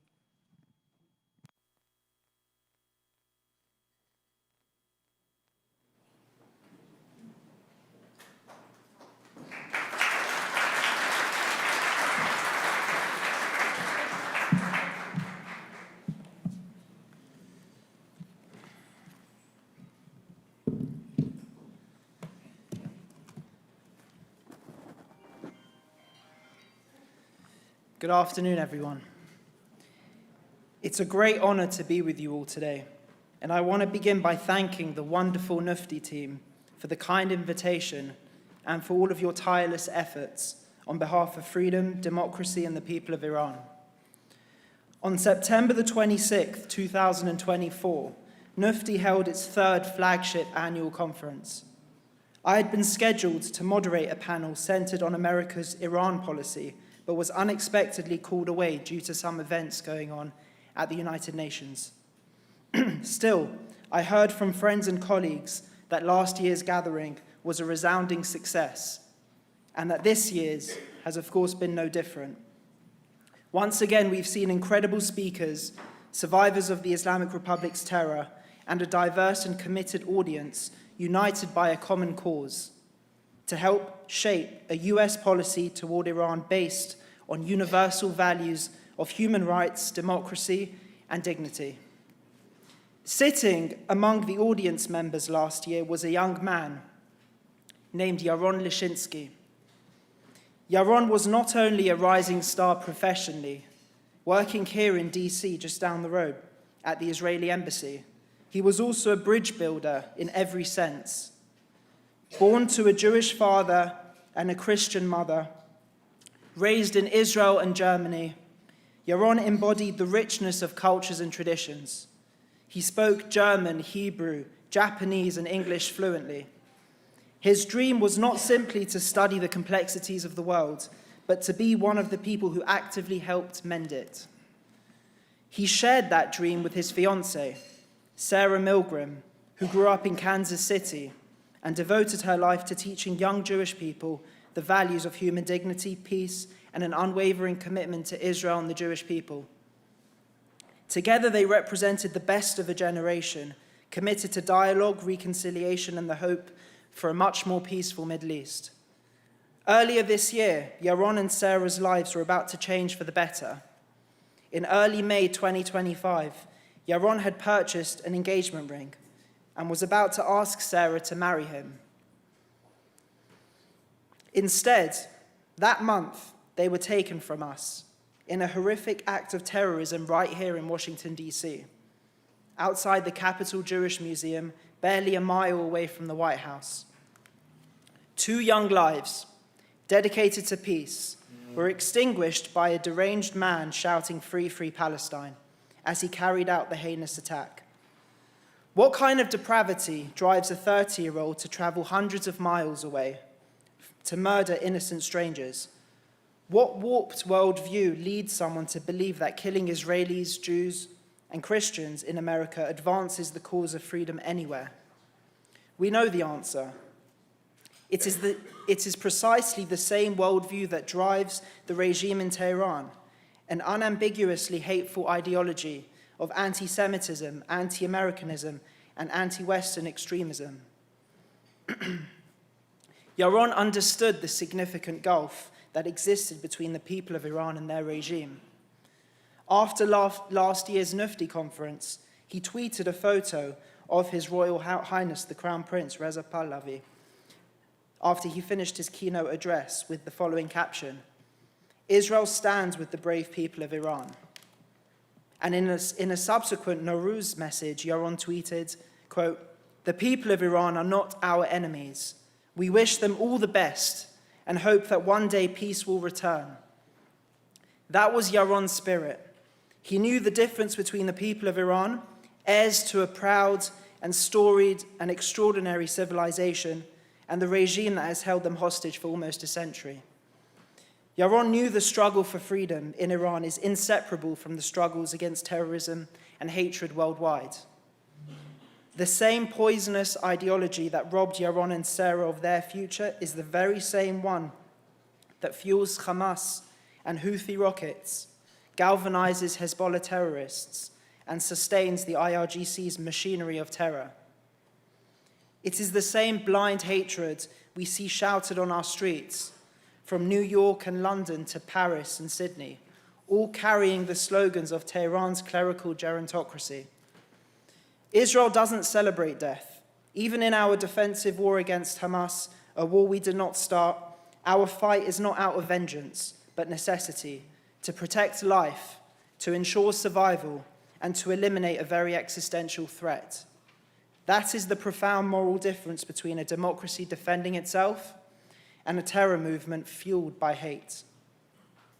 Yaron believed in building bridges. He would have been a huge proponent, I'm sure, of extraordinary projects like NUFDI's Iran Prosperity Project, which lays out a compelling vision for rebuilding an Iranian economy that once again serves its people. His life and Sarah's life were stolen, but their example endures. And may their memory be a blessing, and may we honor them by carrying forward their mission to work for a world where Israelis and Iranians alike can live free from tyranny and terror. 1 year ago, Yaron attended this very conference in solidarity with the Iranian people's fight for freedom. And today, we stand here in solidarity with him and with Sarah and with all victims of terror and against the ideology of the Islamic Republic in Iran that fuels it. Israel stands proudly with the brave people of Iran, and together we stand against the forces of hate that threaten us all. Thank you.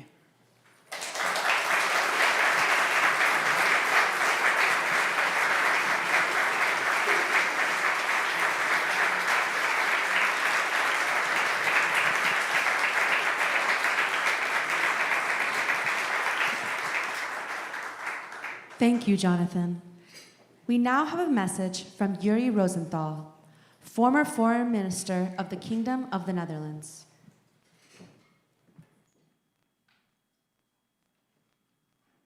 Dear friends at the 4th Annual Conference in Washington, unfortunately I'm not able to attend the conference.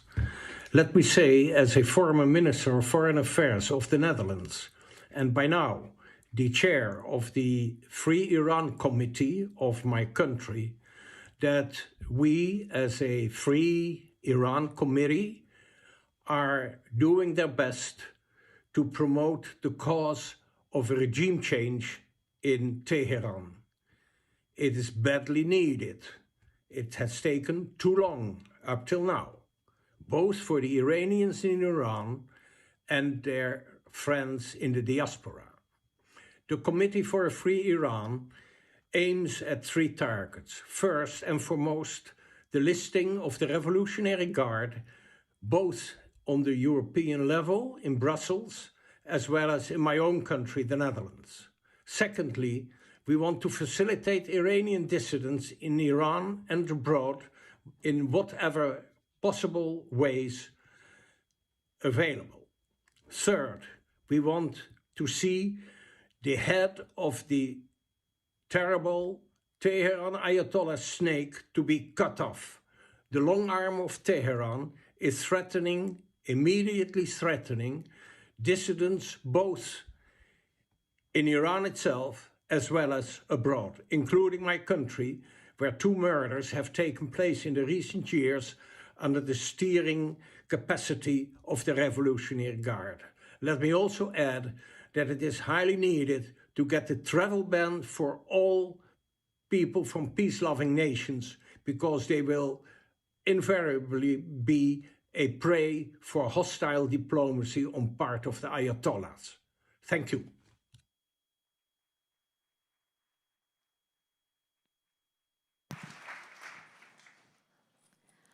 Our next panel, Who Will Replace Khamenei, will examine the options that lay ahead for Iran and what each means for Iranians, the US, and the world.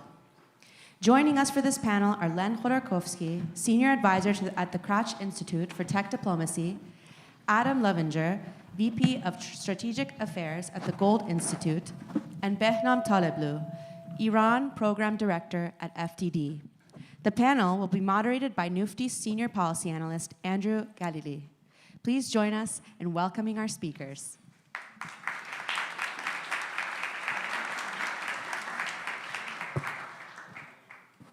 Thank you all for, Thank you all for sticking around for the afternoon sessions today.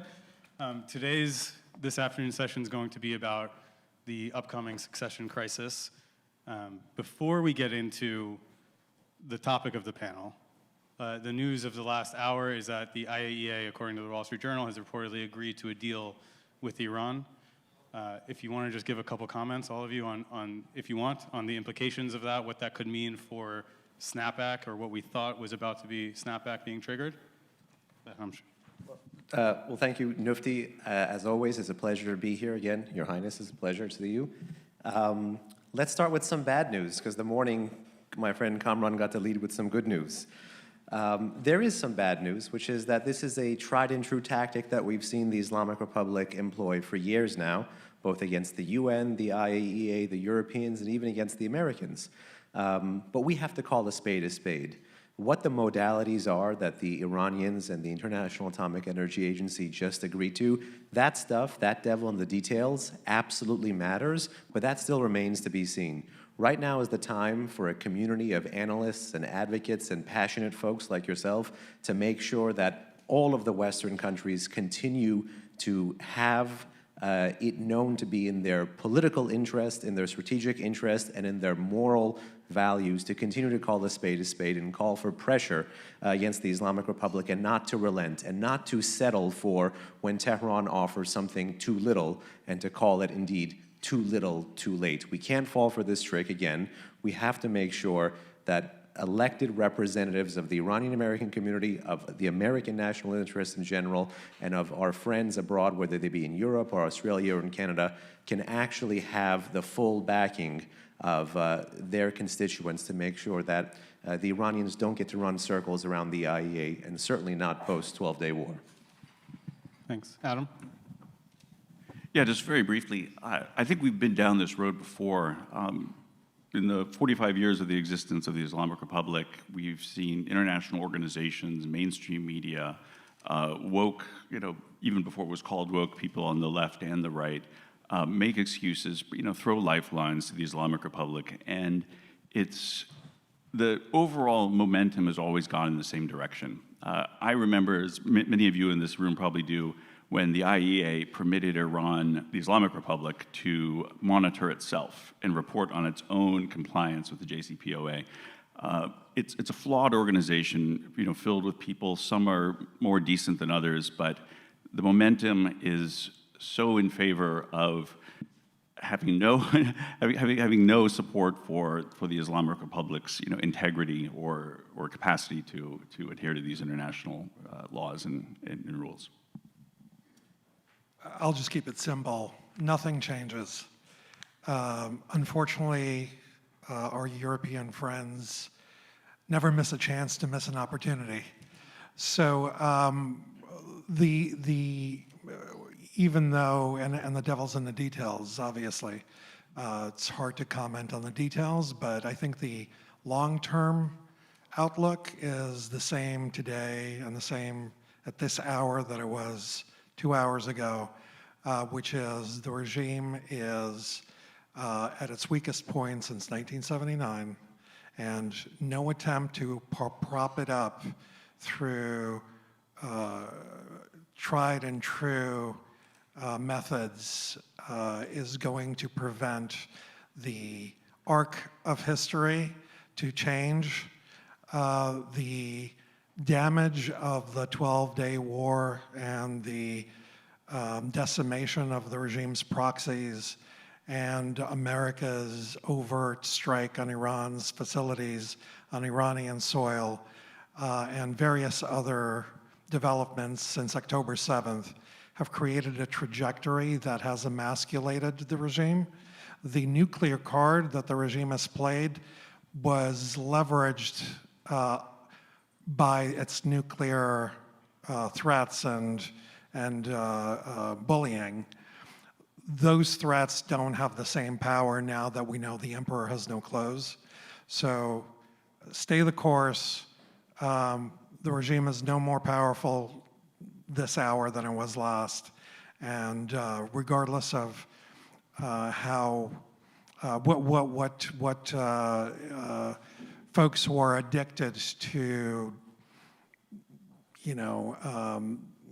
quote unquote diplomacy are trying to achieve, we know that it's going to have the same effect that it had in the past, which is no effect. It's only buying the regime time, and throwing it a lifeline is no solution to the real issues that are threatening our national security, even our European friends' national security. So I would say, too bad, but we'll keep moving forward, and I think the trajectory toward regime collapse, or the theme of this panel of what happens after Khamenei is still relevant, and this is not going to change that. Thank you all. Len, you mentioned long-term. I think today's topic might not be such a long-term panel, but a short-term topic to talk about of who will replace Khamenei. He's approaching 90. He's been very sick. On whatever cocktail of drugs they have him on, he still looks very sick. He can barely speak in the videos we see. Can you all outline the options for what could come next? And if you were betting men, how much you would bet on each option? We can go down the line. Sure, I'll let the betting go to the betting men, the braver men to my right. But let me just outline 3 things that, again, as a community of analysts and advocates, also policymakers in this town and in any town that does have a foreign policy impacted or affected by the Islamic Republic of Iran. 3 things, 3 scenarios, all of which are non-linear, that you need to keep in the back of your mind. 1, evolution. As fake as it sounds, basically there are people trying to sell you already, with Khamenei still being 86, an Islamic Republic 2.0. A kindler, gentler, but in real life not kindler or nor gentler Islamic Republic 2.0 that permits a headscarf to be moved back about a couple of centimeters, that doesn't march on the flags of sovereign nations, but still poses the direct threat to the interests and the values of the Iranian people as well as civilized people around the world. They're going to sell you an Islamic Republic 2.0. That's evolution. Then there's the thing that any patriot fears, which is devolution. This is the Middle East. Things can always go from bad to worse. We have to be honest about that. We have to have that upfront in the back of our minds. Iranian history has shown that it is a very turbulent history. You can have people selling you something positive, but it can go negative. So think devolution. Be prepared to offset some of the worst possible outcomes. And then there's the third thing, which many are hoping for in this room and in rooms like this around the world, and certainly on streets in Iran, which is revolution. One is the society, one is the elite, one is abroad. Think evolution, devolution, and revolution when you're talking about a post-Khamenei Islamic Republic of Iran. Right now, things certainly, the moral weight, as Len was saying, the arc of history, if you believe in this stuff, is on the side of revolution. But forgive me, the facts right now are not yet on the side of revolution. It is our job to help make it on the side of revolution. That is why you have all gathered here today.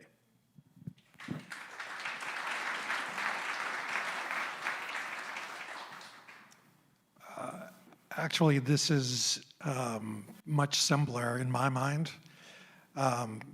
And change may happen even before Khamenei is dead. And what I think change looks like after the Islamic Republic is in this room. It's at this table. And His Royal Highness is the change.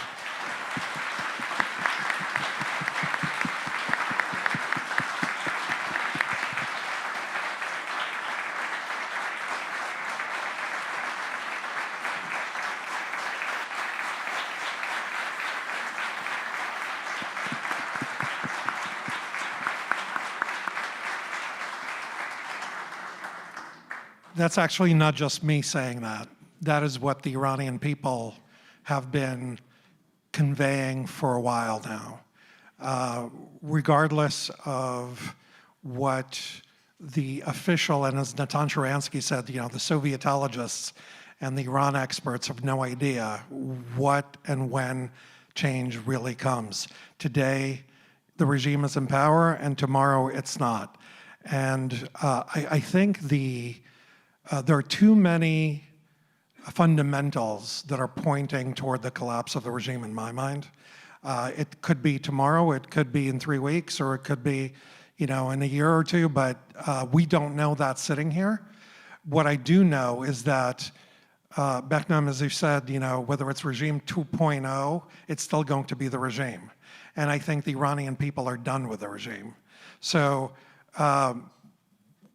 what is that trigger moment that finally provides the opportunity for the Iranian people to finally seize their destiny and do what they all believe? And there's enough credible reporting to suggest that His Royal Highness is the most popular leader of the opposition among the Iranian people. The opposition has been gradually unifying. I think the Munich conference has been a great boost to the opposition. All of you here in this room, I think, are know in your hearts that it's just a matter of time. The regime is brittle, and it will collapse. Now, it doesn't mean that we can all sit back and relax and wait for it to happen. All of us have a job to do. We can all do something. Obviously, the people on the ground have the greatest burden to bear, and they're the ones putting their lives on the line, and certainly they've suffered enough over 46 years. But all of us can help, and all of us can send the right signals to the people on the ground, and we all have to work with governments in our countries, here in the United States, Europe, and elsewhere in the Middle East, to communicate the reality that the people are aware of. The regime has no legitimacy. It has no power other than guns. And as you've heard from Natan Sharansky, the guns didn't help the Soviet Union survive, and they haven't helped other regimes survive, and they're not going to help the Islamic Republic survive. So I ask all of you not to wait for history to happen on its own, but to be an active agent in history. And personally, I believe that history is here in this room, and if all of us can put our efforts and creativity and resources behind the movement to help the Iranian people achieve freedom that they so deserve, we can finally rid of one of the most glorious and accomplished nations in the world, its rightful historic place in the world, and allow its people to finally, after a 46-year hiccup, artificial hiccup, to move forward and achieve the things that it so rightly deserves, and is ready to, as people have said on other panels, to play a vital role in creating the future, not just for themselves, the region, but for the entire world.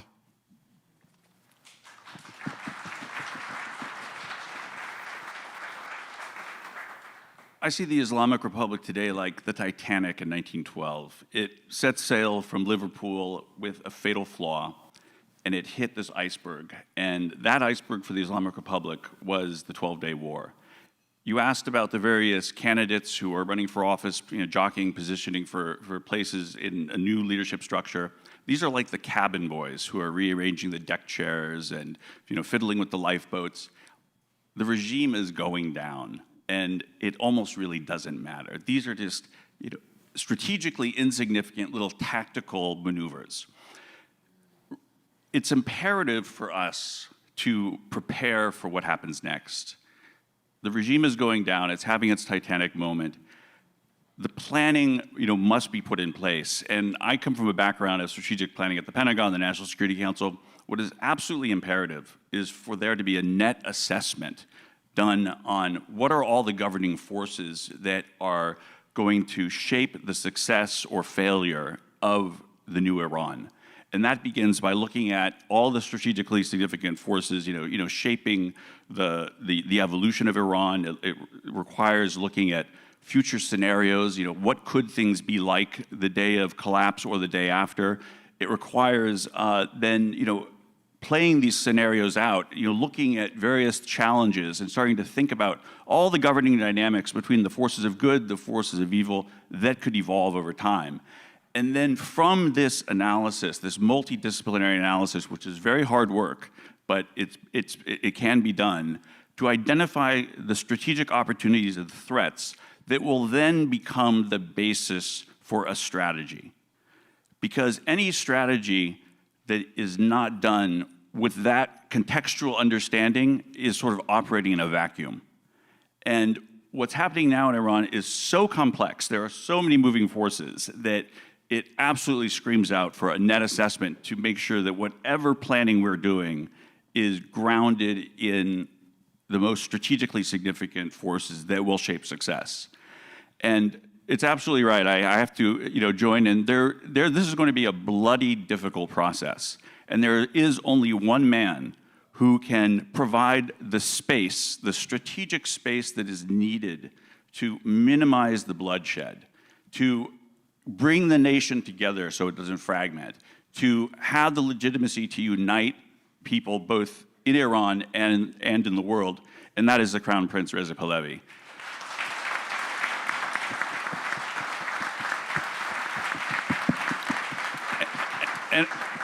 And I'll just end that Americans are uncomfortable with hereditary monarchs, and this is not the United States. That said, this is a humanitarian, human rights consideration, and it's about political stability. It's about lives, and it's not our place to preach what other people should do. It is our place to ensure there's stability and security in the Middle East. And really only one man can deliver that, and that is Reza Pahlavi. So thank you.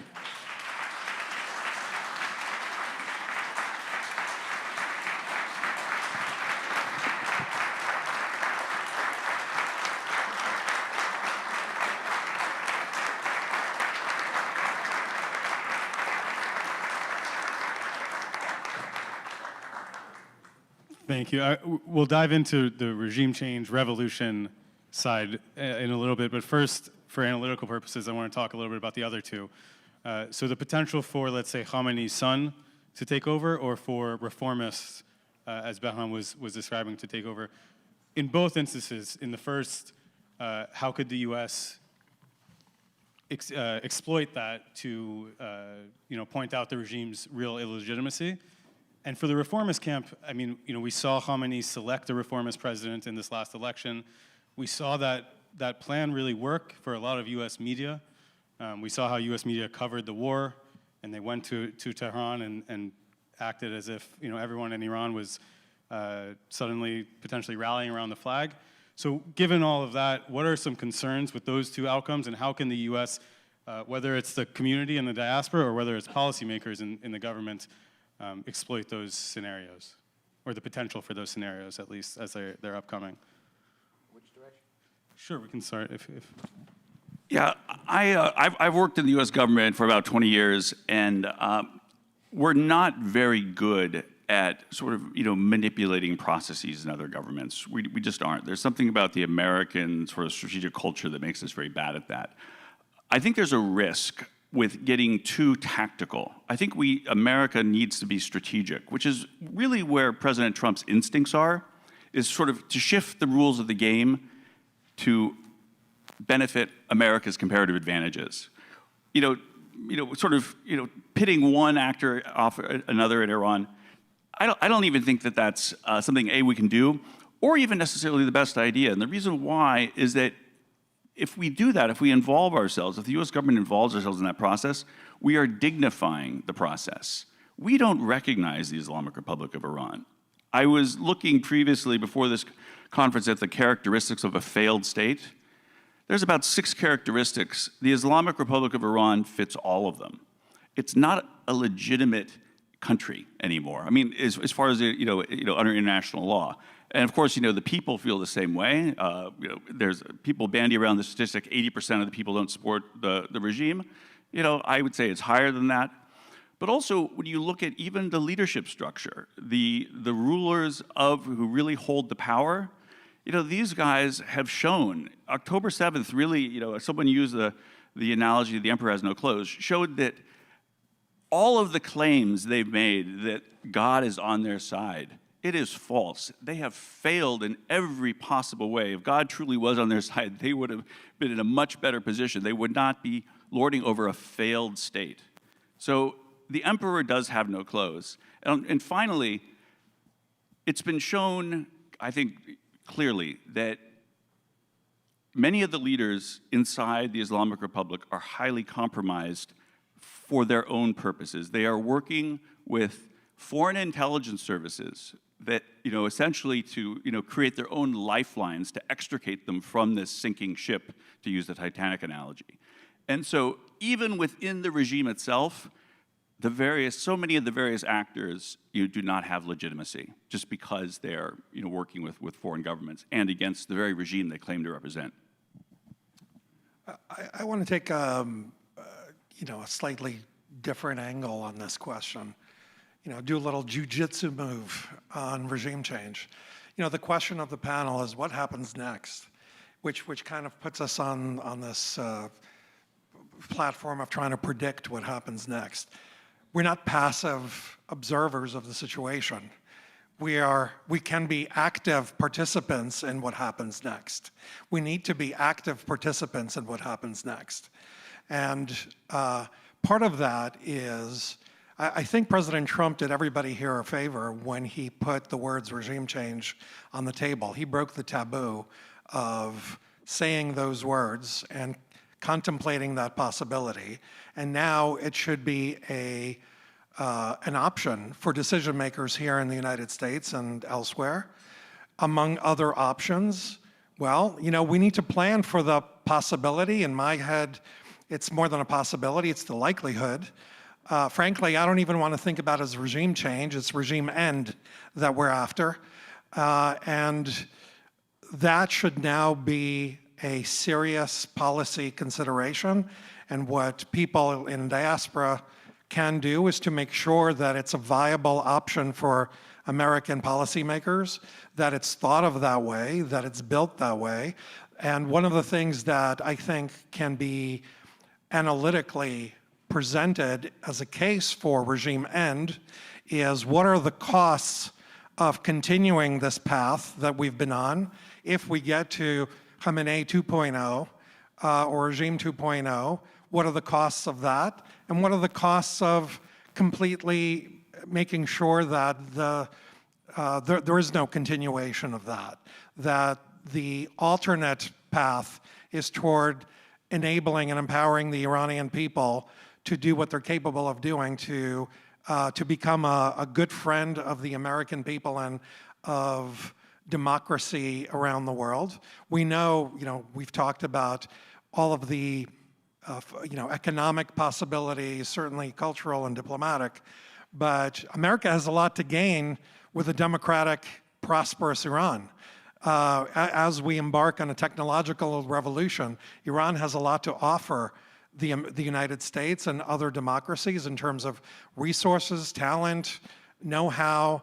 A country of 90 million, I don't know if all of them are engineers, but a lot of them are engineers, has a lot to offer the world in terms of building the kind of future that is compatible with all of our values. So I think, practically speaking, we can play a part in presenting an option to the US government and governments around the world as to the alternative, as to the post-regime alternative. Practically speaking, what that looks like, how much that's going to cost versus the cost of enabling the same set of threats that come from the regime as it is right now. How much does it cost to have to spend time and resources and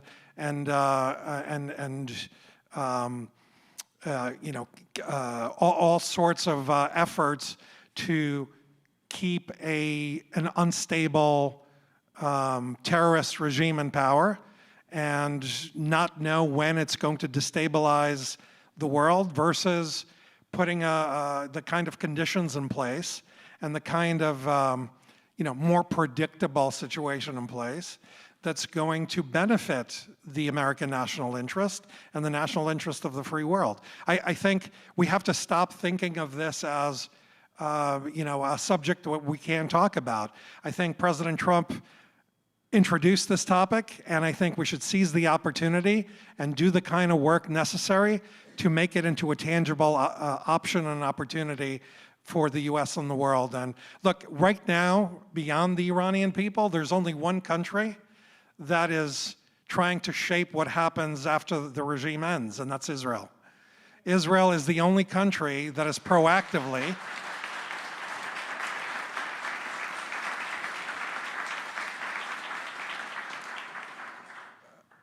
Israel is the only country that is today unapologetically trying to shape the future, not only in their own self-interest, not only in the interest of the Iranian people, but in the interest of the free world.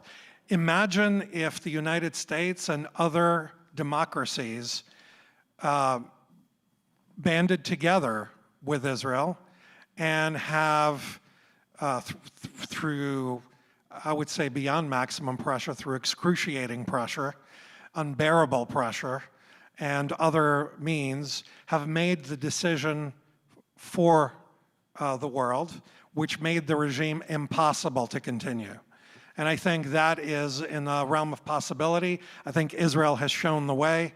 And whether there's a political will to act on this is up to governments and decision makers around the world. But we know now that it's possible. We know now the emperor has no clothes. We know now that it's up to us to decide the future, whether it's going to be the future of uncertainty and destabilization and constant IAEA negotiations and JCPOA 34.0, or we're going to redesign the future, which we know now we are in much stronger position to do now that the regime has no leverage whatsoever to continue surviving. So if it does survive, it's only going to be because all of us threw it another undeserved lifeline, which is going to prop it up in power, but it certainly doesn't deserve it.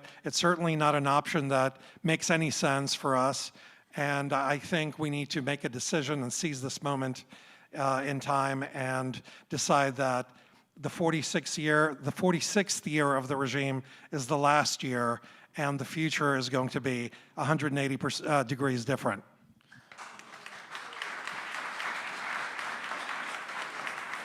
Thank you, Len.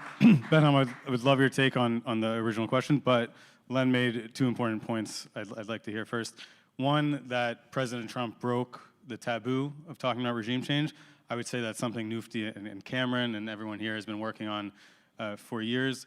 Do you agree that that taboo has been broken, first of all? And then second of all, on the comment about the cost of change versus the cost of stasis, how can the US government evaluate that and come to a real conclusion? I know our thoughts, but how can they do that? Sure. So just first to the heart of the original question, when the Islamic Republic is offering you being in this audience and also Western policymakers, the evolution option, what it is banking on is you not being able to make both the financial consideration as well as the strategic and political consideration that Len charged you with here today. It's assuming that you will not draw up the ledger needed, and instead it is offering you what we call a path of least resistance. It is offering you an alternative, which is to continue some variant of the 4+ decade ups and downs of US, European, Western containment policy. The West has basically had different iterations of one policy: containment, rollback, isolation, hoping to force change but not willing to spend time and money and assets in a measurable, meaningful way, sometimes because we have to be honest, policymakers don't see a light at the end of the tunnel. Policymakers don't see a winning strategy, and they don't see one that they can achieve on their own limited time in office. This is the real world we're talking about here. These are how decisions are actually made. And we actually have to impact this calculus. And doing a real balance sheet saying, I don't think it's cheaper for a tin pot dictator to be able to credibly threaten the life of a sitting US president. I don't think that makes it cheaper for anybody. I don't think it makes it cheaper where every single US president after George W. Bush has come into office saying we'll do less in the Middle East, and then ends up being forced to spend more time, more capital, more resources, both in blood and in treasure, to actually have to do more to counter and contain the Islamic Republic of Iran. So whether you're counting carrier strike groups or missile defense assets in the region, these are all things that need to go very much into that calculation that Len was just mentioning. And on regime change or different iterations of this word, I hate to be the bearer of bad news, I still think it's treated in this town like beyond a political third rail. The president said something online, and I think it was true for that moment in time. The charge is up to you to make it sticky, to not make it something that slips away and was ignored on social media. The charge is actually up to you to make sure folks in Congress actually can get out ahead of this issue, can actually build a constituency on this issue, can actually fundraise on this issue, can actually win with this issue. This is the democratic process. This is the test case to see if you can take legitimate action, legally, politically available to you in really the world's most robust democracy today. Can I just add one thing? So I think it was brilliant for President Trump to use the term regime change. The image of Saddam Hussein looking like a disheveled madman coming out of a spider hole, or when I was at the Pentagon, I saw a photograph that I don't think was ever made public of Osama bin Laden's head that had been shot off. The top of it was removed, and the SEAL team was instructed to eliminate him that way so that his facial features were not damaged, so he can be identified very clearly. I think it was a great move to use the term. I do believe, however, that regime change, it does have a very dirty word. People think about what happened in Iraq and Afghanistan, boots on the ground. None of us should hang our hopes on that. I also think that we need to be very sober about what to expect from the US government. I believe, from experience, that the real strategic planning effort must be done with us. It's not being done in the US government. It's so complicated, it's difficult. Earlier this year, the only Office of Net Assessment in the whole Pentagon was dissolved, in the US government. It was dissolved in the Pentagon. That long-range strategic planning, complicated scenarios, looking at the messiness of regime transitions, building new countries, this is not being done in the US government. It must be done with you. I love the image, and I haven't seen that image. I don't think it's public. No, but in my mind, it's public. The lobotomized bin Laden, I think I'm going to think about that one. And I'm going to think about, Tucker Carlson sending condolences to his family and that picture in my mind. I think the bigger issue here is I think you have to recognize that there is no appetite in the United States today, after 20 years of being bogged down in Iraq and Afghanistan, to do anything comparable. And, Adam is correct. That is the reality, and that's not going to change. But the opportunity is, and I've experienced this firsthand in my conversations with a lot of people in Congress and policymaking circles, I don't think enough people understand the difference between Iran and Iraq. I don't think enough people understand the nuances and the calculations at play.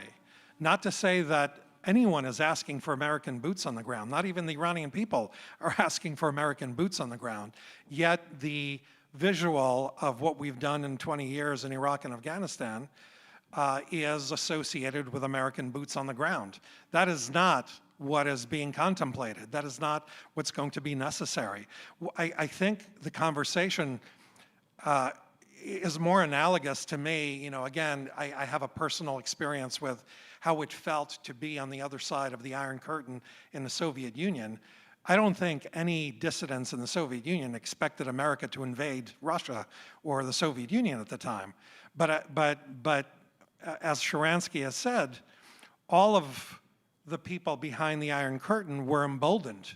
Their backbone was stiffened when they heard words of support and actual assistance in different ways, both from government and well-meaning private citizens, to sympathize with their cause, to stand with them, to make it clear that the evil empire is evil.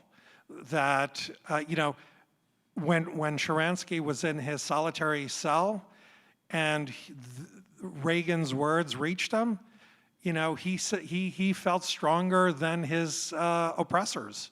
And that the more that we can, and this is the least we can do, the least each of us can do and the least any democratic government can do is offer that to the Iranian people, the Venezuelan people, and any other people struggling to be free. They're no less deserving of freedom than we are here in America. But there's more that we could do, whether it's the things that we've been trying to do in terms of supplying communications channels, Starlink, and all sorts of assistance. All of those things should be on the table and more. But I think it's important to stay the course. Maximum pressure, excruciating pressure is a policy that's valid. We saw what could be accomplished with just the United States putting pressure on the regime in Iran. Just the United States brought Iran to within, a few months of collapse in my mind. I think if President Trump won in 2020, I think that it was months away from collapsing. I think they were down to like $4 billion in foreign cash reserves, and which was less than Afghanistan, to put it in perspective. So there's a lot that the United States can do, and together, if all democracies band together and stay the course and call evil evil, and stops throwing the regime a lifeline, I think it will make it easier for the Iranian people to put the finishing touches on the regime, and then the world changes that day, and everything that we've been talking about and dreaming about is going to happen, and it doesn't have to require American or any other boots on the ground. The Iranian people are ready. All they need is emotional, financial, and communications support to do what they know how to do themselves. Thanks. I think redefining regime change, as you mentioned, is a key goal for everyone in this room, and especially the diaspora, explaining that Iran is not, my colleague Timans and I had an op-ed a couple weeks ago, Iran is not Iraq. So I think explaining that repeatedly is very important. To end this, hopefully on a happier note or a more positive note, or maybe a charge to the community or anyone else, do you think the death of Khamenei, if the regime hasn't collapsed yet, will be the best chance for the regime change that we're talking about? And whether yes or no, do you think it would be the last chance for the type of regime change that we're talking about? Bethnam, please. Just on the charge to the community point, I think this point may have been lost in the weeds, but when I say that you can help folks build a constituency around this, when I explain the democratic process and how to build winning coalitions and to really win on this issue, it is to be honest about some of the similarities that do exist in the minds of American policymakers today between Iran and Iraq. But then it is to talk about the unique history of Iran versus Iraq, and for the policymaker, your job is to elaborate and say, here is the difference between foreign imposed regime change versus foreign supported regime change. That's the universe of difference. Foreign imposed versus foreign supported. I've said this before, so I'll say it again. We are right by the White House. There is a park right by the White House with 5 statues. 4 of them are foreigners. And those 4 that are foreigners helped with the founding of this country. So this isn't about making you less of a nationalist or about foreign interference, okay? This is about taking your country back and, dare I say, making Iran great again. That is the charge to the community. Now, you asked an analytical question about Khamenei, and I'm someone who tends to lean a little bit more on the risk-averse side, and this is what I fear, that if these steps are not taken now in the time that Khamenei is still the Middle East's longest-serving autocrat, the Islamic Republic will be more able to present you with the Evolution 2.0 framework. It'll be easier because, you know what? DC is not having a conversation about regime change, but you know who is talking about regime change? The Islamic Revolutionary Guard Corps. You know who is talking about regime change? In so many ways, Rouhani. In so many ways, Tajzadeh. In so many ways, these people and institutions that we don't like and that we don't think would be the best advocate of the Iranian national interest, that we don't think would be a good bridge builder with the Arabs in the region or with Israel or with America or with Western Europe or with anybody else. So therefore, it is up to us to act earlier.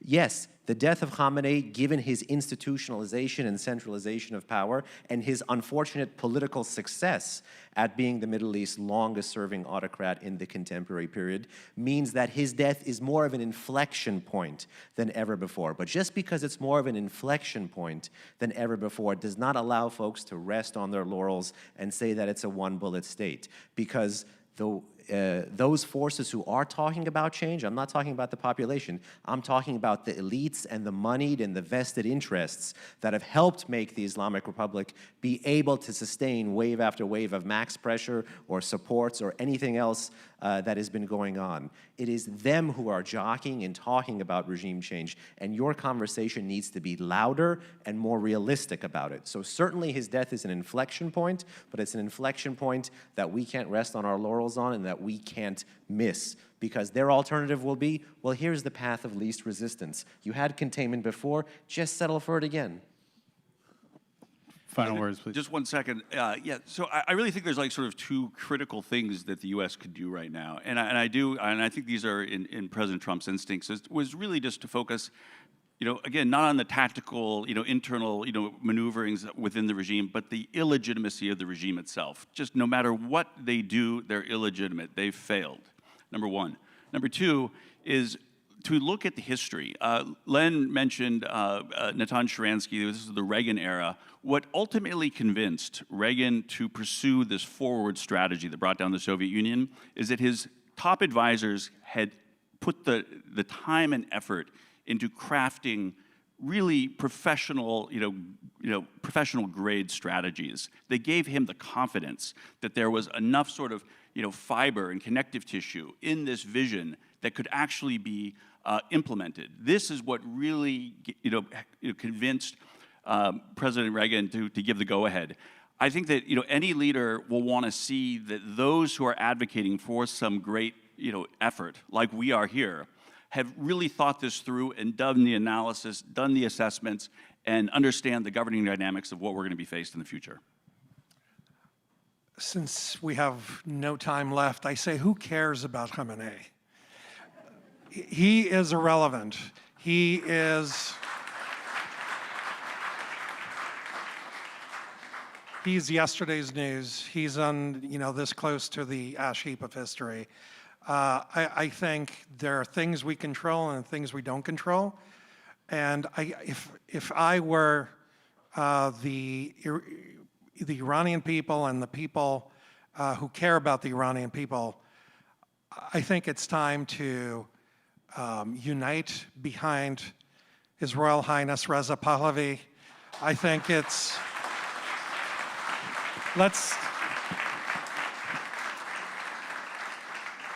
the choice is clear. There's darkness and there's light. There's terrorism and then there's peace. There's goodwill and then there's hatred and destruction. So I say to anyone within, within the earshot is that let's stop thinking about what the bad guys are doing and focus on what we can do to enact the kind of change that we want. And the opportunity to line up behind a leader who represents the kind of values and the kind of future that the Iranian people deserve is right in front of us. The Iranian people know this.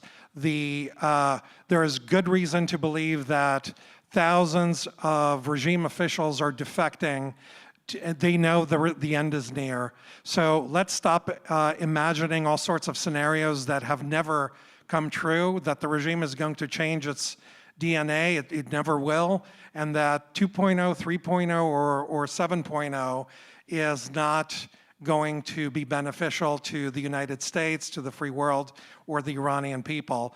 And let's stop waiting for the forces of nature and forces of history to do the work for us and help the Iranian people to get behind a leader who's capable of bringing this change, and let's get it done, before, so that Khamenei himself can see that change during his miserable life. Thank you.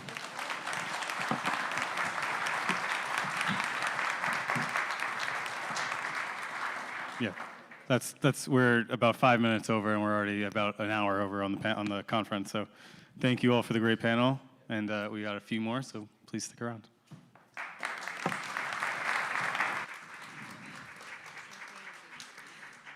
Thank you to our panelists.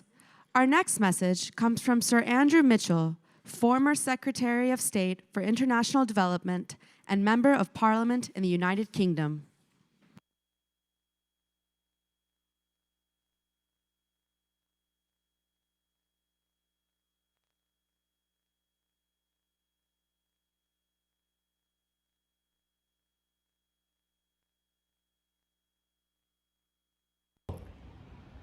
Hello, I am sending greetings from the home of democracy, the British Parliament in Westminster.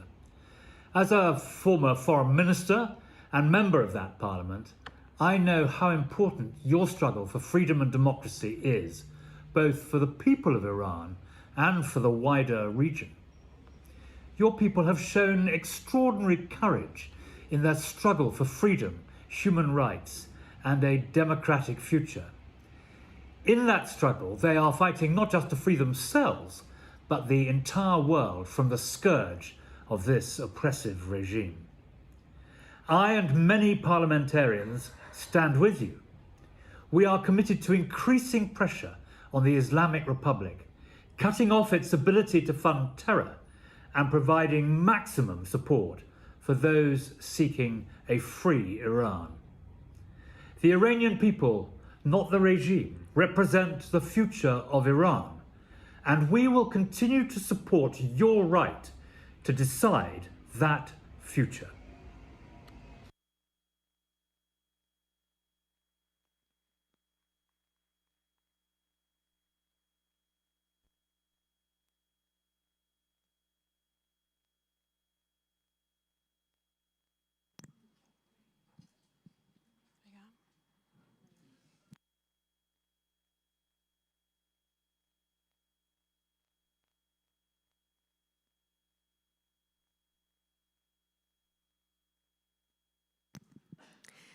Ladies and gentlemen, please join us in welcoming Ahmad Bahtebi, a former Iranian political prisoner.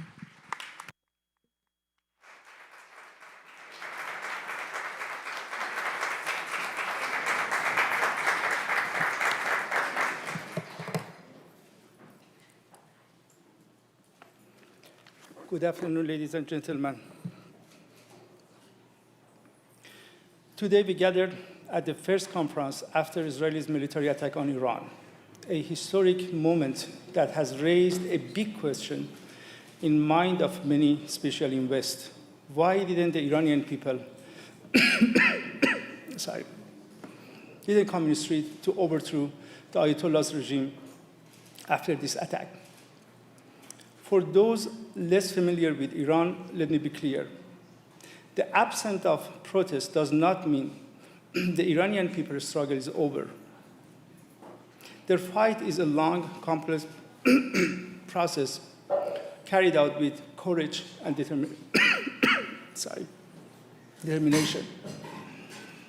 In sociology, there is a concept called survival first. During war, people focus on their life. Thank you. Accept my apology. I have asthma, and I knew that I have this issue here. Thank you. Appreciate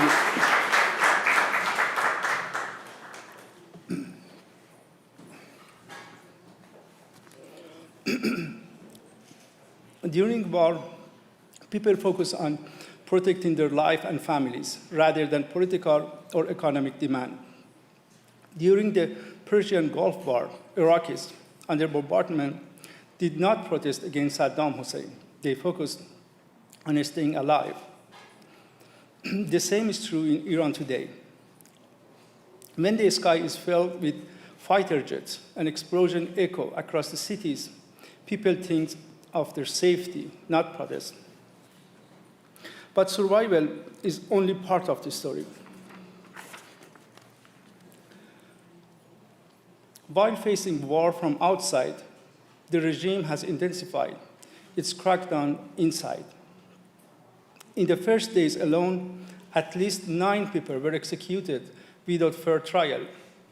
Over 1,000 were arrested and accused of spying, many simply for filming bombed buildings and sharing them online. The parliament of the regime even passed lawmaking it easier to accuse citizens of espionage, an offense punishable by death. Beyond traditional methods like arrest, torture, and censorship, the regime now labeled opposition as a traitor to silence them through shame.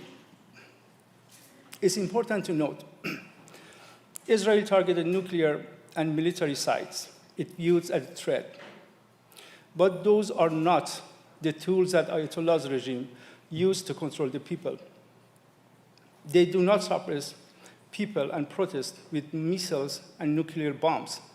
They use small arms, rifles, and pistols stored in city gardens and IRGC centers. These weapons were not destroyed, so the regime still has all these tools to control and repress the people.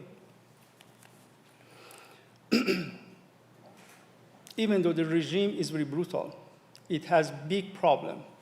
The biggest one is that people no longer trust it.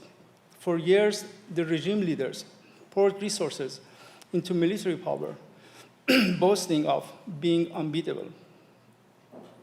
Yet Israeli strict revealed Iran's sky and land to be defenseless against a country the size of one of Iran's smallest provinces. This humiliation exposed the regime weakness to Iranian people and its proxy forces. The loss of legitimacy cannot be repaired by money or propaganda. Imagine a regime that for 4 decades threatened to destroy Israel had not even built a single public shelter, nor installed sirens, warned its citizens of incoming attack. This failure has eroded trust even among regime supporters. Today, voices within the system openly criticize the IRGC failures. Around 2 weeks ago, actually 3 weeks ago, I think it's so important we talk about that. Saeed Qassemi-Nejad talked about that. Around 3 weeks ago, for first time, Supreme Leader of Iranian demonic regime talked about an alternative for Islamic Republic. And for first time, he mentioned our King Reza Pahlavi.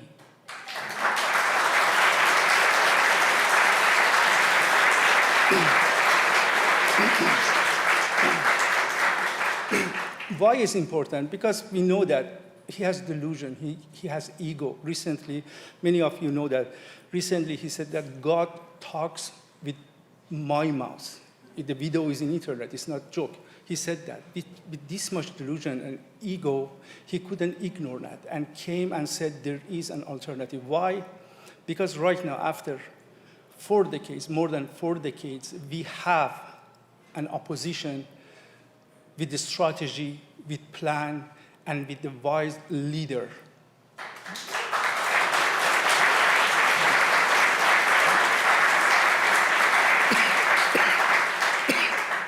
And all of these, because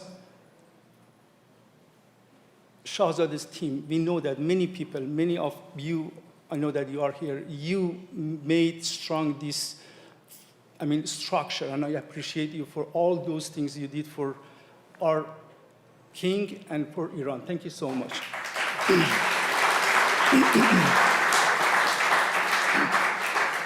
The Soviet Union collapsed just 2 years after its Afghanistan war, brought down by inefficiency, corruption, and past war crisis. In Iran, the same process has begun. Protests are paused by survival need, but repression, psychological collapse, lose of legitimacy, economic struggles, and global pressure are accelerating the regime decline. Crucially, the Iranian people have never given up. They know that no foreign military, no matter how much powerful, can replace the will and organization of a nation. Attack weakened the regime, sanction added pressure, but real change comes from the people. After decades of execution and suppression, Iranians have adopted a new method of resistance, boycotting election, ignoring regime symbols,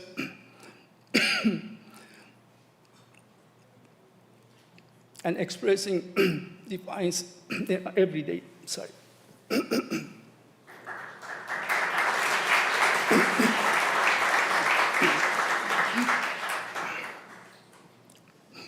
It's quick but powerful resistance. It's part of the process that will step by step lead to change. The Ayatollah's regime has been weakened in terms of international threat, but it still remains strong in its ability to repress the people inside the country. History reminds us, in oppressive regimes like Nazis in Germany or Soviet blocs, mass protests only erupted when people felt safety from repression.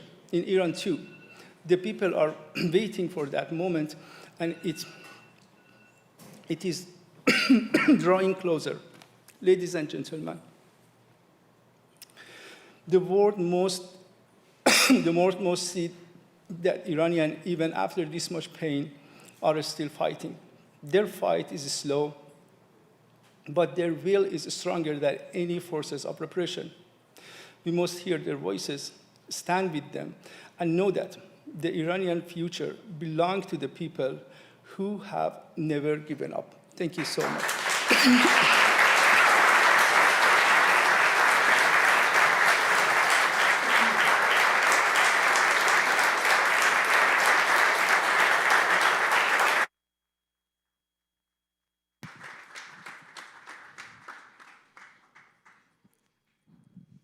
Now, a message from NUFDI Senior Policy Analyst Andrew Khalili for a challenge to the Iranian American community.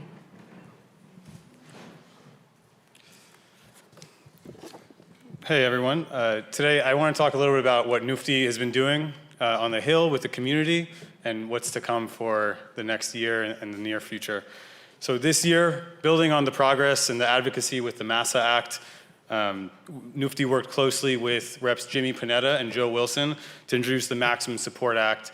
This was a comprehensive bill that included many of the core provisions of the NUFDI, FDD, Crown Prince Maximum Support Strategic Policy Initiative, including defections, internet access, et cetera. While this Maximum Support Act did not yet advance to the floor or to the markup vote, it has planted a flag in Congress: maximum pressure on the oppressors, maximum support for the people. Now, working with FDD and FDD Action, because of the Max Support Act being stalled in the House a little bit, we took another step forward. We introduced 3 core provisions of the Maximum Support Act as NDAA amendments. 2 of those 3 provisions we learned today were included in the NDAA, so big progress there. Congratulations to everyone who advocated for that. This means our ideas are not just proposals anymore, they are being written into the very laws that govern the most powerful legislature in the world. And none of this happens without the diaspora, many of you here in this room. Iranian American activists are continuing to press your representatives and senators for enforcement of the MASA Act, the SHIP Act, many of the sanctions bills that were passed over the past couple of years. That pressure is ongoing, and it's the engine that's going to keep us moving. The diaspora matters because the regime's survival depends not only on repression at home, but also on disunity here and abroad. They want us divided, distracted, disengaged, and they achieved that for some time. But when we unite, as we saw with the MASA Act, we can move this legislature. Our voice is stronger than the regime's lobbyists. It's stronger than its disinformation campaigns. It's stronger than its intimidation when we are united together around these policies. Looking forward, the next Congress is going to be decisive, for us especially. We need to push for the Maximum Support Act, the next iteration of the Maximum Support Act, to advance out of committee, to get floor votes and ultimately become law. That's going to require every diaspora activist here with us and not to double down. Every interview, every op-ed, every email matters. At the same time, we need to win the enforcement fight. What I was just mentioning about the MASA and SHIP Act, surprisingly, the Trump administration has yet to enforce either of these bills. These are laws which exist at least partially, if not largely, because of our movement, and they will mean less if we don't continue fighting for their enforcement. We also face a messaging battle. As I mentioned, the regime wants Americans to believe there is no alternative, that the Iranian people are too weak and too divided both inside and outside of the country. Our job is to tell the truth. Iranians are courageous, they are organized, they have the capacity to organize, and they're hungry for freedom. And finally, unity, as I mentioned, must be the key to this strategy. We can't afford continued fragmentation. Crown Prince Reza Pahlavi's 3 principles, Iran's territorial integrity, separation of church and state, and fundamental human rights, including the right to vote, are ones we can all unite over. This year proved that when the diaspora acts, Congress will respond, but we can't stop here. The question before us is whether we'll press forward until maximum support is not just a campaign, but the settled policy of the United States. The Iranian people are risking everything on the streets of Tehran, Isfahan, Shiraz, and all across the country. The least we can do here in Washington, in Los Angeles, in London, or Berlin is risk our comfort, our time, and our energy. Thank you.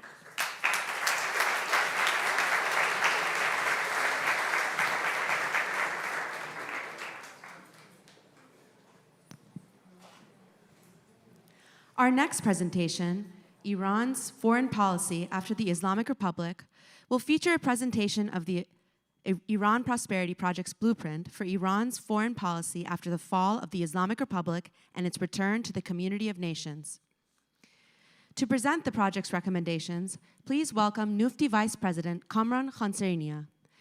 Kamran studied government and international relations at Harvard.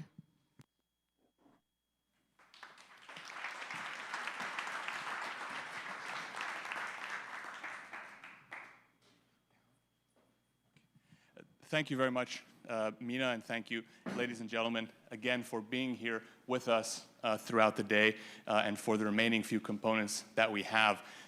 As those of you who have come to previous Iran conferences have probably noticed, this year's differs slightly in the fact that as opposed to only having panel discussions, think tank style panel discussions, we have throughout the day presentations from the Iran Prosperity Project, or IPP, which is an initiative that, at the behest and with the support of the Crown Prince, NUFDI is honored to have started last year. Many of you have probably read about some of the work that IPP has done, but for those of you who are not familiar with it, the purpose of the Iran Prosperity Project is to answer resoundingly the question that there is no plan after the fall of the Islamic Republic. It is to answer the question resoundingly that if the Islamic Republic goes, there will be chaos, there will be mismanagement, there will be instability. And our objective, having put together under the leadership of a team of highly capable and talented experts, is to answer those questions and to show the international community, to show the people of Iran that there are answers to the questions that will arise immediately after the fall of the Islamic Republic. And 3 of those have been presented today, and tomorrow's conference will be dedicated to this topic entirely, but in Persian. The one that I will briefly present to you today is on international relations and Iran's future diplomacy after the fall of the Islamic Republic. I should say that I was not the author of this section. My friend and former colleague here at NUFDI, Navid Mohebi, was under the guidance of several other esteemed advisors, and we continue to grow that list of advisors. And as Saeed mentioned earlier, these next 2 days mark the final few days of the 45-day open comment period that IPP and NUFDI announced, such that after the emergency booklet came out in its first phase, that the public, other experts, as thousands of them have the opportunity to comment on the IPP emergency phase booklet, to improve it, to give feedback, and we are very pleased that at this point over 6,000 people from inside Iran, outside the country, have joined us in this effort, have joined IPP by trying to prepare for the day after. So for just a bit of context for all of you. So in terms of Iran's foreign policy, where are we today? This will come as no surprise to any of you who follow Iran, or even to any of you who just listened to this morning's panels. Iran's foreign policy for the past 46 years under this regime has been really signified by a series of crises. The first of which is the burden that ideology places on Iran's foreign policy. Iran's foreign policy for the past 46 years has not been the foreign policy of a normal country. It hasn't been guided by Iran's national interests or what's in the benefit of the Iranian nation state or Iranian citizens. It's been guided by what is in the personal interests of Ruhollah Khomeini and now Ali Khamenei and those series of mafia leaders around them who benefit from what they call the table of the revolution. Indeed, many of you will know that it's in the Islamic Republic's constitution. It is forced, really, to export the revolution. So it does not see itself as just being the leader of Iran or the government of Iran, but rather the government of the entire Islamic Ummats, or the Islamic nation. And so that's why it's been seen, and we've discussed this morning, to take over countries around the region, from Lebanon to Yemen to Iraq to Syria, so many more. So the first is the ideological burden placed on Iran's foreign policy by this regime. The second is, of course, as a result of that and many other factors, the isolation Iran is under. Iran, prior to the revolution, was really at a crossroads of the Middle East. Iranians traveled visa-free to hundreds of countries around the world. Iran was a hub of not only regional but global commerce and diplomacy. That has changed in the past 46 years. And of course, as we discussed on my panel with Carrie and Mark, the asymmetric dependence that this regime and its weakness have forced Iran to have on Russia and China. This is signified by things that many of you will know, this infamous 25-year deal that the Islamic Republic signed with China, signing off Iran's sovereign rights to the Chinese Communist Party, to Putin's Russia, and more. Fourth, probably most famous here in Washington, are the nuclear tensions, but the threat that the Middle East, the United States, and the world live under the threat of an Islamic Republic atomic bomb. And fifth, of course, is its proxy networks that we discussed throughout the day. So what in IPP do we seek to bring about? What do we recommend for the interim government and the future government of Iran after the fall of the Islamic Republic for its foreign policy? It's guided by 4 goals, the first of which is reintegration into the international community, the normalization of relations with our neighbors in the Middle East, and to bring about a balanced set of relationships with global powers. Iran should not be beholden to China or to Russia or to any state for that matter. As it once had, Iran should have a foreign policy that balances regional neighbors, but also global powers, and can develop mutually respectful and mutually beneficial relations with all of them. Of course, returning more naturally to alliances with the West that it once had.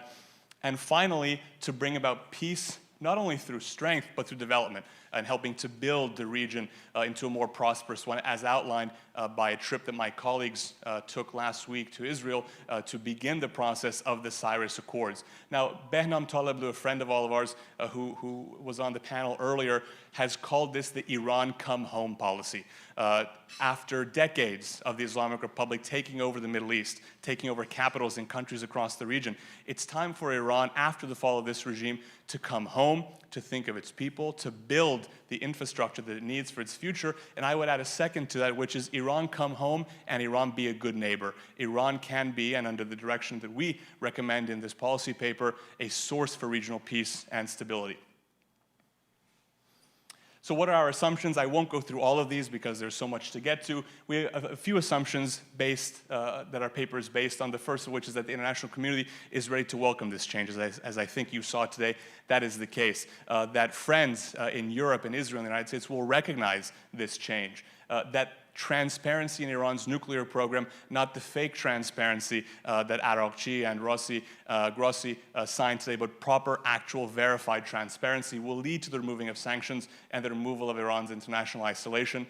Normalization after decades with Israel so that our region and neighborhood can finally live in peace. And that, as Kerry highlighted earlier, Russia and China will not intervene to save the Islamic Republic, but that they will allow this change to happen. Of course, that doesn't come without risks. I won't go into each of them, but you can read them here, and of course, you can read the entire paper.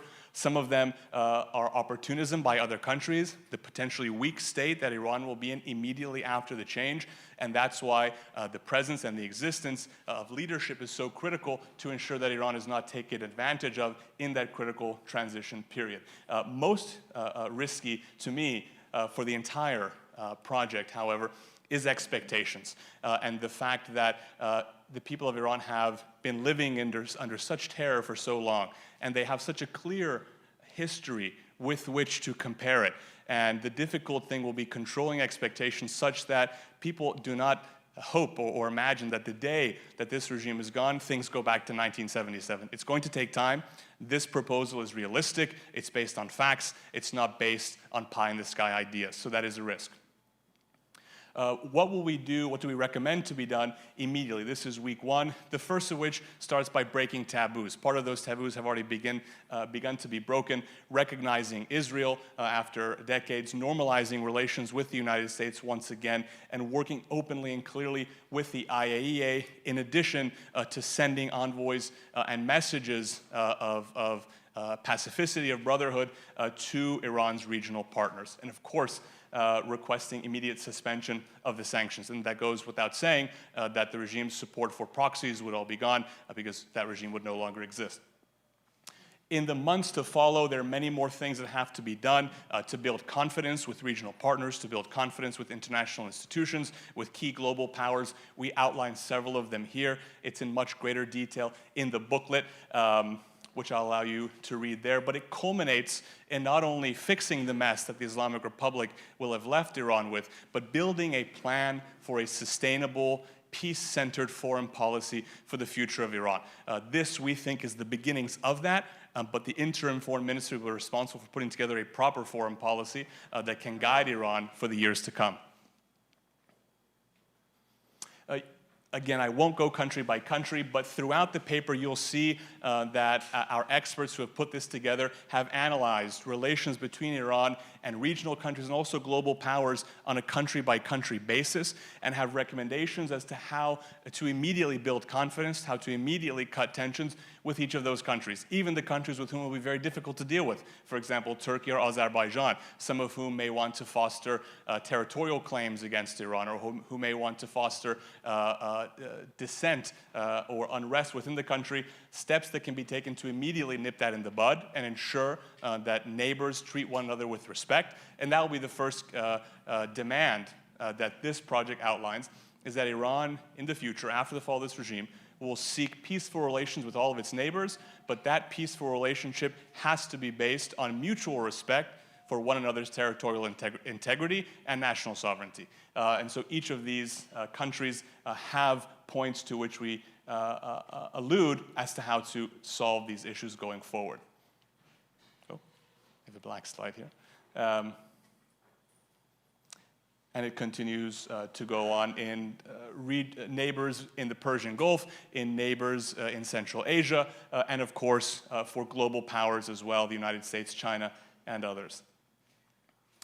What do we expect to happen? We expect, if these steps that we outline are followed, for sanctions to be relieved, for the international community to recognize the interim government after the fall of this regime.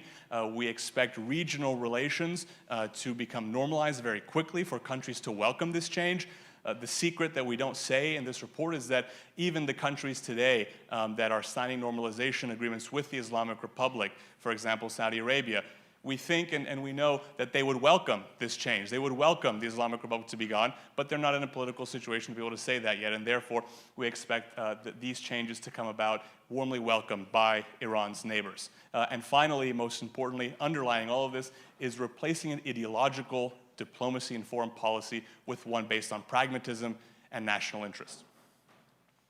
But of course, we can't just say that those things are going to happen and never have questions not asked. So we outlined in the report specific metrics as to how the success of this foreign policy transition can be judged, the speed and the scope or width of these recognitions, how quickly sanctions are relieved on Iran, cooperation with international institutions, including the IAEA, and of course, the reduction of regional tensions. So I tried to give that to you all very briefly and short. I encourage you to read this paper in full, whether in English or in Persian, to give us comments and feedback on it, although at this point you only have about 24 hours left because tomorrow is the final day of the comment period. But for those in Washington, the message is quite simple, and for those in London, Paris, Riyadh, wherever they may be, that the regime that will follow the Islamic Republic, provided it goes the way that we are advocating, will be one that fosters peace, that fosters cooperation, that fosters mutual relationships based on mutual respect. And so the way for regional countries, for global powers, to ensure their own security, that of their citizens, and a long-term peaceful relations both in the neighborhood and on the global scale is to support democratic, legitimate, organic change in Iran to secure the neighborhood and to secure global peace. Thank you very much.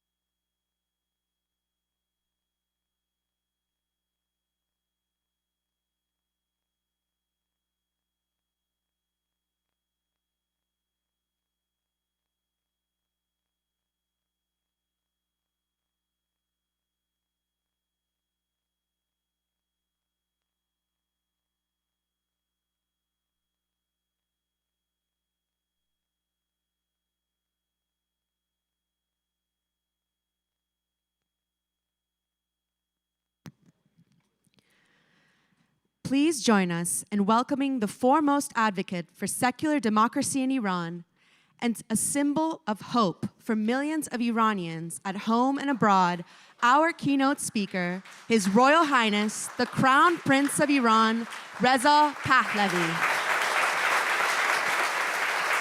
Thank you very much.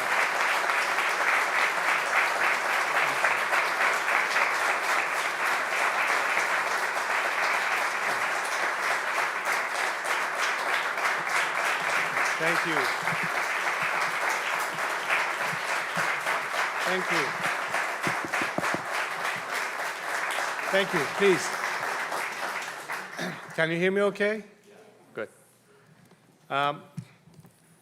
Not breaking with tradition and going over time, I plan to go a little bit over time with my timed speech. So before I start my formal speech, let me say a few words and a couple of comments based on what we heard today.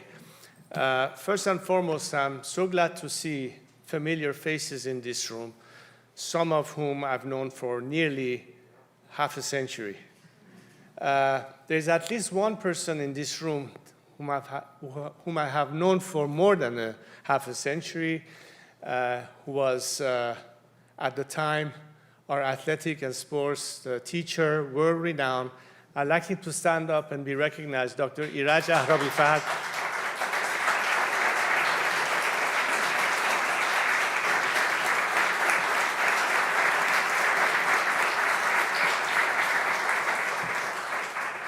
And of course, during the course of the past 4 decades, I've come to know so many other faces who are also here today. But I'd like to emphasize the importance of the new faces we see today. And boy, do we need more of you, especially the representatives of today's generation.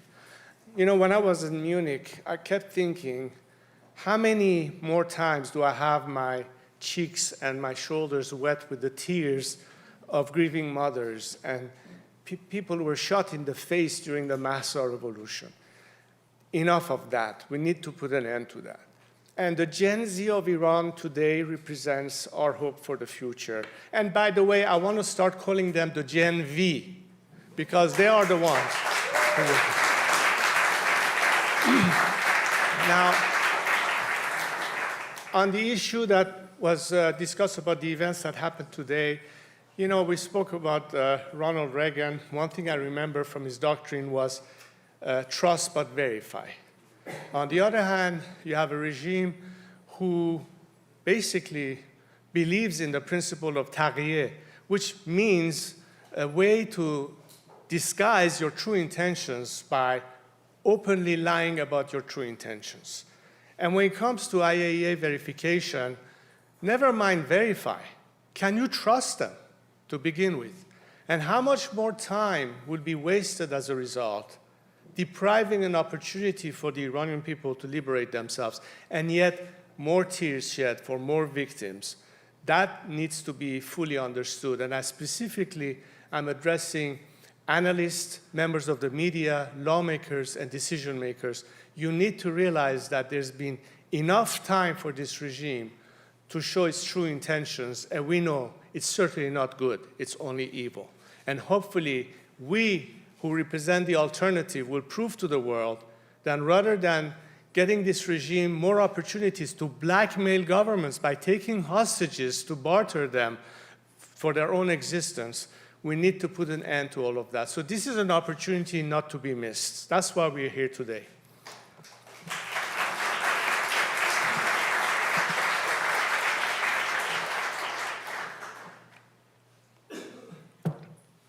Ladies and gentlemen, distinguished guests, and dear compatriots, I am pleased to once again join NUFDI at the Iran conference.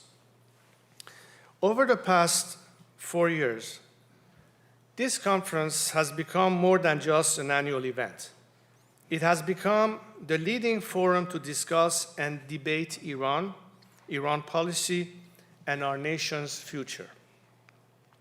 4 years ago, you set out on this path, and in the years since, you have altered the conversation in Washington to finally give our people a voice.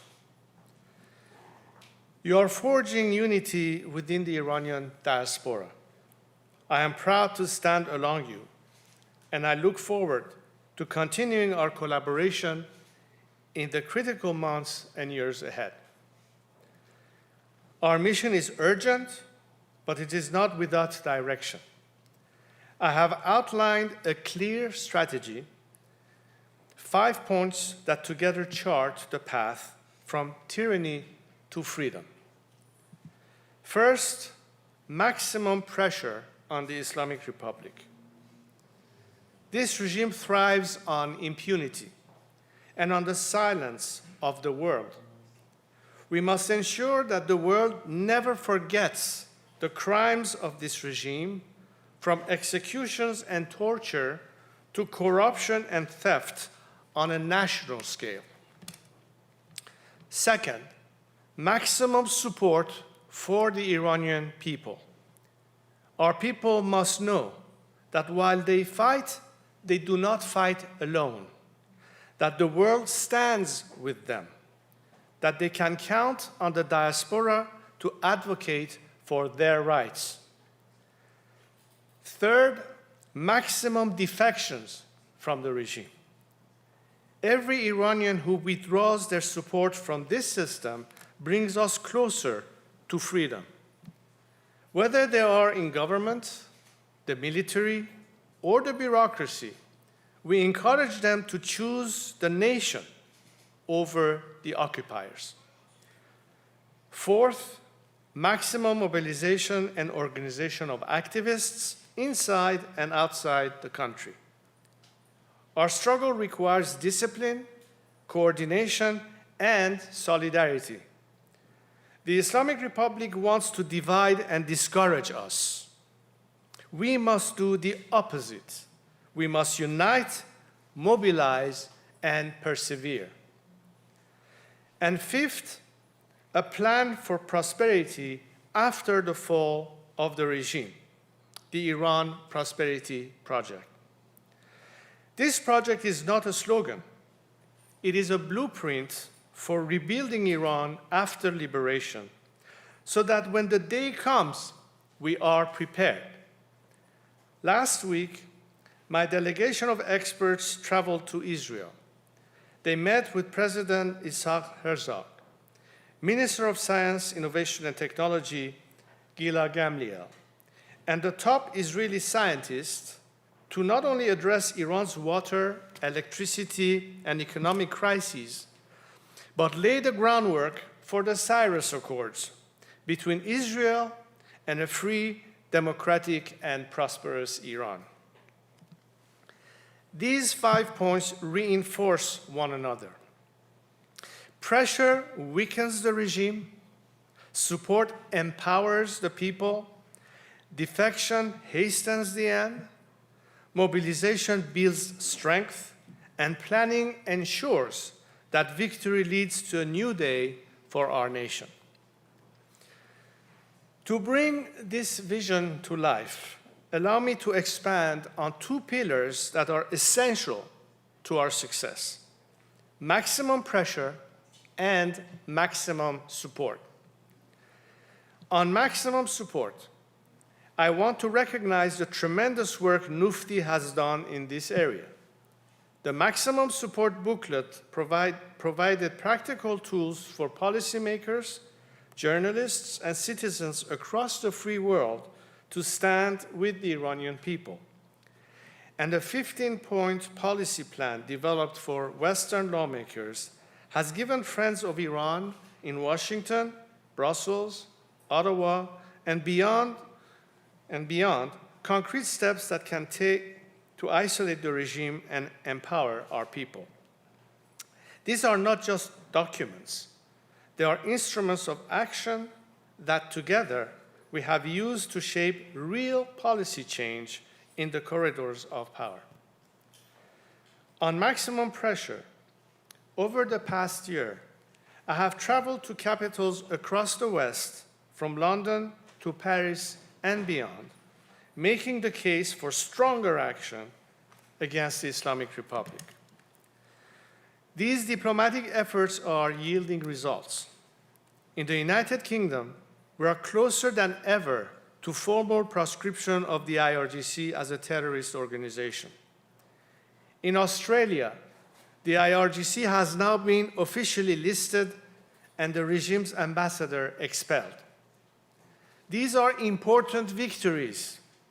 Each sanction, each expulsion, each designation tightens the noose around the regime, raises its cost of survival, and signals to our people that the world is not just listening, but acting.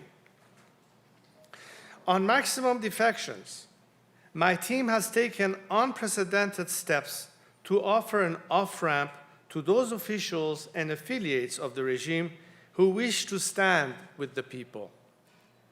Tens of thousands of Iranians across the armed forces, bureaucracy, and state apparatus have joined the defection platform we launched this summer. They have accepted the call to defy the regime and join the nation. These brave, patriotic men and women are already taking actions that are bringing us closer to victory.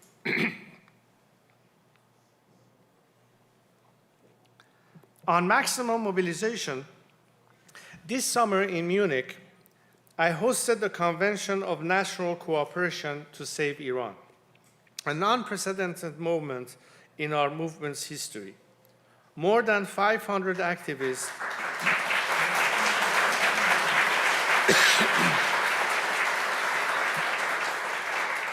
More than 500 activists and opposition groups from across Iran's diverse cultural, religious, and political spectrum convened, connected in a bold declaration of unity and purpose, a clear signal that this struggle is no longer defined by the past, but the shared future we are building.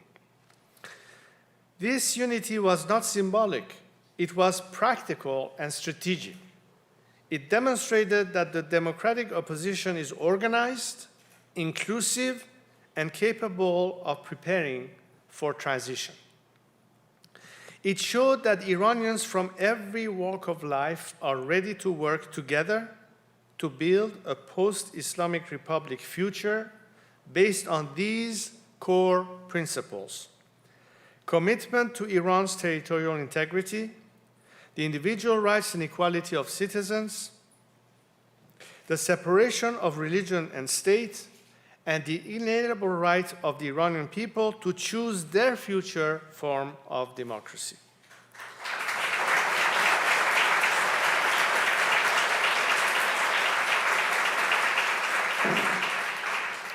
Munich was only the beginning.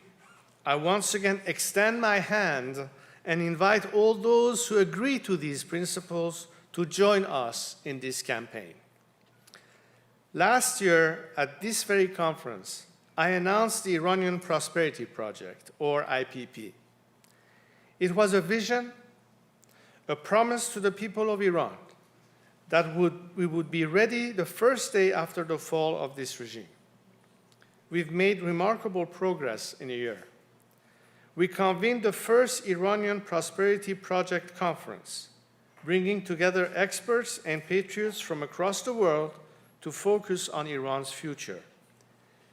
At that gathering, we released the first 6 policy papers, concrete practical proposals on how to rebuild vital institutions, stabilize the economy, and begin the process of national recovery. Then we unveiled the emergency phase booklet, a vital document that outlines what must be done in the critical first months after the regime collapses. From ensuring basic services, to stabilize the currency, to restoring law and order, this emergency plan will help prevent chaos and ensure a smooth transition. And perhaps most importantly, we launched a public comment period. For the first time in modern Iranian history, a project of this scale and importance has been opened to every Iranian for review, input, and critique.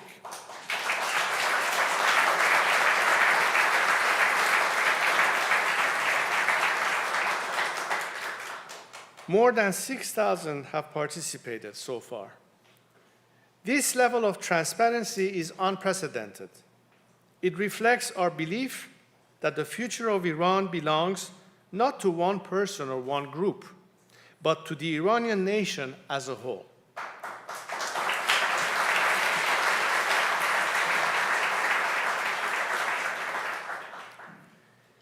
In the coming months, more work will be done. The plan will evolve through debates, feedback, and dialogue. And when the day of freedom arrives, we will already have in the hand the framework needed to restore order and launch a new era of prosperity. This is how we ensure that the sacrifices of today's brave Iranians are not wasted.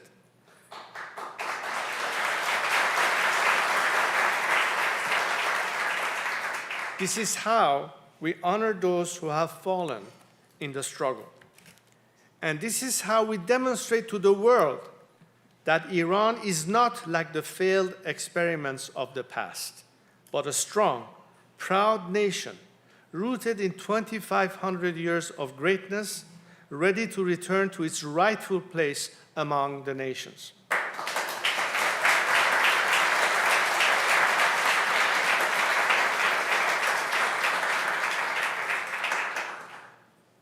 My friends, many people in Iran and around the world have been asking whether the regime has weathered the latest storm, whether despite the devastating blows it has suffered, it will be able to regroup and survive. My answer to this is no. We are past this point. The only question is when and how it will fall and what will come next. The regime is weak and divided. It is turning on itself and fragmenting, and thousands of its leaders and personnel in the security services are offering to defect. Its proxies, Hamas, Hezbollah, and the Houthis, have their backs to the wall. Assad has fallen. It is more isolated internationally than at any point in recent history. The Iranian people are bravely challenging its rule across the country, growing bolder every day. The opposition is more united and determined. Munich showed this, and we have a clear plan and organization. But I want to be clear. While the regime is weak and vulnerable, it will only finally fall if the Iranian people rise up once again. They know the future of Iran is in their hands.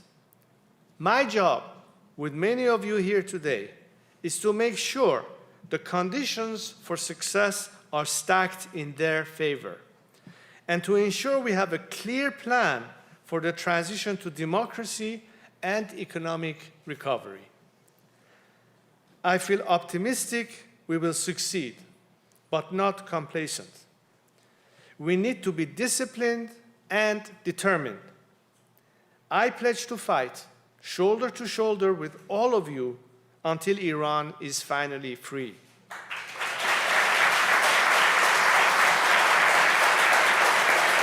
Thank you.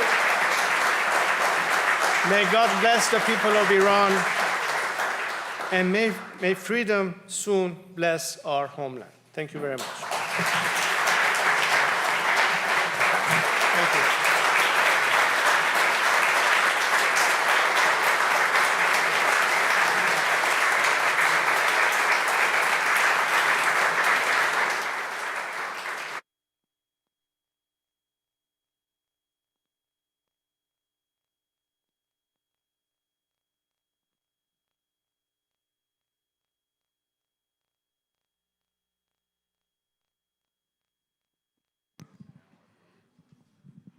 Ladies and gentlemen, we appreciate your patience as we reform the stage. Thank you very much. please remain in your seats.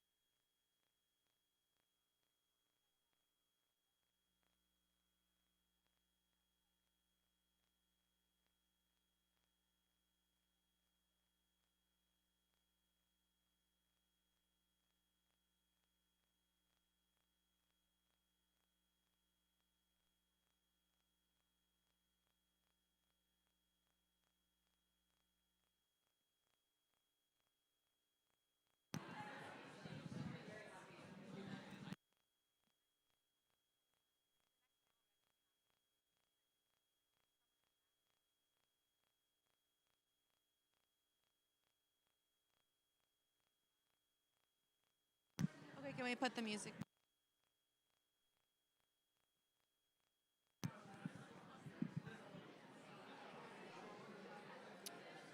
Shit.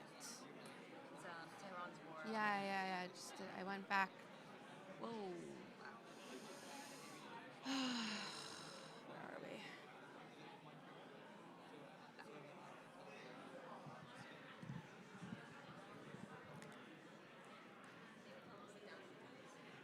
Ladies and gentlemen, kindly take your seats as our next panel is about to begin.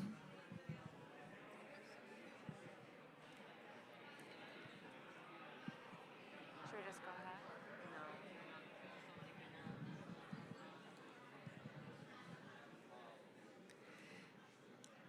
Ladies and gentlemen, kindly take your seats as the program is about to begin.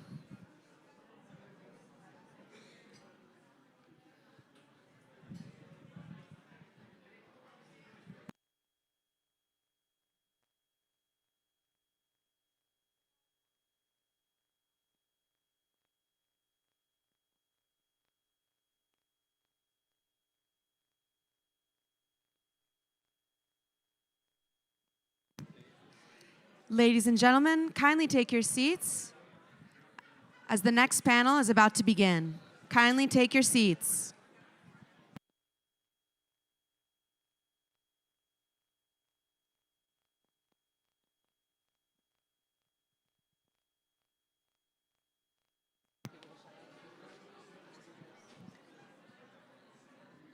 Our next panel, Tehran's War on America and the West, will examine the Islamic Republic's use of terror, propaganda, and subversion and what steps are needed to stop it. Joining us for this panel are Victoria Coates, Vice President for National Security and Foreign Policy at the Heritage Foundation, Andrew Ghariri, NUFDI Senior Policy Analyst, Marjan Kapoor, Founder and Director of Alliance for Rights of All Minorities, and Nishank Motwani, Senior Fellow at the Australian Strategic Policy Institute. The panel will be moderated by Elena Shirazi, political correspondent at the Daily Mail. Please join me in welcoming our speakers.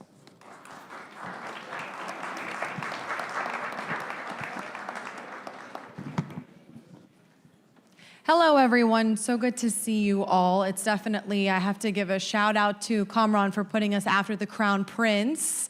Thank you for that. That's certainly going to be a tough act to beat. But our panel today is going to be, as you can see behind us, Tehran's war on America and the West. And the Iranian government, as we know, doesn't really operate like most governments. It does some of its best work in silence. It operates in the shadows through its proxies like Hamas, Hezbollah, and the Houthis. So we're going to get into that today, as well as some of the impacts that this has on U.S. soil. So this is certainly a really good way to tie everything in to end this wonderful conference. But I wanted to start with you, Victoria. Nice to see you. Thank you so much for taking part in this panel. But speaking about those attacks on U.S. soil, so since 2011, there have been several attacks, including President Trump, former secretaries of state, journalists. And so my question to you is, how should the United States adjust its security and counterterrorism to protect some of these high-level officials? If we could start with you, since I know you worked in the administration, the National Security Council, so I know you have a lot of good expertise in the matter. I have views. Is this working? Excellent.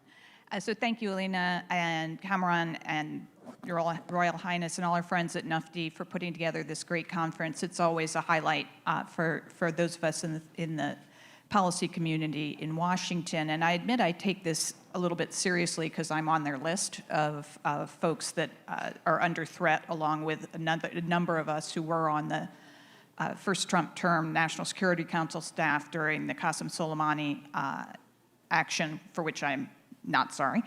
And so that's something that we've worked on very hard. The previous administration refused to listen to us about the threats and the concerns, even while we were in dialogue with the excellent career FBI folks who took care of that file and would not provide us with any assistance, even cyber protections, alarms at the house, that kind of thing, interface with local law enforcement. They just said it wasn't an issue and they wouldn't deal with it.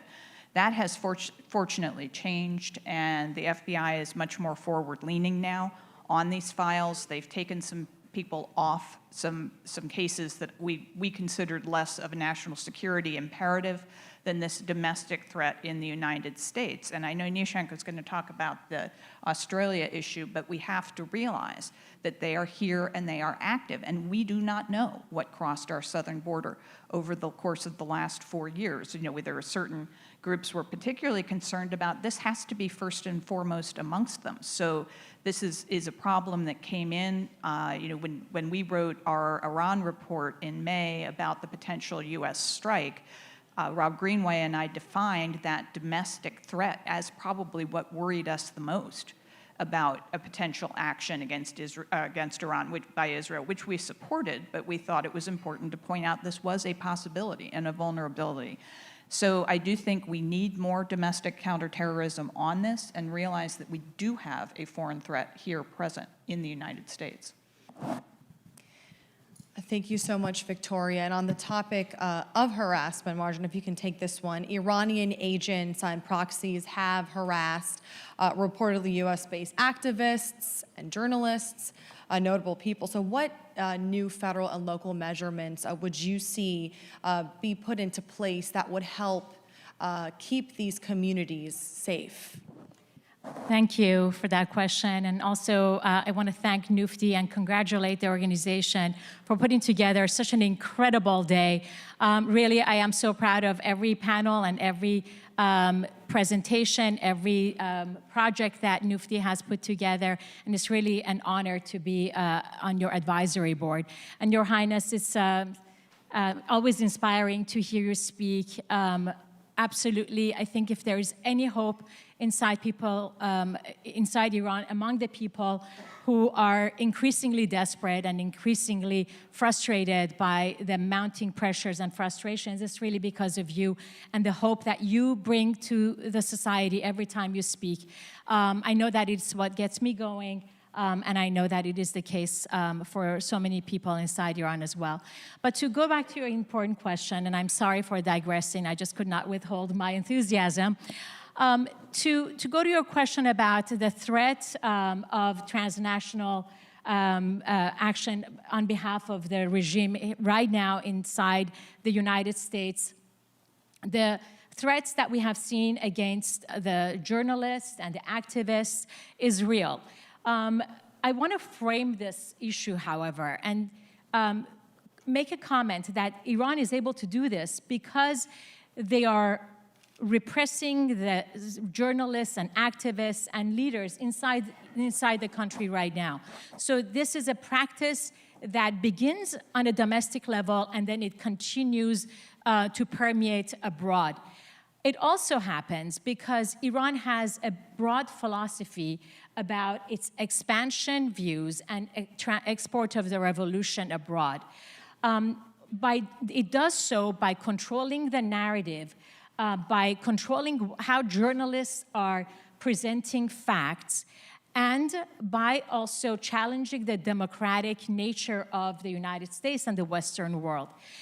By weakening those elements, they try to find a way to infiltrate and impose their narratives, impose their way of challenging the norms that we have come to cherish for over 200 years in the United States. And that's a norm of democracy, and that's a norm of civility. So right now, as we speak, at least 200 journalists and activists in the diaspora have reported that they have experienced threats to their lives perpetrated by Islamic Republic and their agents around the world. 80 reporters or citizen journalists in the country have been arrested only since the 12-day war. So we know that they have amped up the repression of the civilians, but it's even more so, and there is a significant emphasis on journalists and activists because they want to control the narrative and infuse their own views. It's really not about the facts, it's about the narrative. It's about what they want us to believe. And when they do so, using a whole variety of techniques, it's not just, it's assassinations, it's kidnappings, it's the list of the individuals, and I see that Ghazal is with us, and what they have done to your father, and what they have done to Ruhollah Zam, what they have done to try to do with Masih Ali-Nejad. So many activists and journalists. The list goes on. And for every name that we know and we recognize, I want to say here that there are people who are afraid of reporting what is happening because this is exactly how the Islamic Republic operates. They threaten you and they say, if you report this, we will punish your family in Iran, or we will take revenge on your loved ones, wherever they might be. So it is called coercion by proxy, and it's one of the other techniques they have, in addition to the cyber attacks and the threats that they present in other ways. I just want to note, the threats mentioned so far against dissidents, of course, are our top concern. The other threats we typically talk about are missiles, whether nuclear or ballistic. I think something that's not talked about as often is Iran's influence operations. Their goal isn't just to get dissidents around the world. Their goal isn't just to terrorize and scare, but they have an effort underway to essentially destroy our way of life. NUFDI did a report on the UK's influence operations, the regime's influence operations in the UK. This ranged from Islamic centers, cultural centers, education centers. They send groups of students to UK universities to learn about drones so that they can then bring that technology back to Iran to give to Russia to kill Ukrainians with. They have camps for young children in the UK, one of which was just closed, at least partially thanks to the NUFDI report. So we're now working on the same report for the US, and what we're starting to find is that there are many states within the US that individually are each their own London. They each have a whole web of influence networks from the regime. the Islamic Education Center of Maryland in Potomac, the guy who founded it was found essentially by the CIA in the 1980s to be a regime agent, and has continued to open other centers to spread this ideology. This is just in the DMV that we've started. Michigan, Texas, California, New York. It's a really big growing problem, one that is not, I don't think, properly taken seriously because of all of the other threats from the regime. And thank you so much, Andrew and Marjan. I think what you brought up too was super interesting with the media, because I remember obviously covering it and watching American media cover the Israel-Iran war, the 12-day war, and think, you know, where are they finding these people that they're talking to? And just kind of the weaponization of American media is certainly a part of this discussion, because they're using national media to get across their message, and that is, by definition, propaganda. So that is something that obviously I've seen a lot of, and just raise alarms as obviously a journalist and an Iranian American. Where'd you find these people? Like, they don't represent us. So it's very interesting. And you know, Victoria, I want to see if you could answer this one. I think a lot of people remember in this room, the IRGC was labeled as a terrorist group in 2019. So I wanted to ask you, what legal and diplomatic changes do you think would treat Iran as a terrorist entity rather than a normal state? And essentially, you know, what would that mean in practice moving forward? Well, one of my co-conspirators in that project, Len Kordakovsky, is here, of course. It was one of our finest hours because the bulk of the U.S. government did not wish to designate the IRGC. It had been brought up before.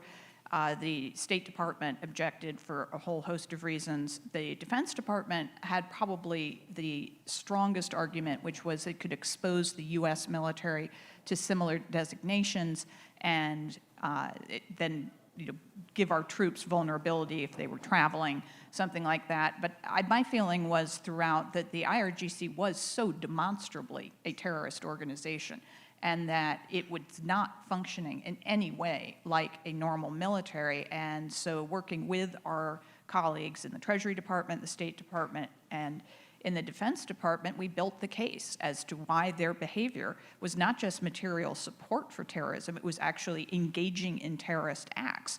And so, you know, what we've seen here in the United States, when Avril Haines, the former DNI, came out in July of 2024 and said the Iranians have been here providing material support to the pro-Hamas protests on our campuses, you know, that is the IRGC inserting itself into this kind of systemized anti-Semitism that they're using as a wedge to create divisions and disruptions in our society. And that is racial terrorism, for want of a better phrase. There are any number of other examples of their terrorist activities, and so our conclusion was it was necessary and right to designate them, and that we would do what we had to do to protect our own people in the event that these terrible things that were being predicted by DOD or DOW or whatever it is now, that they came true, we would be able to take care of our folks, and that all proved to be correct. And it's really heartening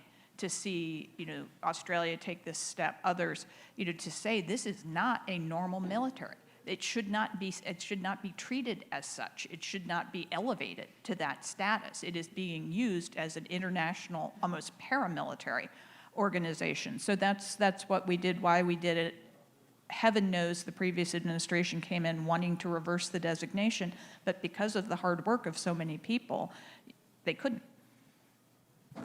Yeah, interesting. So many countries, so many leaders still doing business with the government. And so what all of that means is definitely a big question moving forward as well. So thank you, Victoria. Nishink, I wanted to ask you specifically, European and Australian authorities have acted against Iranian plots. Just one recent example of this was when Australia expelled the Islamic Republic's ambassador over anti-Semitic attacks, as we've been discussing. So my question to you is, how can democratic countries better coordinate on things like sanctions, intelligence sharing, and extradition to counter Iran's global and vast, wide-reaching networks. Thank you very much. And again, I just want to echo that it's an honor to be here, and thank you to NUFDI for putting up this wonderful conference, and it's delightful to be here. Australia, I think one of the key things to remember is that this is all very recent. So on the 26th of August, so just a few weeks ago, Australian Prime Minister Anthony Albanese gave a major press conference. Standing aside him was the Director General of the Australian Strategic Intelligence Organization, which is our domestic spy organization. We also had the Foreign Minister, Penny Wong, and we had our Home Affairs Minister, Tony Burke. And at that particular press conference, what the Prime Minister said was that two anti-Semitic attacks that took place in Australia in October and December of last year were directly linked to the IRGC, which resulted in two things.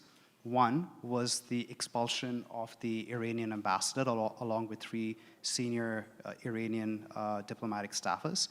Second, Australia recalled its own ambassador from Tehran and significant number of staff and suspended operations in Tehran. And the other big move was that it said it would list the IRGC as a terrorist organization. The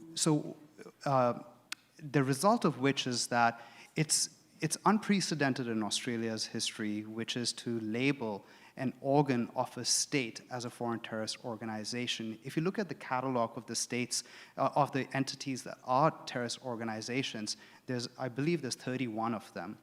And so once this one is listed, it will add to that list. But the company now that the IRGC finds itself in would be Al-Qaeda, ISIS, Hezbollah, Hamas, and many other such entities, including recently added far-right entities such as Terrorgram, which is a play on Telegram.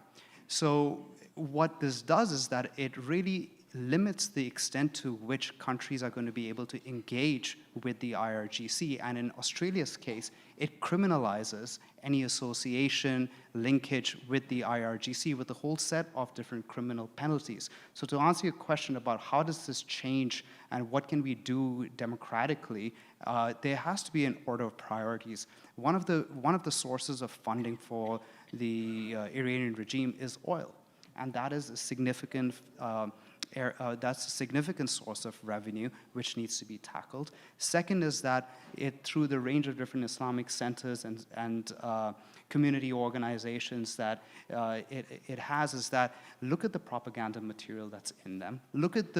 Do a proper study to see what actually is being taught there, to see how those seeds of dissent are taking place and how they are going to be exploited, particularly around turbulent events when they do take place, whether it's campus protests, whether it's elections, which in the US it happens every 2 years in the midterms. Back home in Australia, we have federal elections every 3 years, and that is when you have information warfare that gets carried out. So there has to be greater coordination amongst, whether it's the Five Eyes, but also amongst the European countries who have not yet designated the IRGC as a terrorist organization, because it is, as Victoria said, it's a monstrous organization which has been carrying out and has carried out a range of different malign activities to really coerce people overseas and, of course, within the country.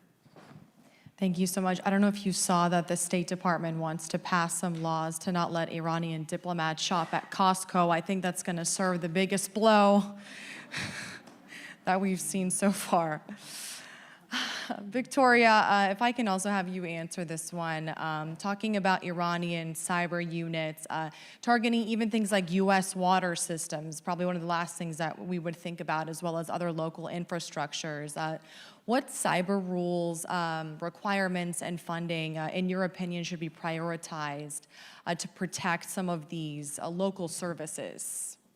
This is a really serious problem, and what they went after are these little regional companies, or utilities rather, that are not in this sort of federal level in terms of their security. And you don't think about the Iranians weaponizing water in regional U.S. markets. It's just it seems bizarre, but that's where they're headed because they know that's where the vulnerabilities are, and it extends from water to electric to telecommunication, whatever you'd care to mention in the utility sphere, because that can be fairly easily disrupted now through cyber means. And so I think there's a ton of attention to this in the new administration, to hardening those various grids, networks, making sure that we can prevent that kind of easy disruption, that we have duplicative levels of redundancy. So if one level goes down, you have another one there to provide that critical service.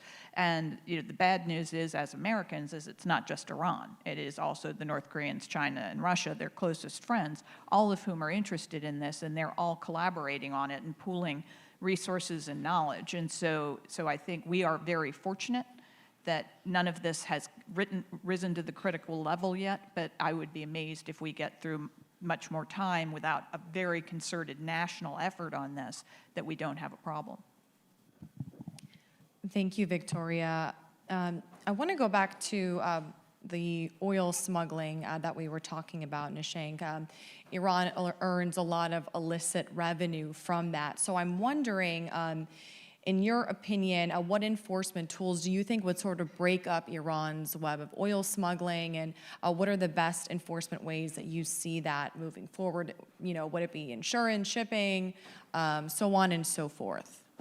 I think if you break down that question and look at it from different levels, you have the international, regional, and then the key bilateral relationships that Iran utilizes and really depends on as a way to continue that revenue flow occurring.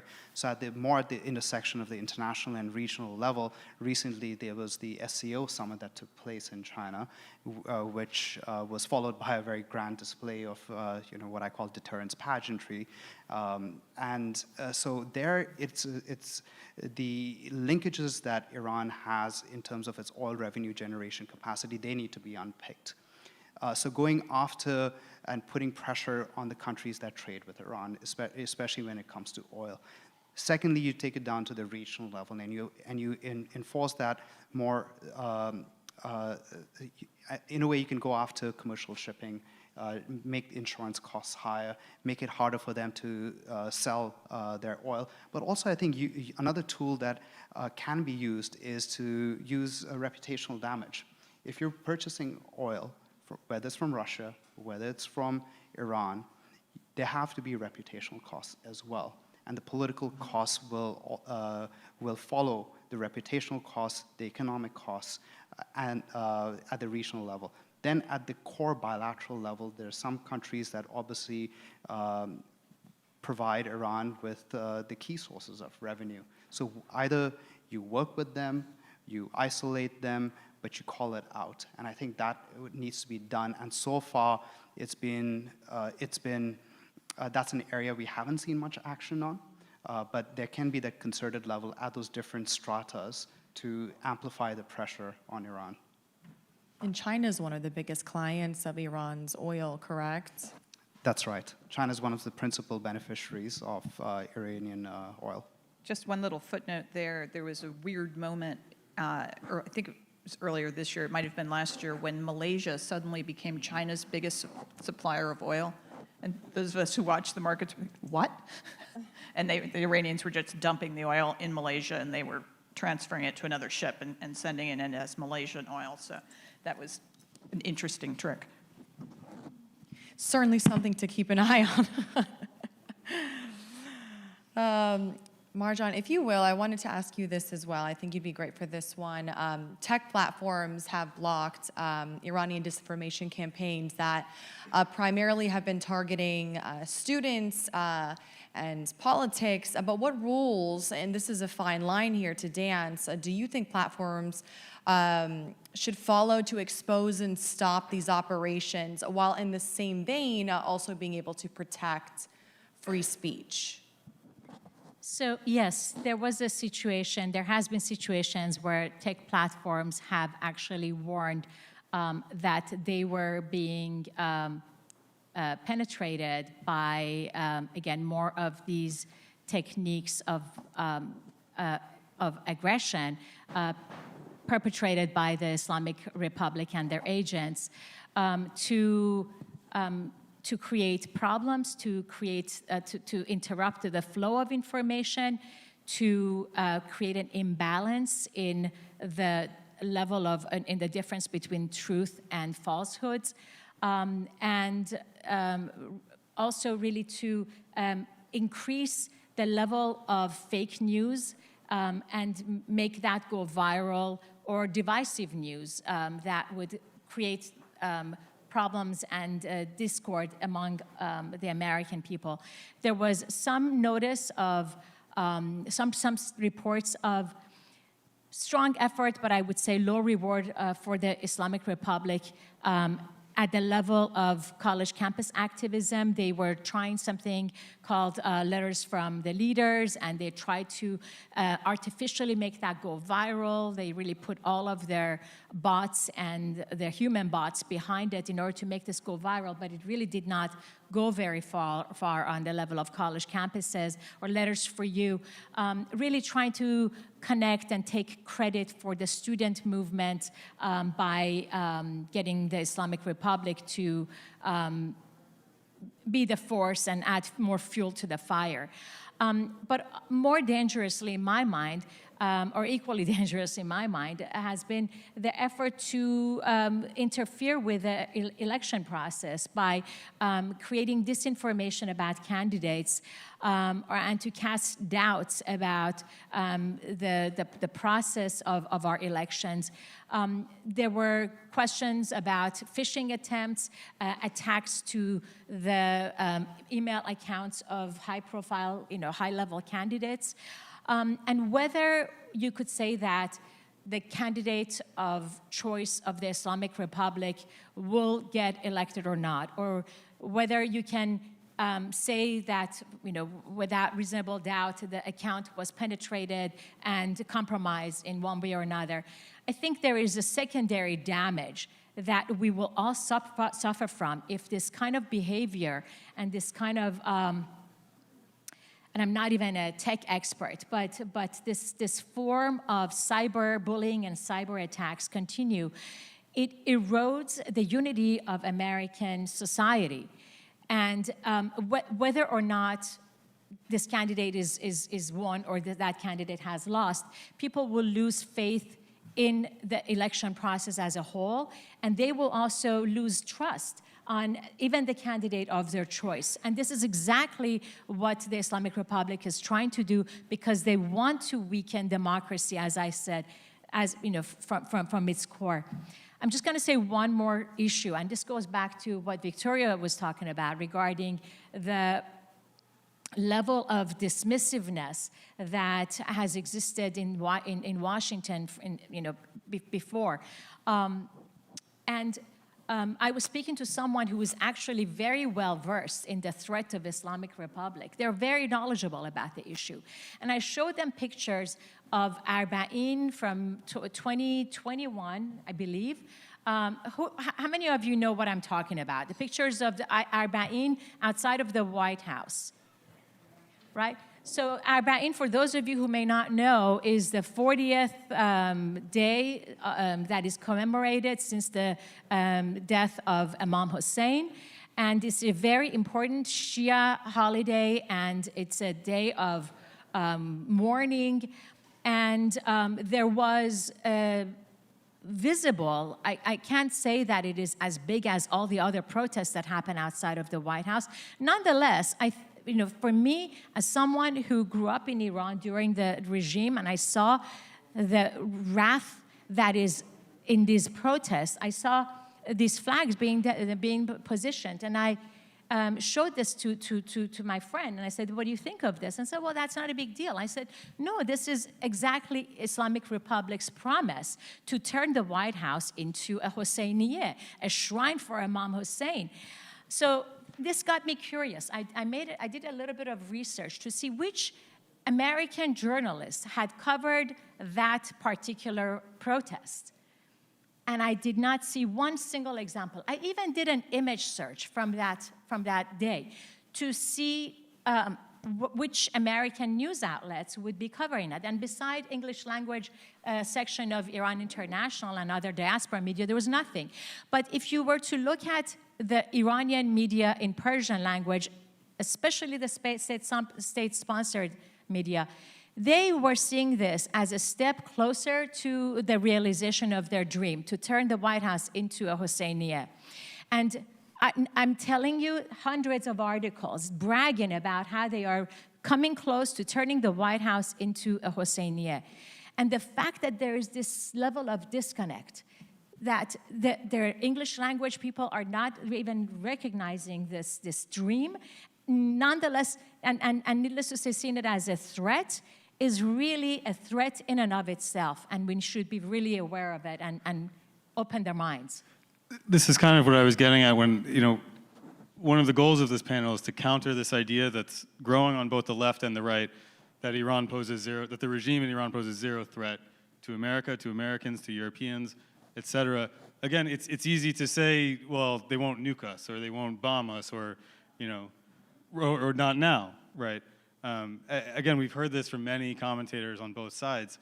It ignores the fact that many of our panelists today have extra security with them here today because they have threats out against them, active threats out against them from the regime. I wonder if the president is being made aware that there are regular new threats from high-level regime officials and clerics inside of Iran against his life. Fatwas have been issued in the last 2 months. So it's as you said, the coverage of this isn't really there. So I don't know if people fully see all of these things. So maybe it's easy and they feel right saying, well, they pose zero threat to us. They're never going to bomb us because we would obviously eliminate them, and they know that. It's a combination of arrogance, that we are so great, we're so big, nobody can harm us. And also, I hate to say it, it's also a level of prejudice to think that these people are not capable of it. And I think it's a very dangerous combination. I think even going beyond that, we have to understand that the threat is going to continue until the regime ends. We saw, Beham and Saeed here wrote a piece in the Wall Street Journal where they made the point, we saw with the fatwa with Salman Rushdie, it took 30-something years for that to take effect. This is an ongoing fight that is not going to end in the next couple of years until the regime is gone. Just to add to that, I think what it also expresses is the way the regime manifests itself and carries out its action is that it's really clear it's very ideologically based. This is ideological fundamentalism at play where they've created an enemy image of their counterparts, and that enemy image is very much based on who the other person is, who their counterpart is, as opposed to what they do. And when that particular enemy image and the basis on which it's created becomes the filter through which they see the outside world, pretty much anyone is the enemy. Thank you.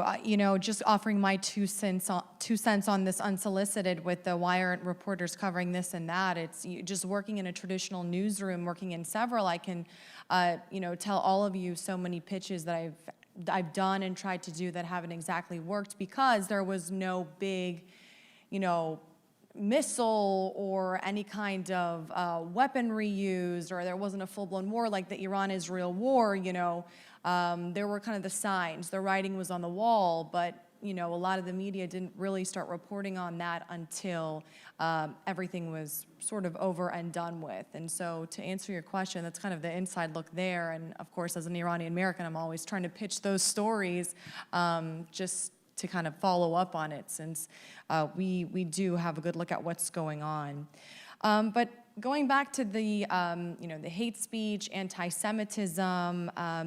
Anti-Semitism is, as we have seen, full front in the Iran-Israel war, really central to the Iranian government's ideology, their propaganda. Israel is one of the United States' biggest allies in the Middle East, and so many things are shifting in our landscape. Victoria, if I could ask you, in your best knowledge, how do you think the United States should address this threat through Homeland Security or things like community protection programs? This has been central to a lot of work I've been doing over the course of the last year. I wrote a book on Israel after October 7th and what had kind of emerged. And one of the things that I think was really startling to most Americans was the organized virulence of the anti-Semitism that seemed to be waiting for a sign. This did not try to hide itself. It was, and as I said, organized, ready, and sprang into action, and that we had allowed that situation to so metastasize, specifically but not exclusively on campuses, is really chilling. And we have to realize this is not just a spontaneous response to the government of Israel by some romantic young Americans. It isn't. It is organized. It is being implemented as a program. And the worldview here, and one unpleasant thing to do is go back and look at different manifestations of anti-Semitism, and you could argue that something like the Spanish Inquisition was primarily a religious movement. The Third Reich was racist. This is civilizational, and so they don't care if they're finding people in Australia or Israel or the United States. It's that those need to be disrupted, even if you're a state like Australia, which is ostensibly quite pro-Palestinian. That doesn't matter. What matters is you're a Western-leaning democracy, and so you need to be disrupted. And in that worldview, Israel's the little Satan, and the United States is the great Satan. But we're both Satan. And if you think you're on a crusade to defeat Satan, if you get the little one, you're not going to end there. You're going to go on and say, well, we're going to go for the big one. And so we, as Americans, have to realize, that this is not where the heart of the Iranian people are, but this is where the heart of the regime is, if they have one. And that's what they're trying to achieve. And so, we as Americans have to wake up to it. It's why we have initiated the National Anti-Semitism Task Force. I'm proud to have Eli Kohianim, one of my co-chairs of that, here today, doing the important work of Project Esther, which earned me something I never thought I would have, which is a profile in the New York Times. Because the New York Times thought it was really shocking that a bunch of people at the Heritage Foundation think it's a bad idea to hate Jews. But this is, they were amazed. But this is why it's so important. And so, yes, there's work we can do with local governments. There are legal challenges, what the administration is doing with our institutions of higher learning. These are all the actions that need to be taken to disrupt this. Thank you so much, Victoria. I think a lot of times with the Iranian regime, when there's smoke, there's fire, but you don't really see it till it's full-blown. And I've had so many officials from the State Department say, Iran's trying to hack into this, Iran's trying to hack into that, this is happening, and the other. We've seen Iran exploit U.S. election cycles to launch operations and kind of create this distraction method. So my question, I'm looking at you, this one's for you. I want to ask you, what systems do you think that democracy should create to, in essence, stay alert and ready during these predictable, is safe to say, distraction periods? I think a whole range of measures, and some of them have already been covered. I think one which requires steady implementation is spotlighting it.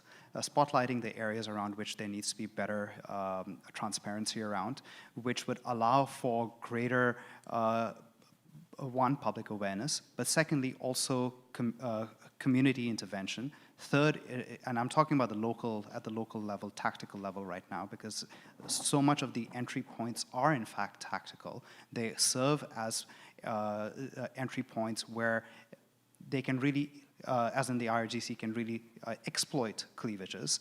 So it is paramount to have that degree of community outreach at the local level, and I'm talking about specifically in Australia's case, where they have been, where in both the anti-Semitic cases last year, which were linked back to the IRGC, is to see what are the linkages also between them and organized crime. Now, this is not to say organized crime is behind it, but they're certainly being used, and they're happy to be paid to extend the arm of the IRGC. So, number one, at the local level. Secondly, in terms, especially amongst the Five Eyes, but also extending to the EU, is greater policing cooperation.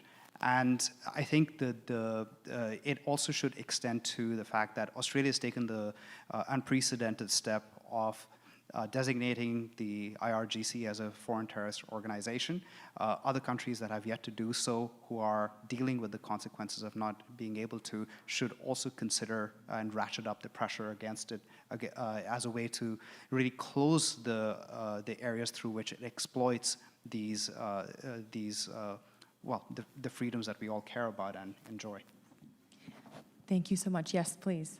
Yes, I just wanted to also add, there's significant importance in coordination on an international level, but also domestically, I think that our government can do better between the FBI and CIA and DOJ and Treasury. All of these elements can also do a better job of coordinating and sharing threats, regardless of partisan politics. I think these are really American values that are in danger right now, and it's really important that we take them seriously. Also, in terms of one of your questions about cyber information, digital information, and content moderation. Yes, there is always fear that these content moderators are going to exploit by restricting speech. But I think that the onus is on the content moderators to show transparency about their methods and about the algorithms also, so that they are not influenced by these outside malign influences. Lastly, I just want to let you know that I'm aware of the fact that I use the term cyberbullying to talk about cyber attacks, but I see the regime as a big bully. Therefore, I think whatever they're doing in the cyberspace is also cyber bullying. So just wanted to put that out. Thank you so much, Marjan and Nishank. I think bottom line, it's obvious that the Iranian government uses a mixed bag of tricks, if you'll call it that, for coercion. Whether it be cyber attacks or propaganda or lobbying or even using, yes, the media to get their message across. So whoever wants to take this one, I wanted to ask you, essentially, what is needed, would you say, to sort of counter the whole system of the Iranian government and not just go after it in bits and pieces, to really get to the root of it? Very quickly say, I think we do need a special envoy for Iran to be the head of this program. That's not just limited to negotiations over the nuclear program, which are hopefully a moot point, but to coordinate these efforts. The Costco thing is funny, but it's also symbolic. We all saw all those pictures of Rouhani and Zarif and the big pallets of stuff they were buying. This was something I worked on with Senator Cruz when we used the terrorism designation as a means to deny a visa. But all of this needs to be coordinated, that this is an attack on our country. And so it does have to do with the civil infrastructure and that issue. It has to do with the information spaces, as Andrew said, but that we all need to bring these things together and realize that we face a major threat. And this is a major threat we just struck. We struck them decisively. They couldn't do anything about it. They know we can do it again. And yes, they had their theater in Qatar, but that wasn't really a response. So we have to be on the lookout that this is now a game afoot. Yeah, actually my report today was a little bit about that. The Ritz-Carlton in Doha hosting Hamas and Iranian government officials, which is a American hotel. So that kind of underscores the kind of points that we've been making about, does the government really take them seriously? Do they really see the IRGC as the threat that they are? And it just underscores, I guess, bigger questions about that whole thing. So any other final thoughts? If not, I'm just going to add one thing because I thought somebody else was going to say it. And since it wasn't said, I'm going to say it. Better than banning Costco, for banning these agents from going into Costco and buying microwaves or whatever they were buying, I think it's better that we deny them visas so that they don't come to the U.S. for the General Assembly in the first place.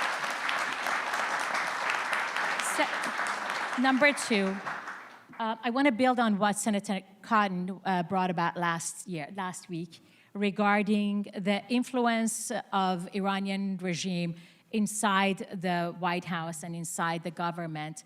And the fact that we still don't know what is going on with Robert Malley's credentials, there's no transparency about it. Even right now, we need to know what is happening and why there are still certain vestiges of the last administration and the Iranian regime still inside the government. We need that to end. And better yet, I think there needs to be a much more comprehensive background checks for anyone, not only getting a job inside the government, but also those highly coveted positions in university departments, whether it is professorships or chairmanships. We need more diversity of opinion. Forget the fact that we have Mousavian and Mahalati still, well, hopefully not for long, they were there for such a long period of time. It's really incomprehensible to me, and we need to have better systems to control for these issues. And I know we're going over it. I just wanted to point out that Molly's at Yale, and he just invited Zarif up to lecture. Or Harvard, yeah, like it just doesn't make sense. Yeah, but he actually went to, I don't know how he did the jump from Princeton to Yale, but Zarif is going to go up and I mean, imagine if you were paying that tuition and your kid came home and said, oh, this person came. Thank you so much to everyone who was here today. Thank you to our lovely panelists. I always learn so much when I do this, so thank you to NUFDI for inviting me back. And thank you to everyone again for being here. As Victoria said, we've run out of time, but I hope that everyone else enjoyed our discussion today. So thank you everyone for being here. Thank you so much.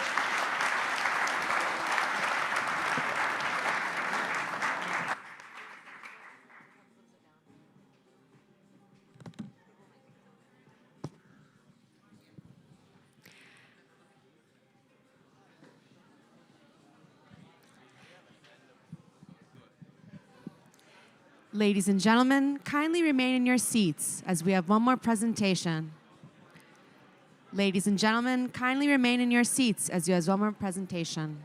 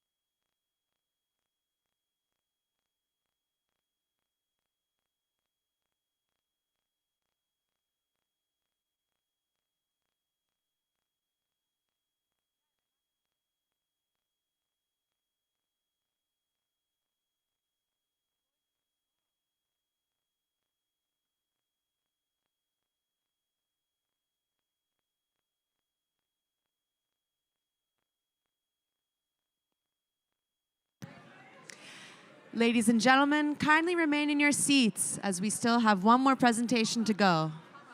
Ladies and gentlemen, kindly remain in your seats as we have one more presentation to go. Thank you.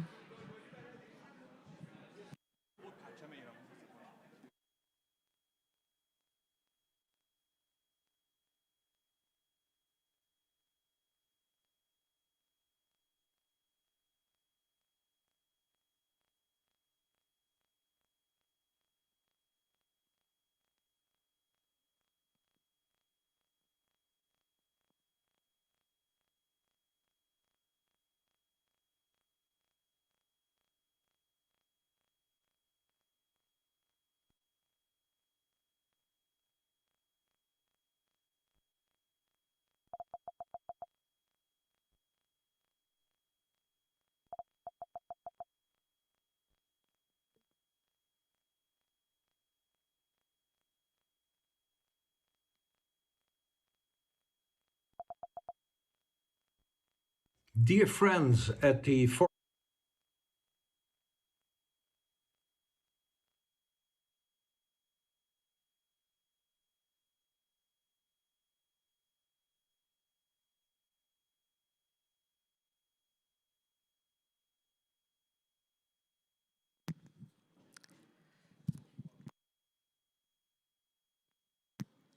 The final IPP presentation of the day, aka Iran Prosperity Project, will be on military and security affairs.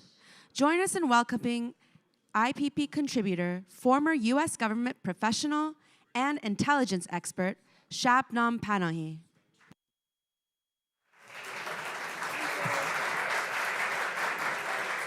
Thank you.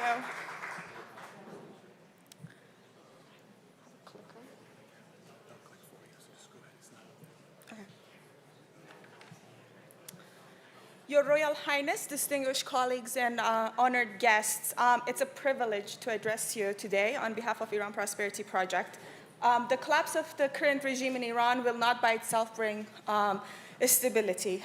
Without preparation, the day after the regime fall could very well bring chaos and insecurity. This is why our team in IPP has put together a roadmap for reforming Iran's military and security. This plan is designed to preserve stability, protect the people, and build democratic accountability from day one. So let's begin by looking at the current situation, the challenges we will face once the regime falls, and the actions that are required to secure a democratic future. So currently, Iran's military and security institutions are deeply political and they're ideological by the IRGC, Quds Force, and Basij. They, instead of serving the nation and the people, they're being used for repression, corruption, and foreign adventurism. For example, the IRGC has not only repressed the dissident, but they have also drained Iran's national resources on proxy wars abroad.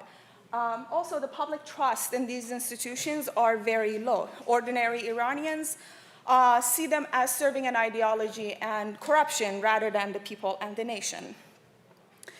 But to understand where we are going, we have to be honest about the challenges we will be facing after the regime falls.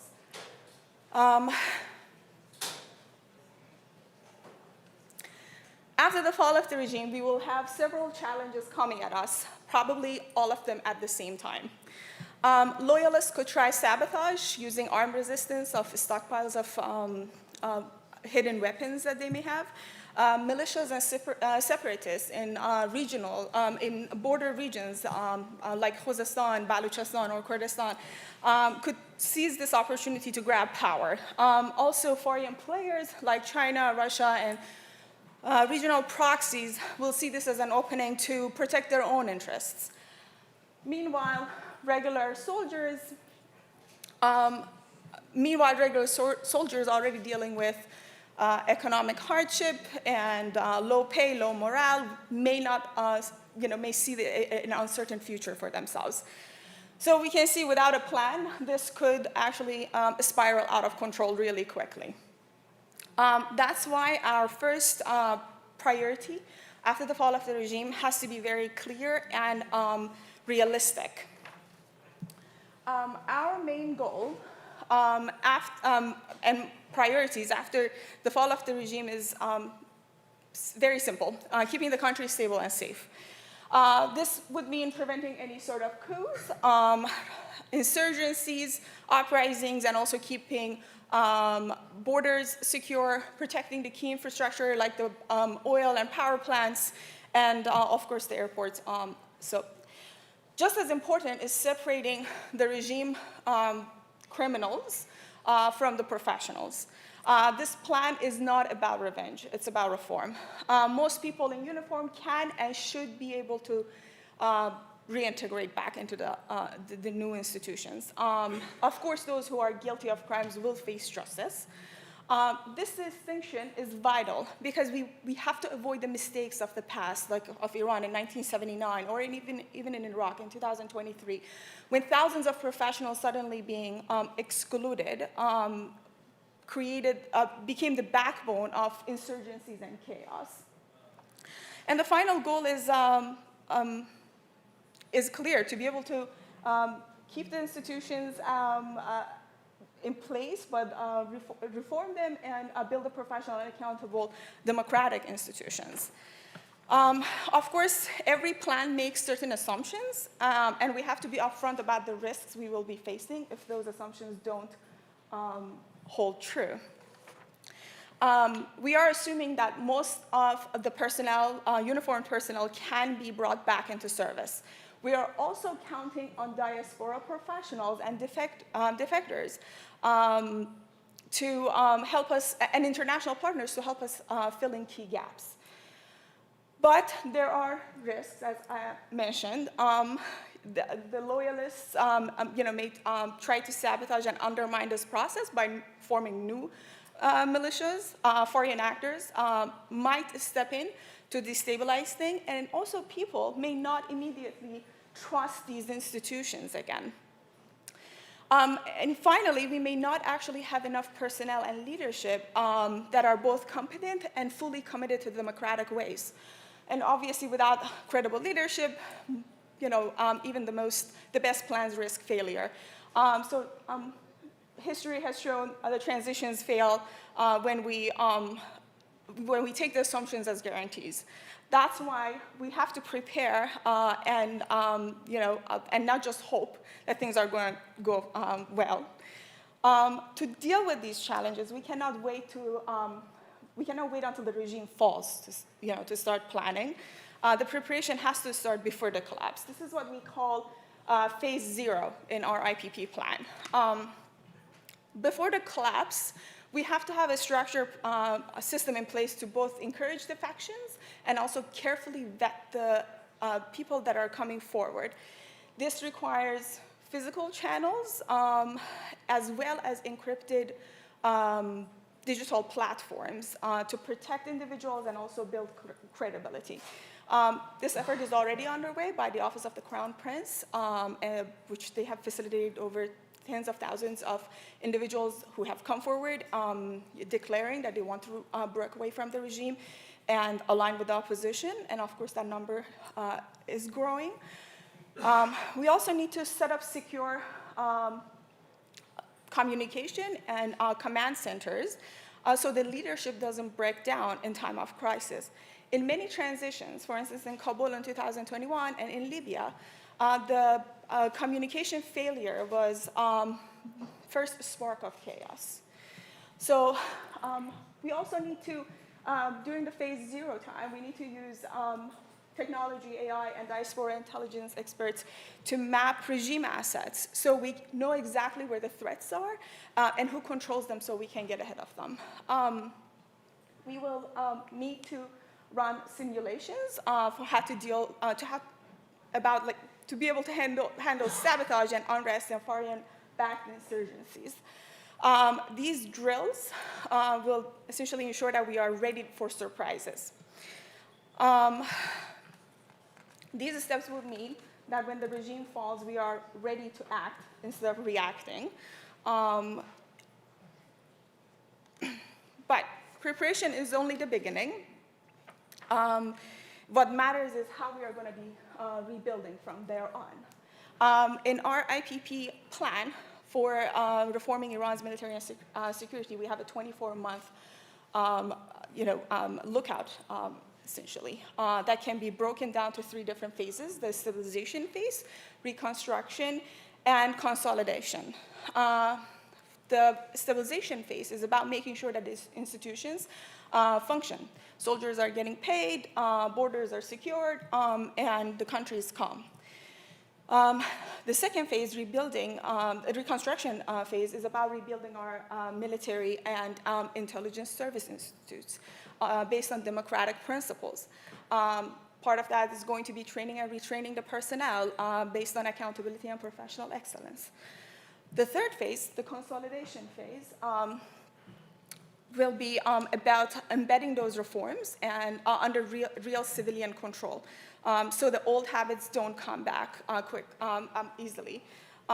This would mean we would have to have oversight committees, parliamentary reviews, and annual public reporting in order to build that trust from people towards these institutions. And the end result is clear, to be able to have a professional, unified, and accountable armed forces that are loyal to the nation and they are not serving any ideology. Of course, the first tests are going to come much sooner than the 24-month mark. The initial 180 days is going to be critical, which is what we call the emergency phase in the booklet that IPP put forward. During that first 180 days, the focus is going to be obviously on survival and stabilization, securing key sites, seizing weapons, imposing curfews when and where is necessary in order to keep order. And also, it will be essential during that time for our armed forces and security and intelligence institutions to show to people visibly that they are there to protect them and not to target them, in order to be, again, like to build that trust with the public. During that first 180 days, we will start vetting personnel, disarming loyalists, rooting out any regime spies that may be already embedded in our institutions. And during that time, during the vetting time, transparency is going to be critical because we want to show to people that there is a fair and evidence-based process in place. We will also start standing up new institutions like the National Intelligence Service and a reformed National Police Force, which will be under strict civilian control and oversight. And finally, we have to stress test these new reformed institutions to make sure that they can stand things like cyber attack, border incursions, and civil unrest.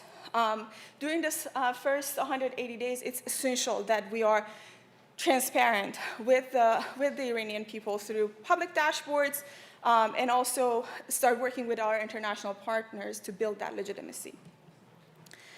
The way we will prove that we are succeeding, is by setting clear goals, clear and measurable goals.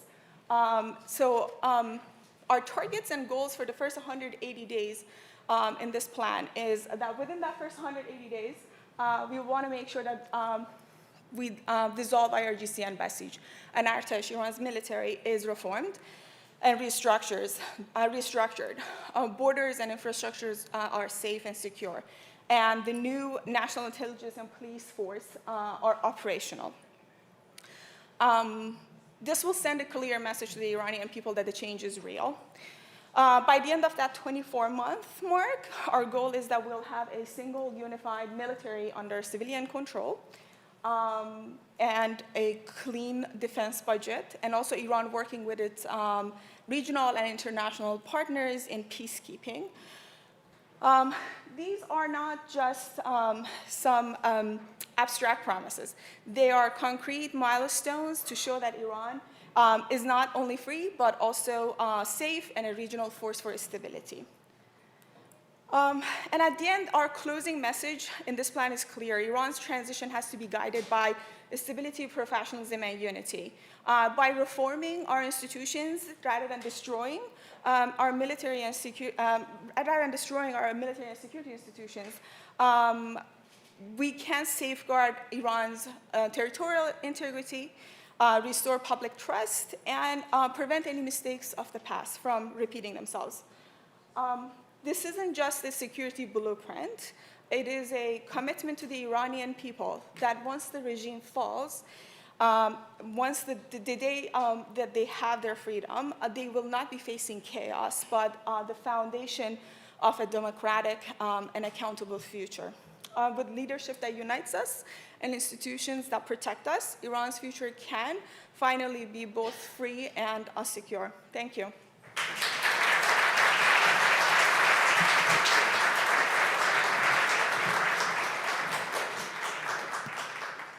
Ladies and gentlemen, please welcome back to the stage NUFDI Vice President Kamran Khansarinia.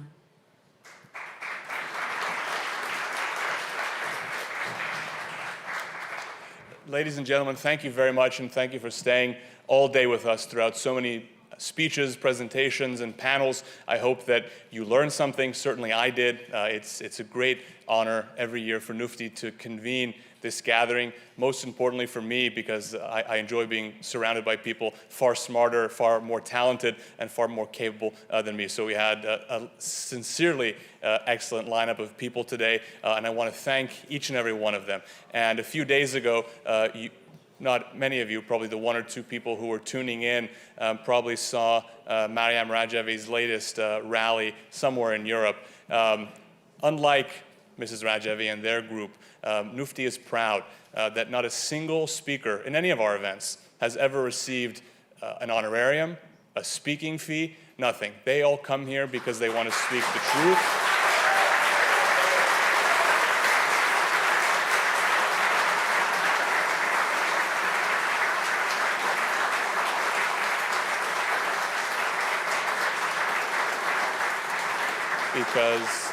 Because they want to speak the truth.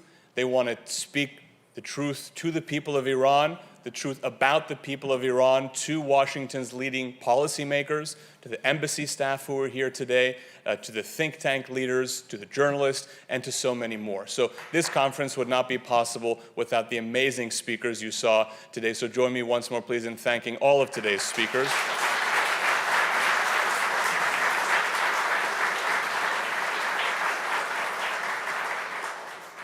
And of course, my incredible colleagues on the NUFDI team who have been working tirelessly over the past several days, running around worried, sweating, a little bit scared throughout the day, but they put on, once again, a fantastic program. And without them, this wouldn't be possible.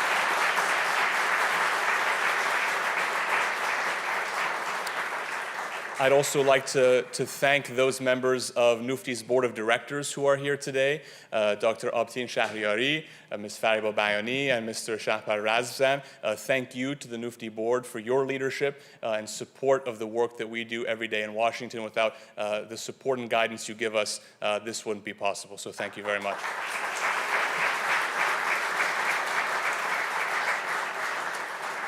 As many of you know, you'll be joining us again tomorrow for the second day of the Iran conference, which will be conducted, I'd like to remind you, entirely in Persian to discuss the Iran Prosperity Project, the emergency phase booklet, some of the presentations you saw today.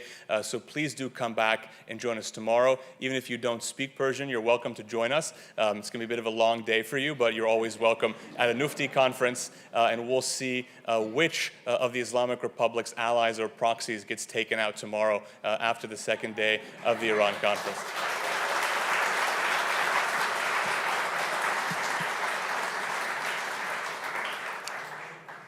Every year, organizing this conference is a real honor for us.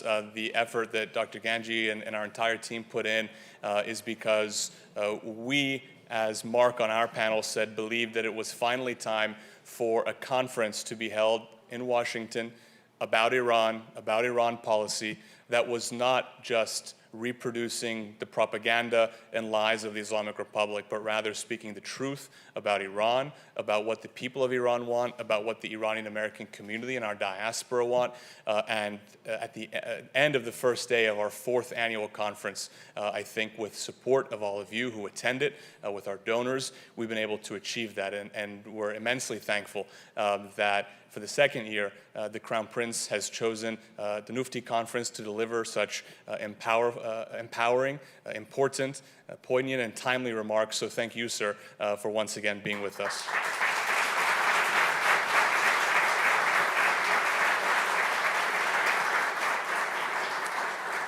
So that said, thanks to all of you for being here. Thanks to the many thousands of you who have watched live, and we'll see some of you tomorrow. Thank you.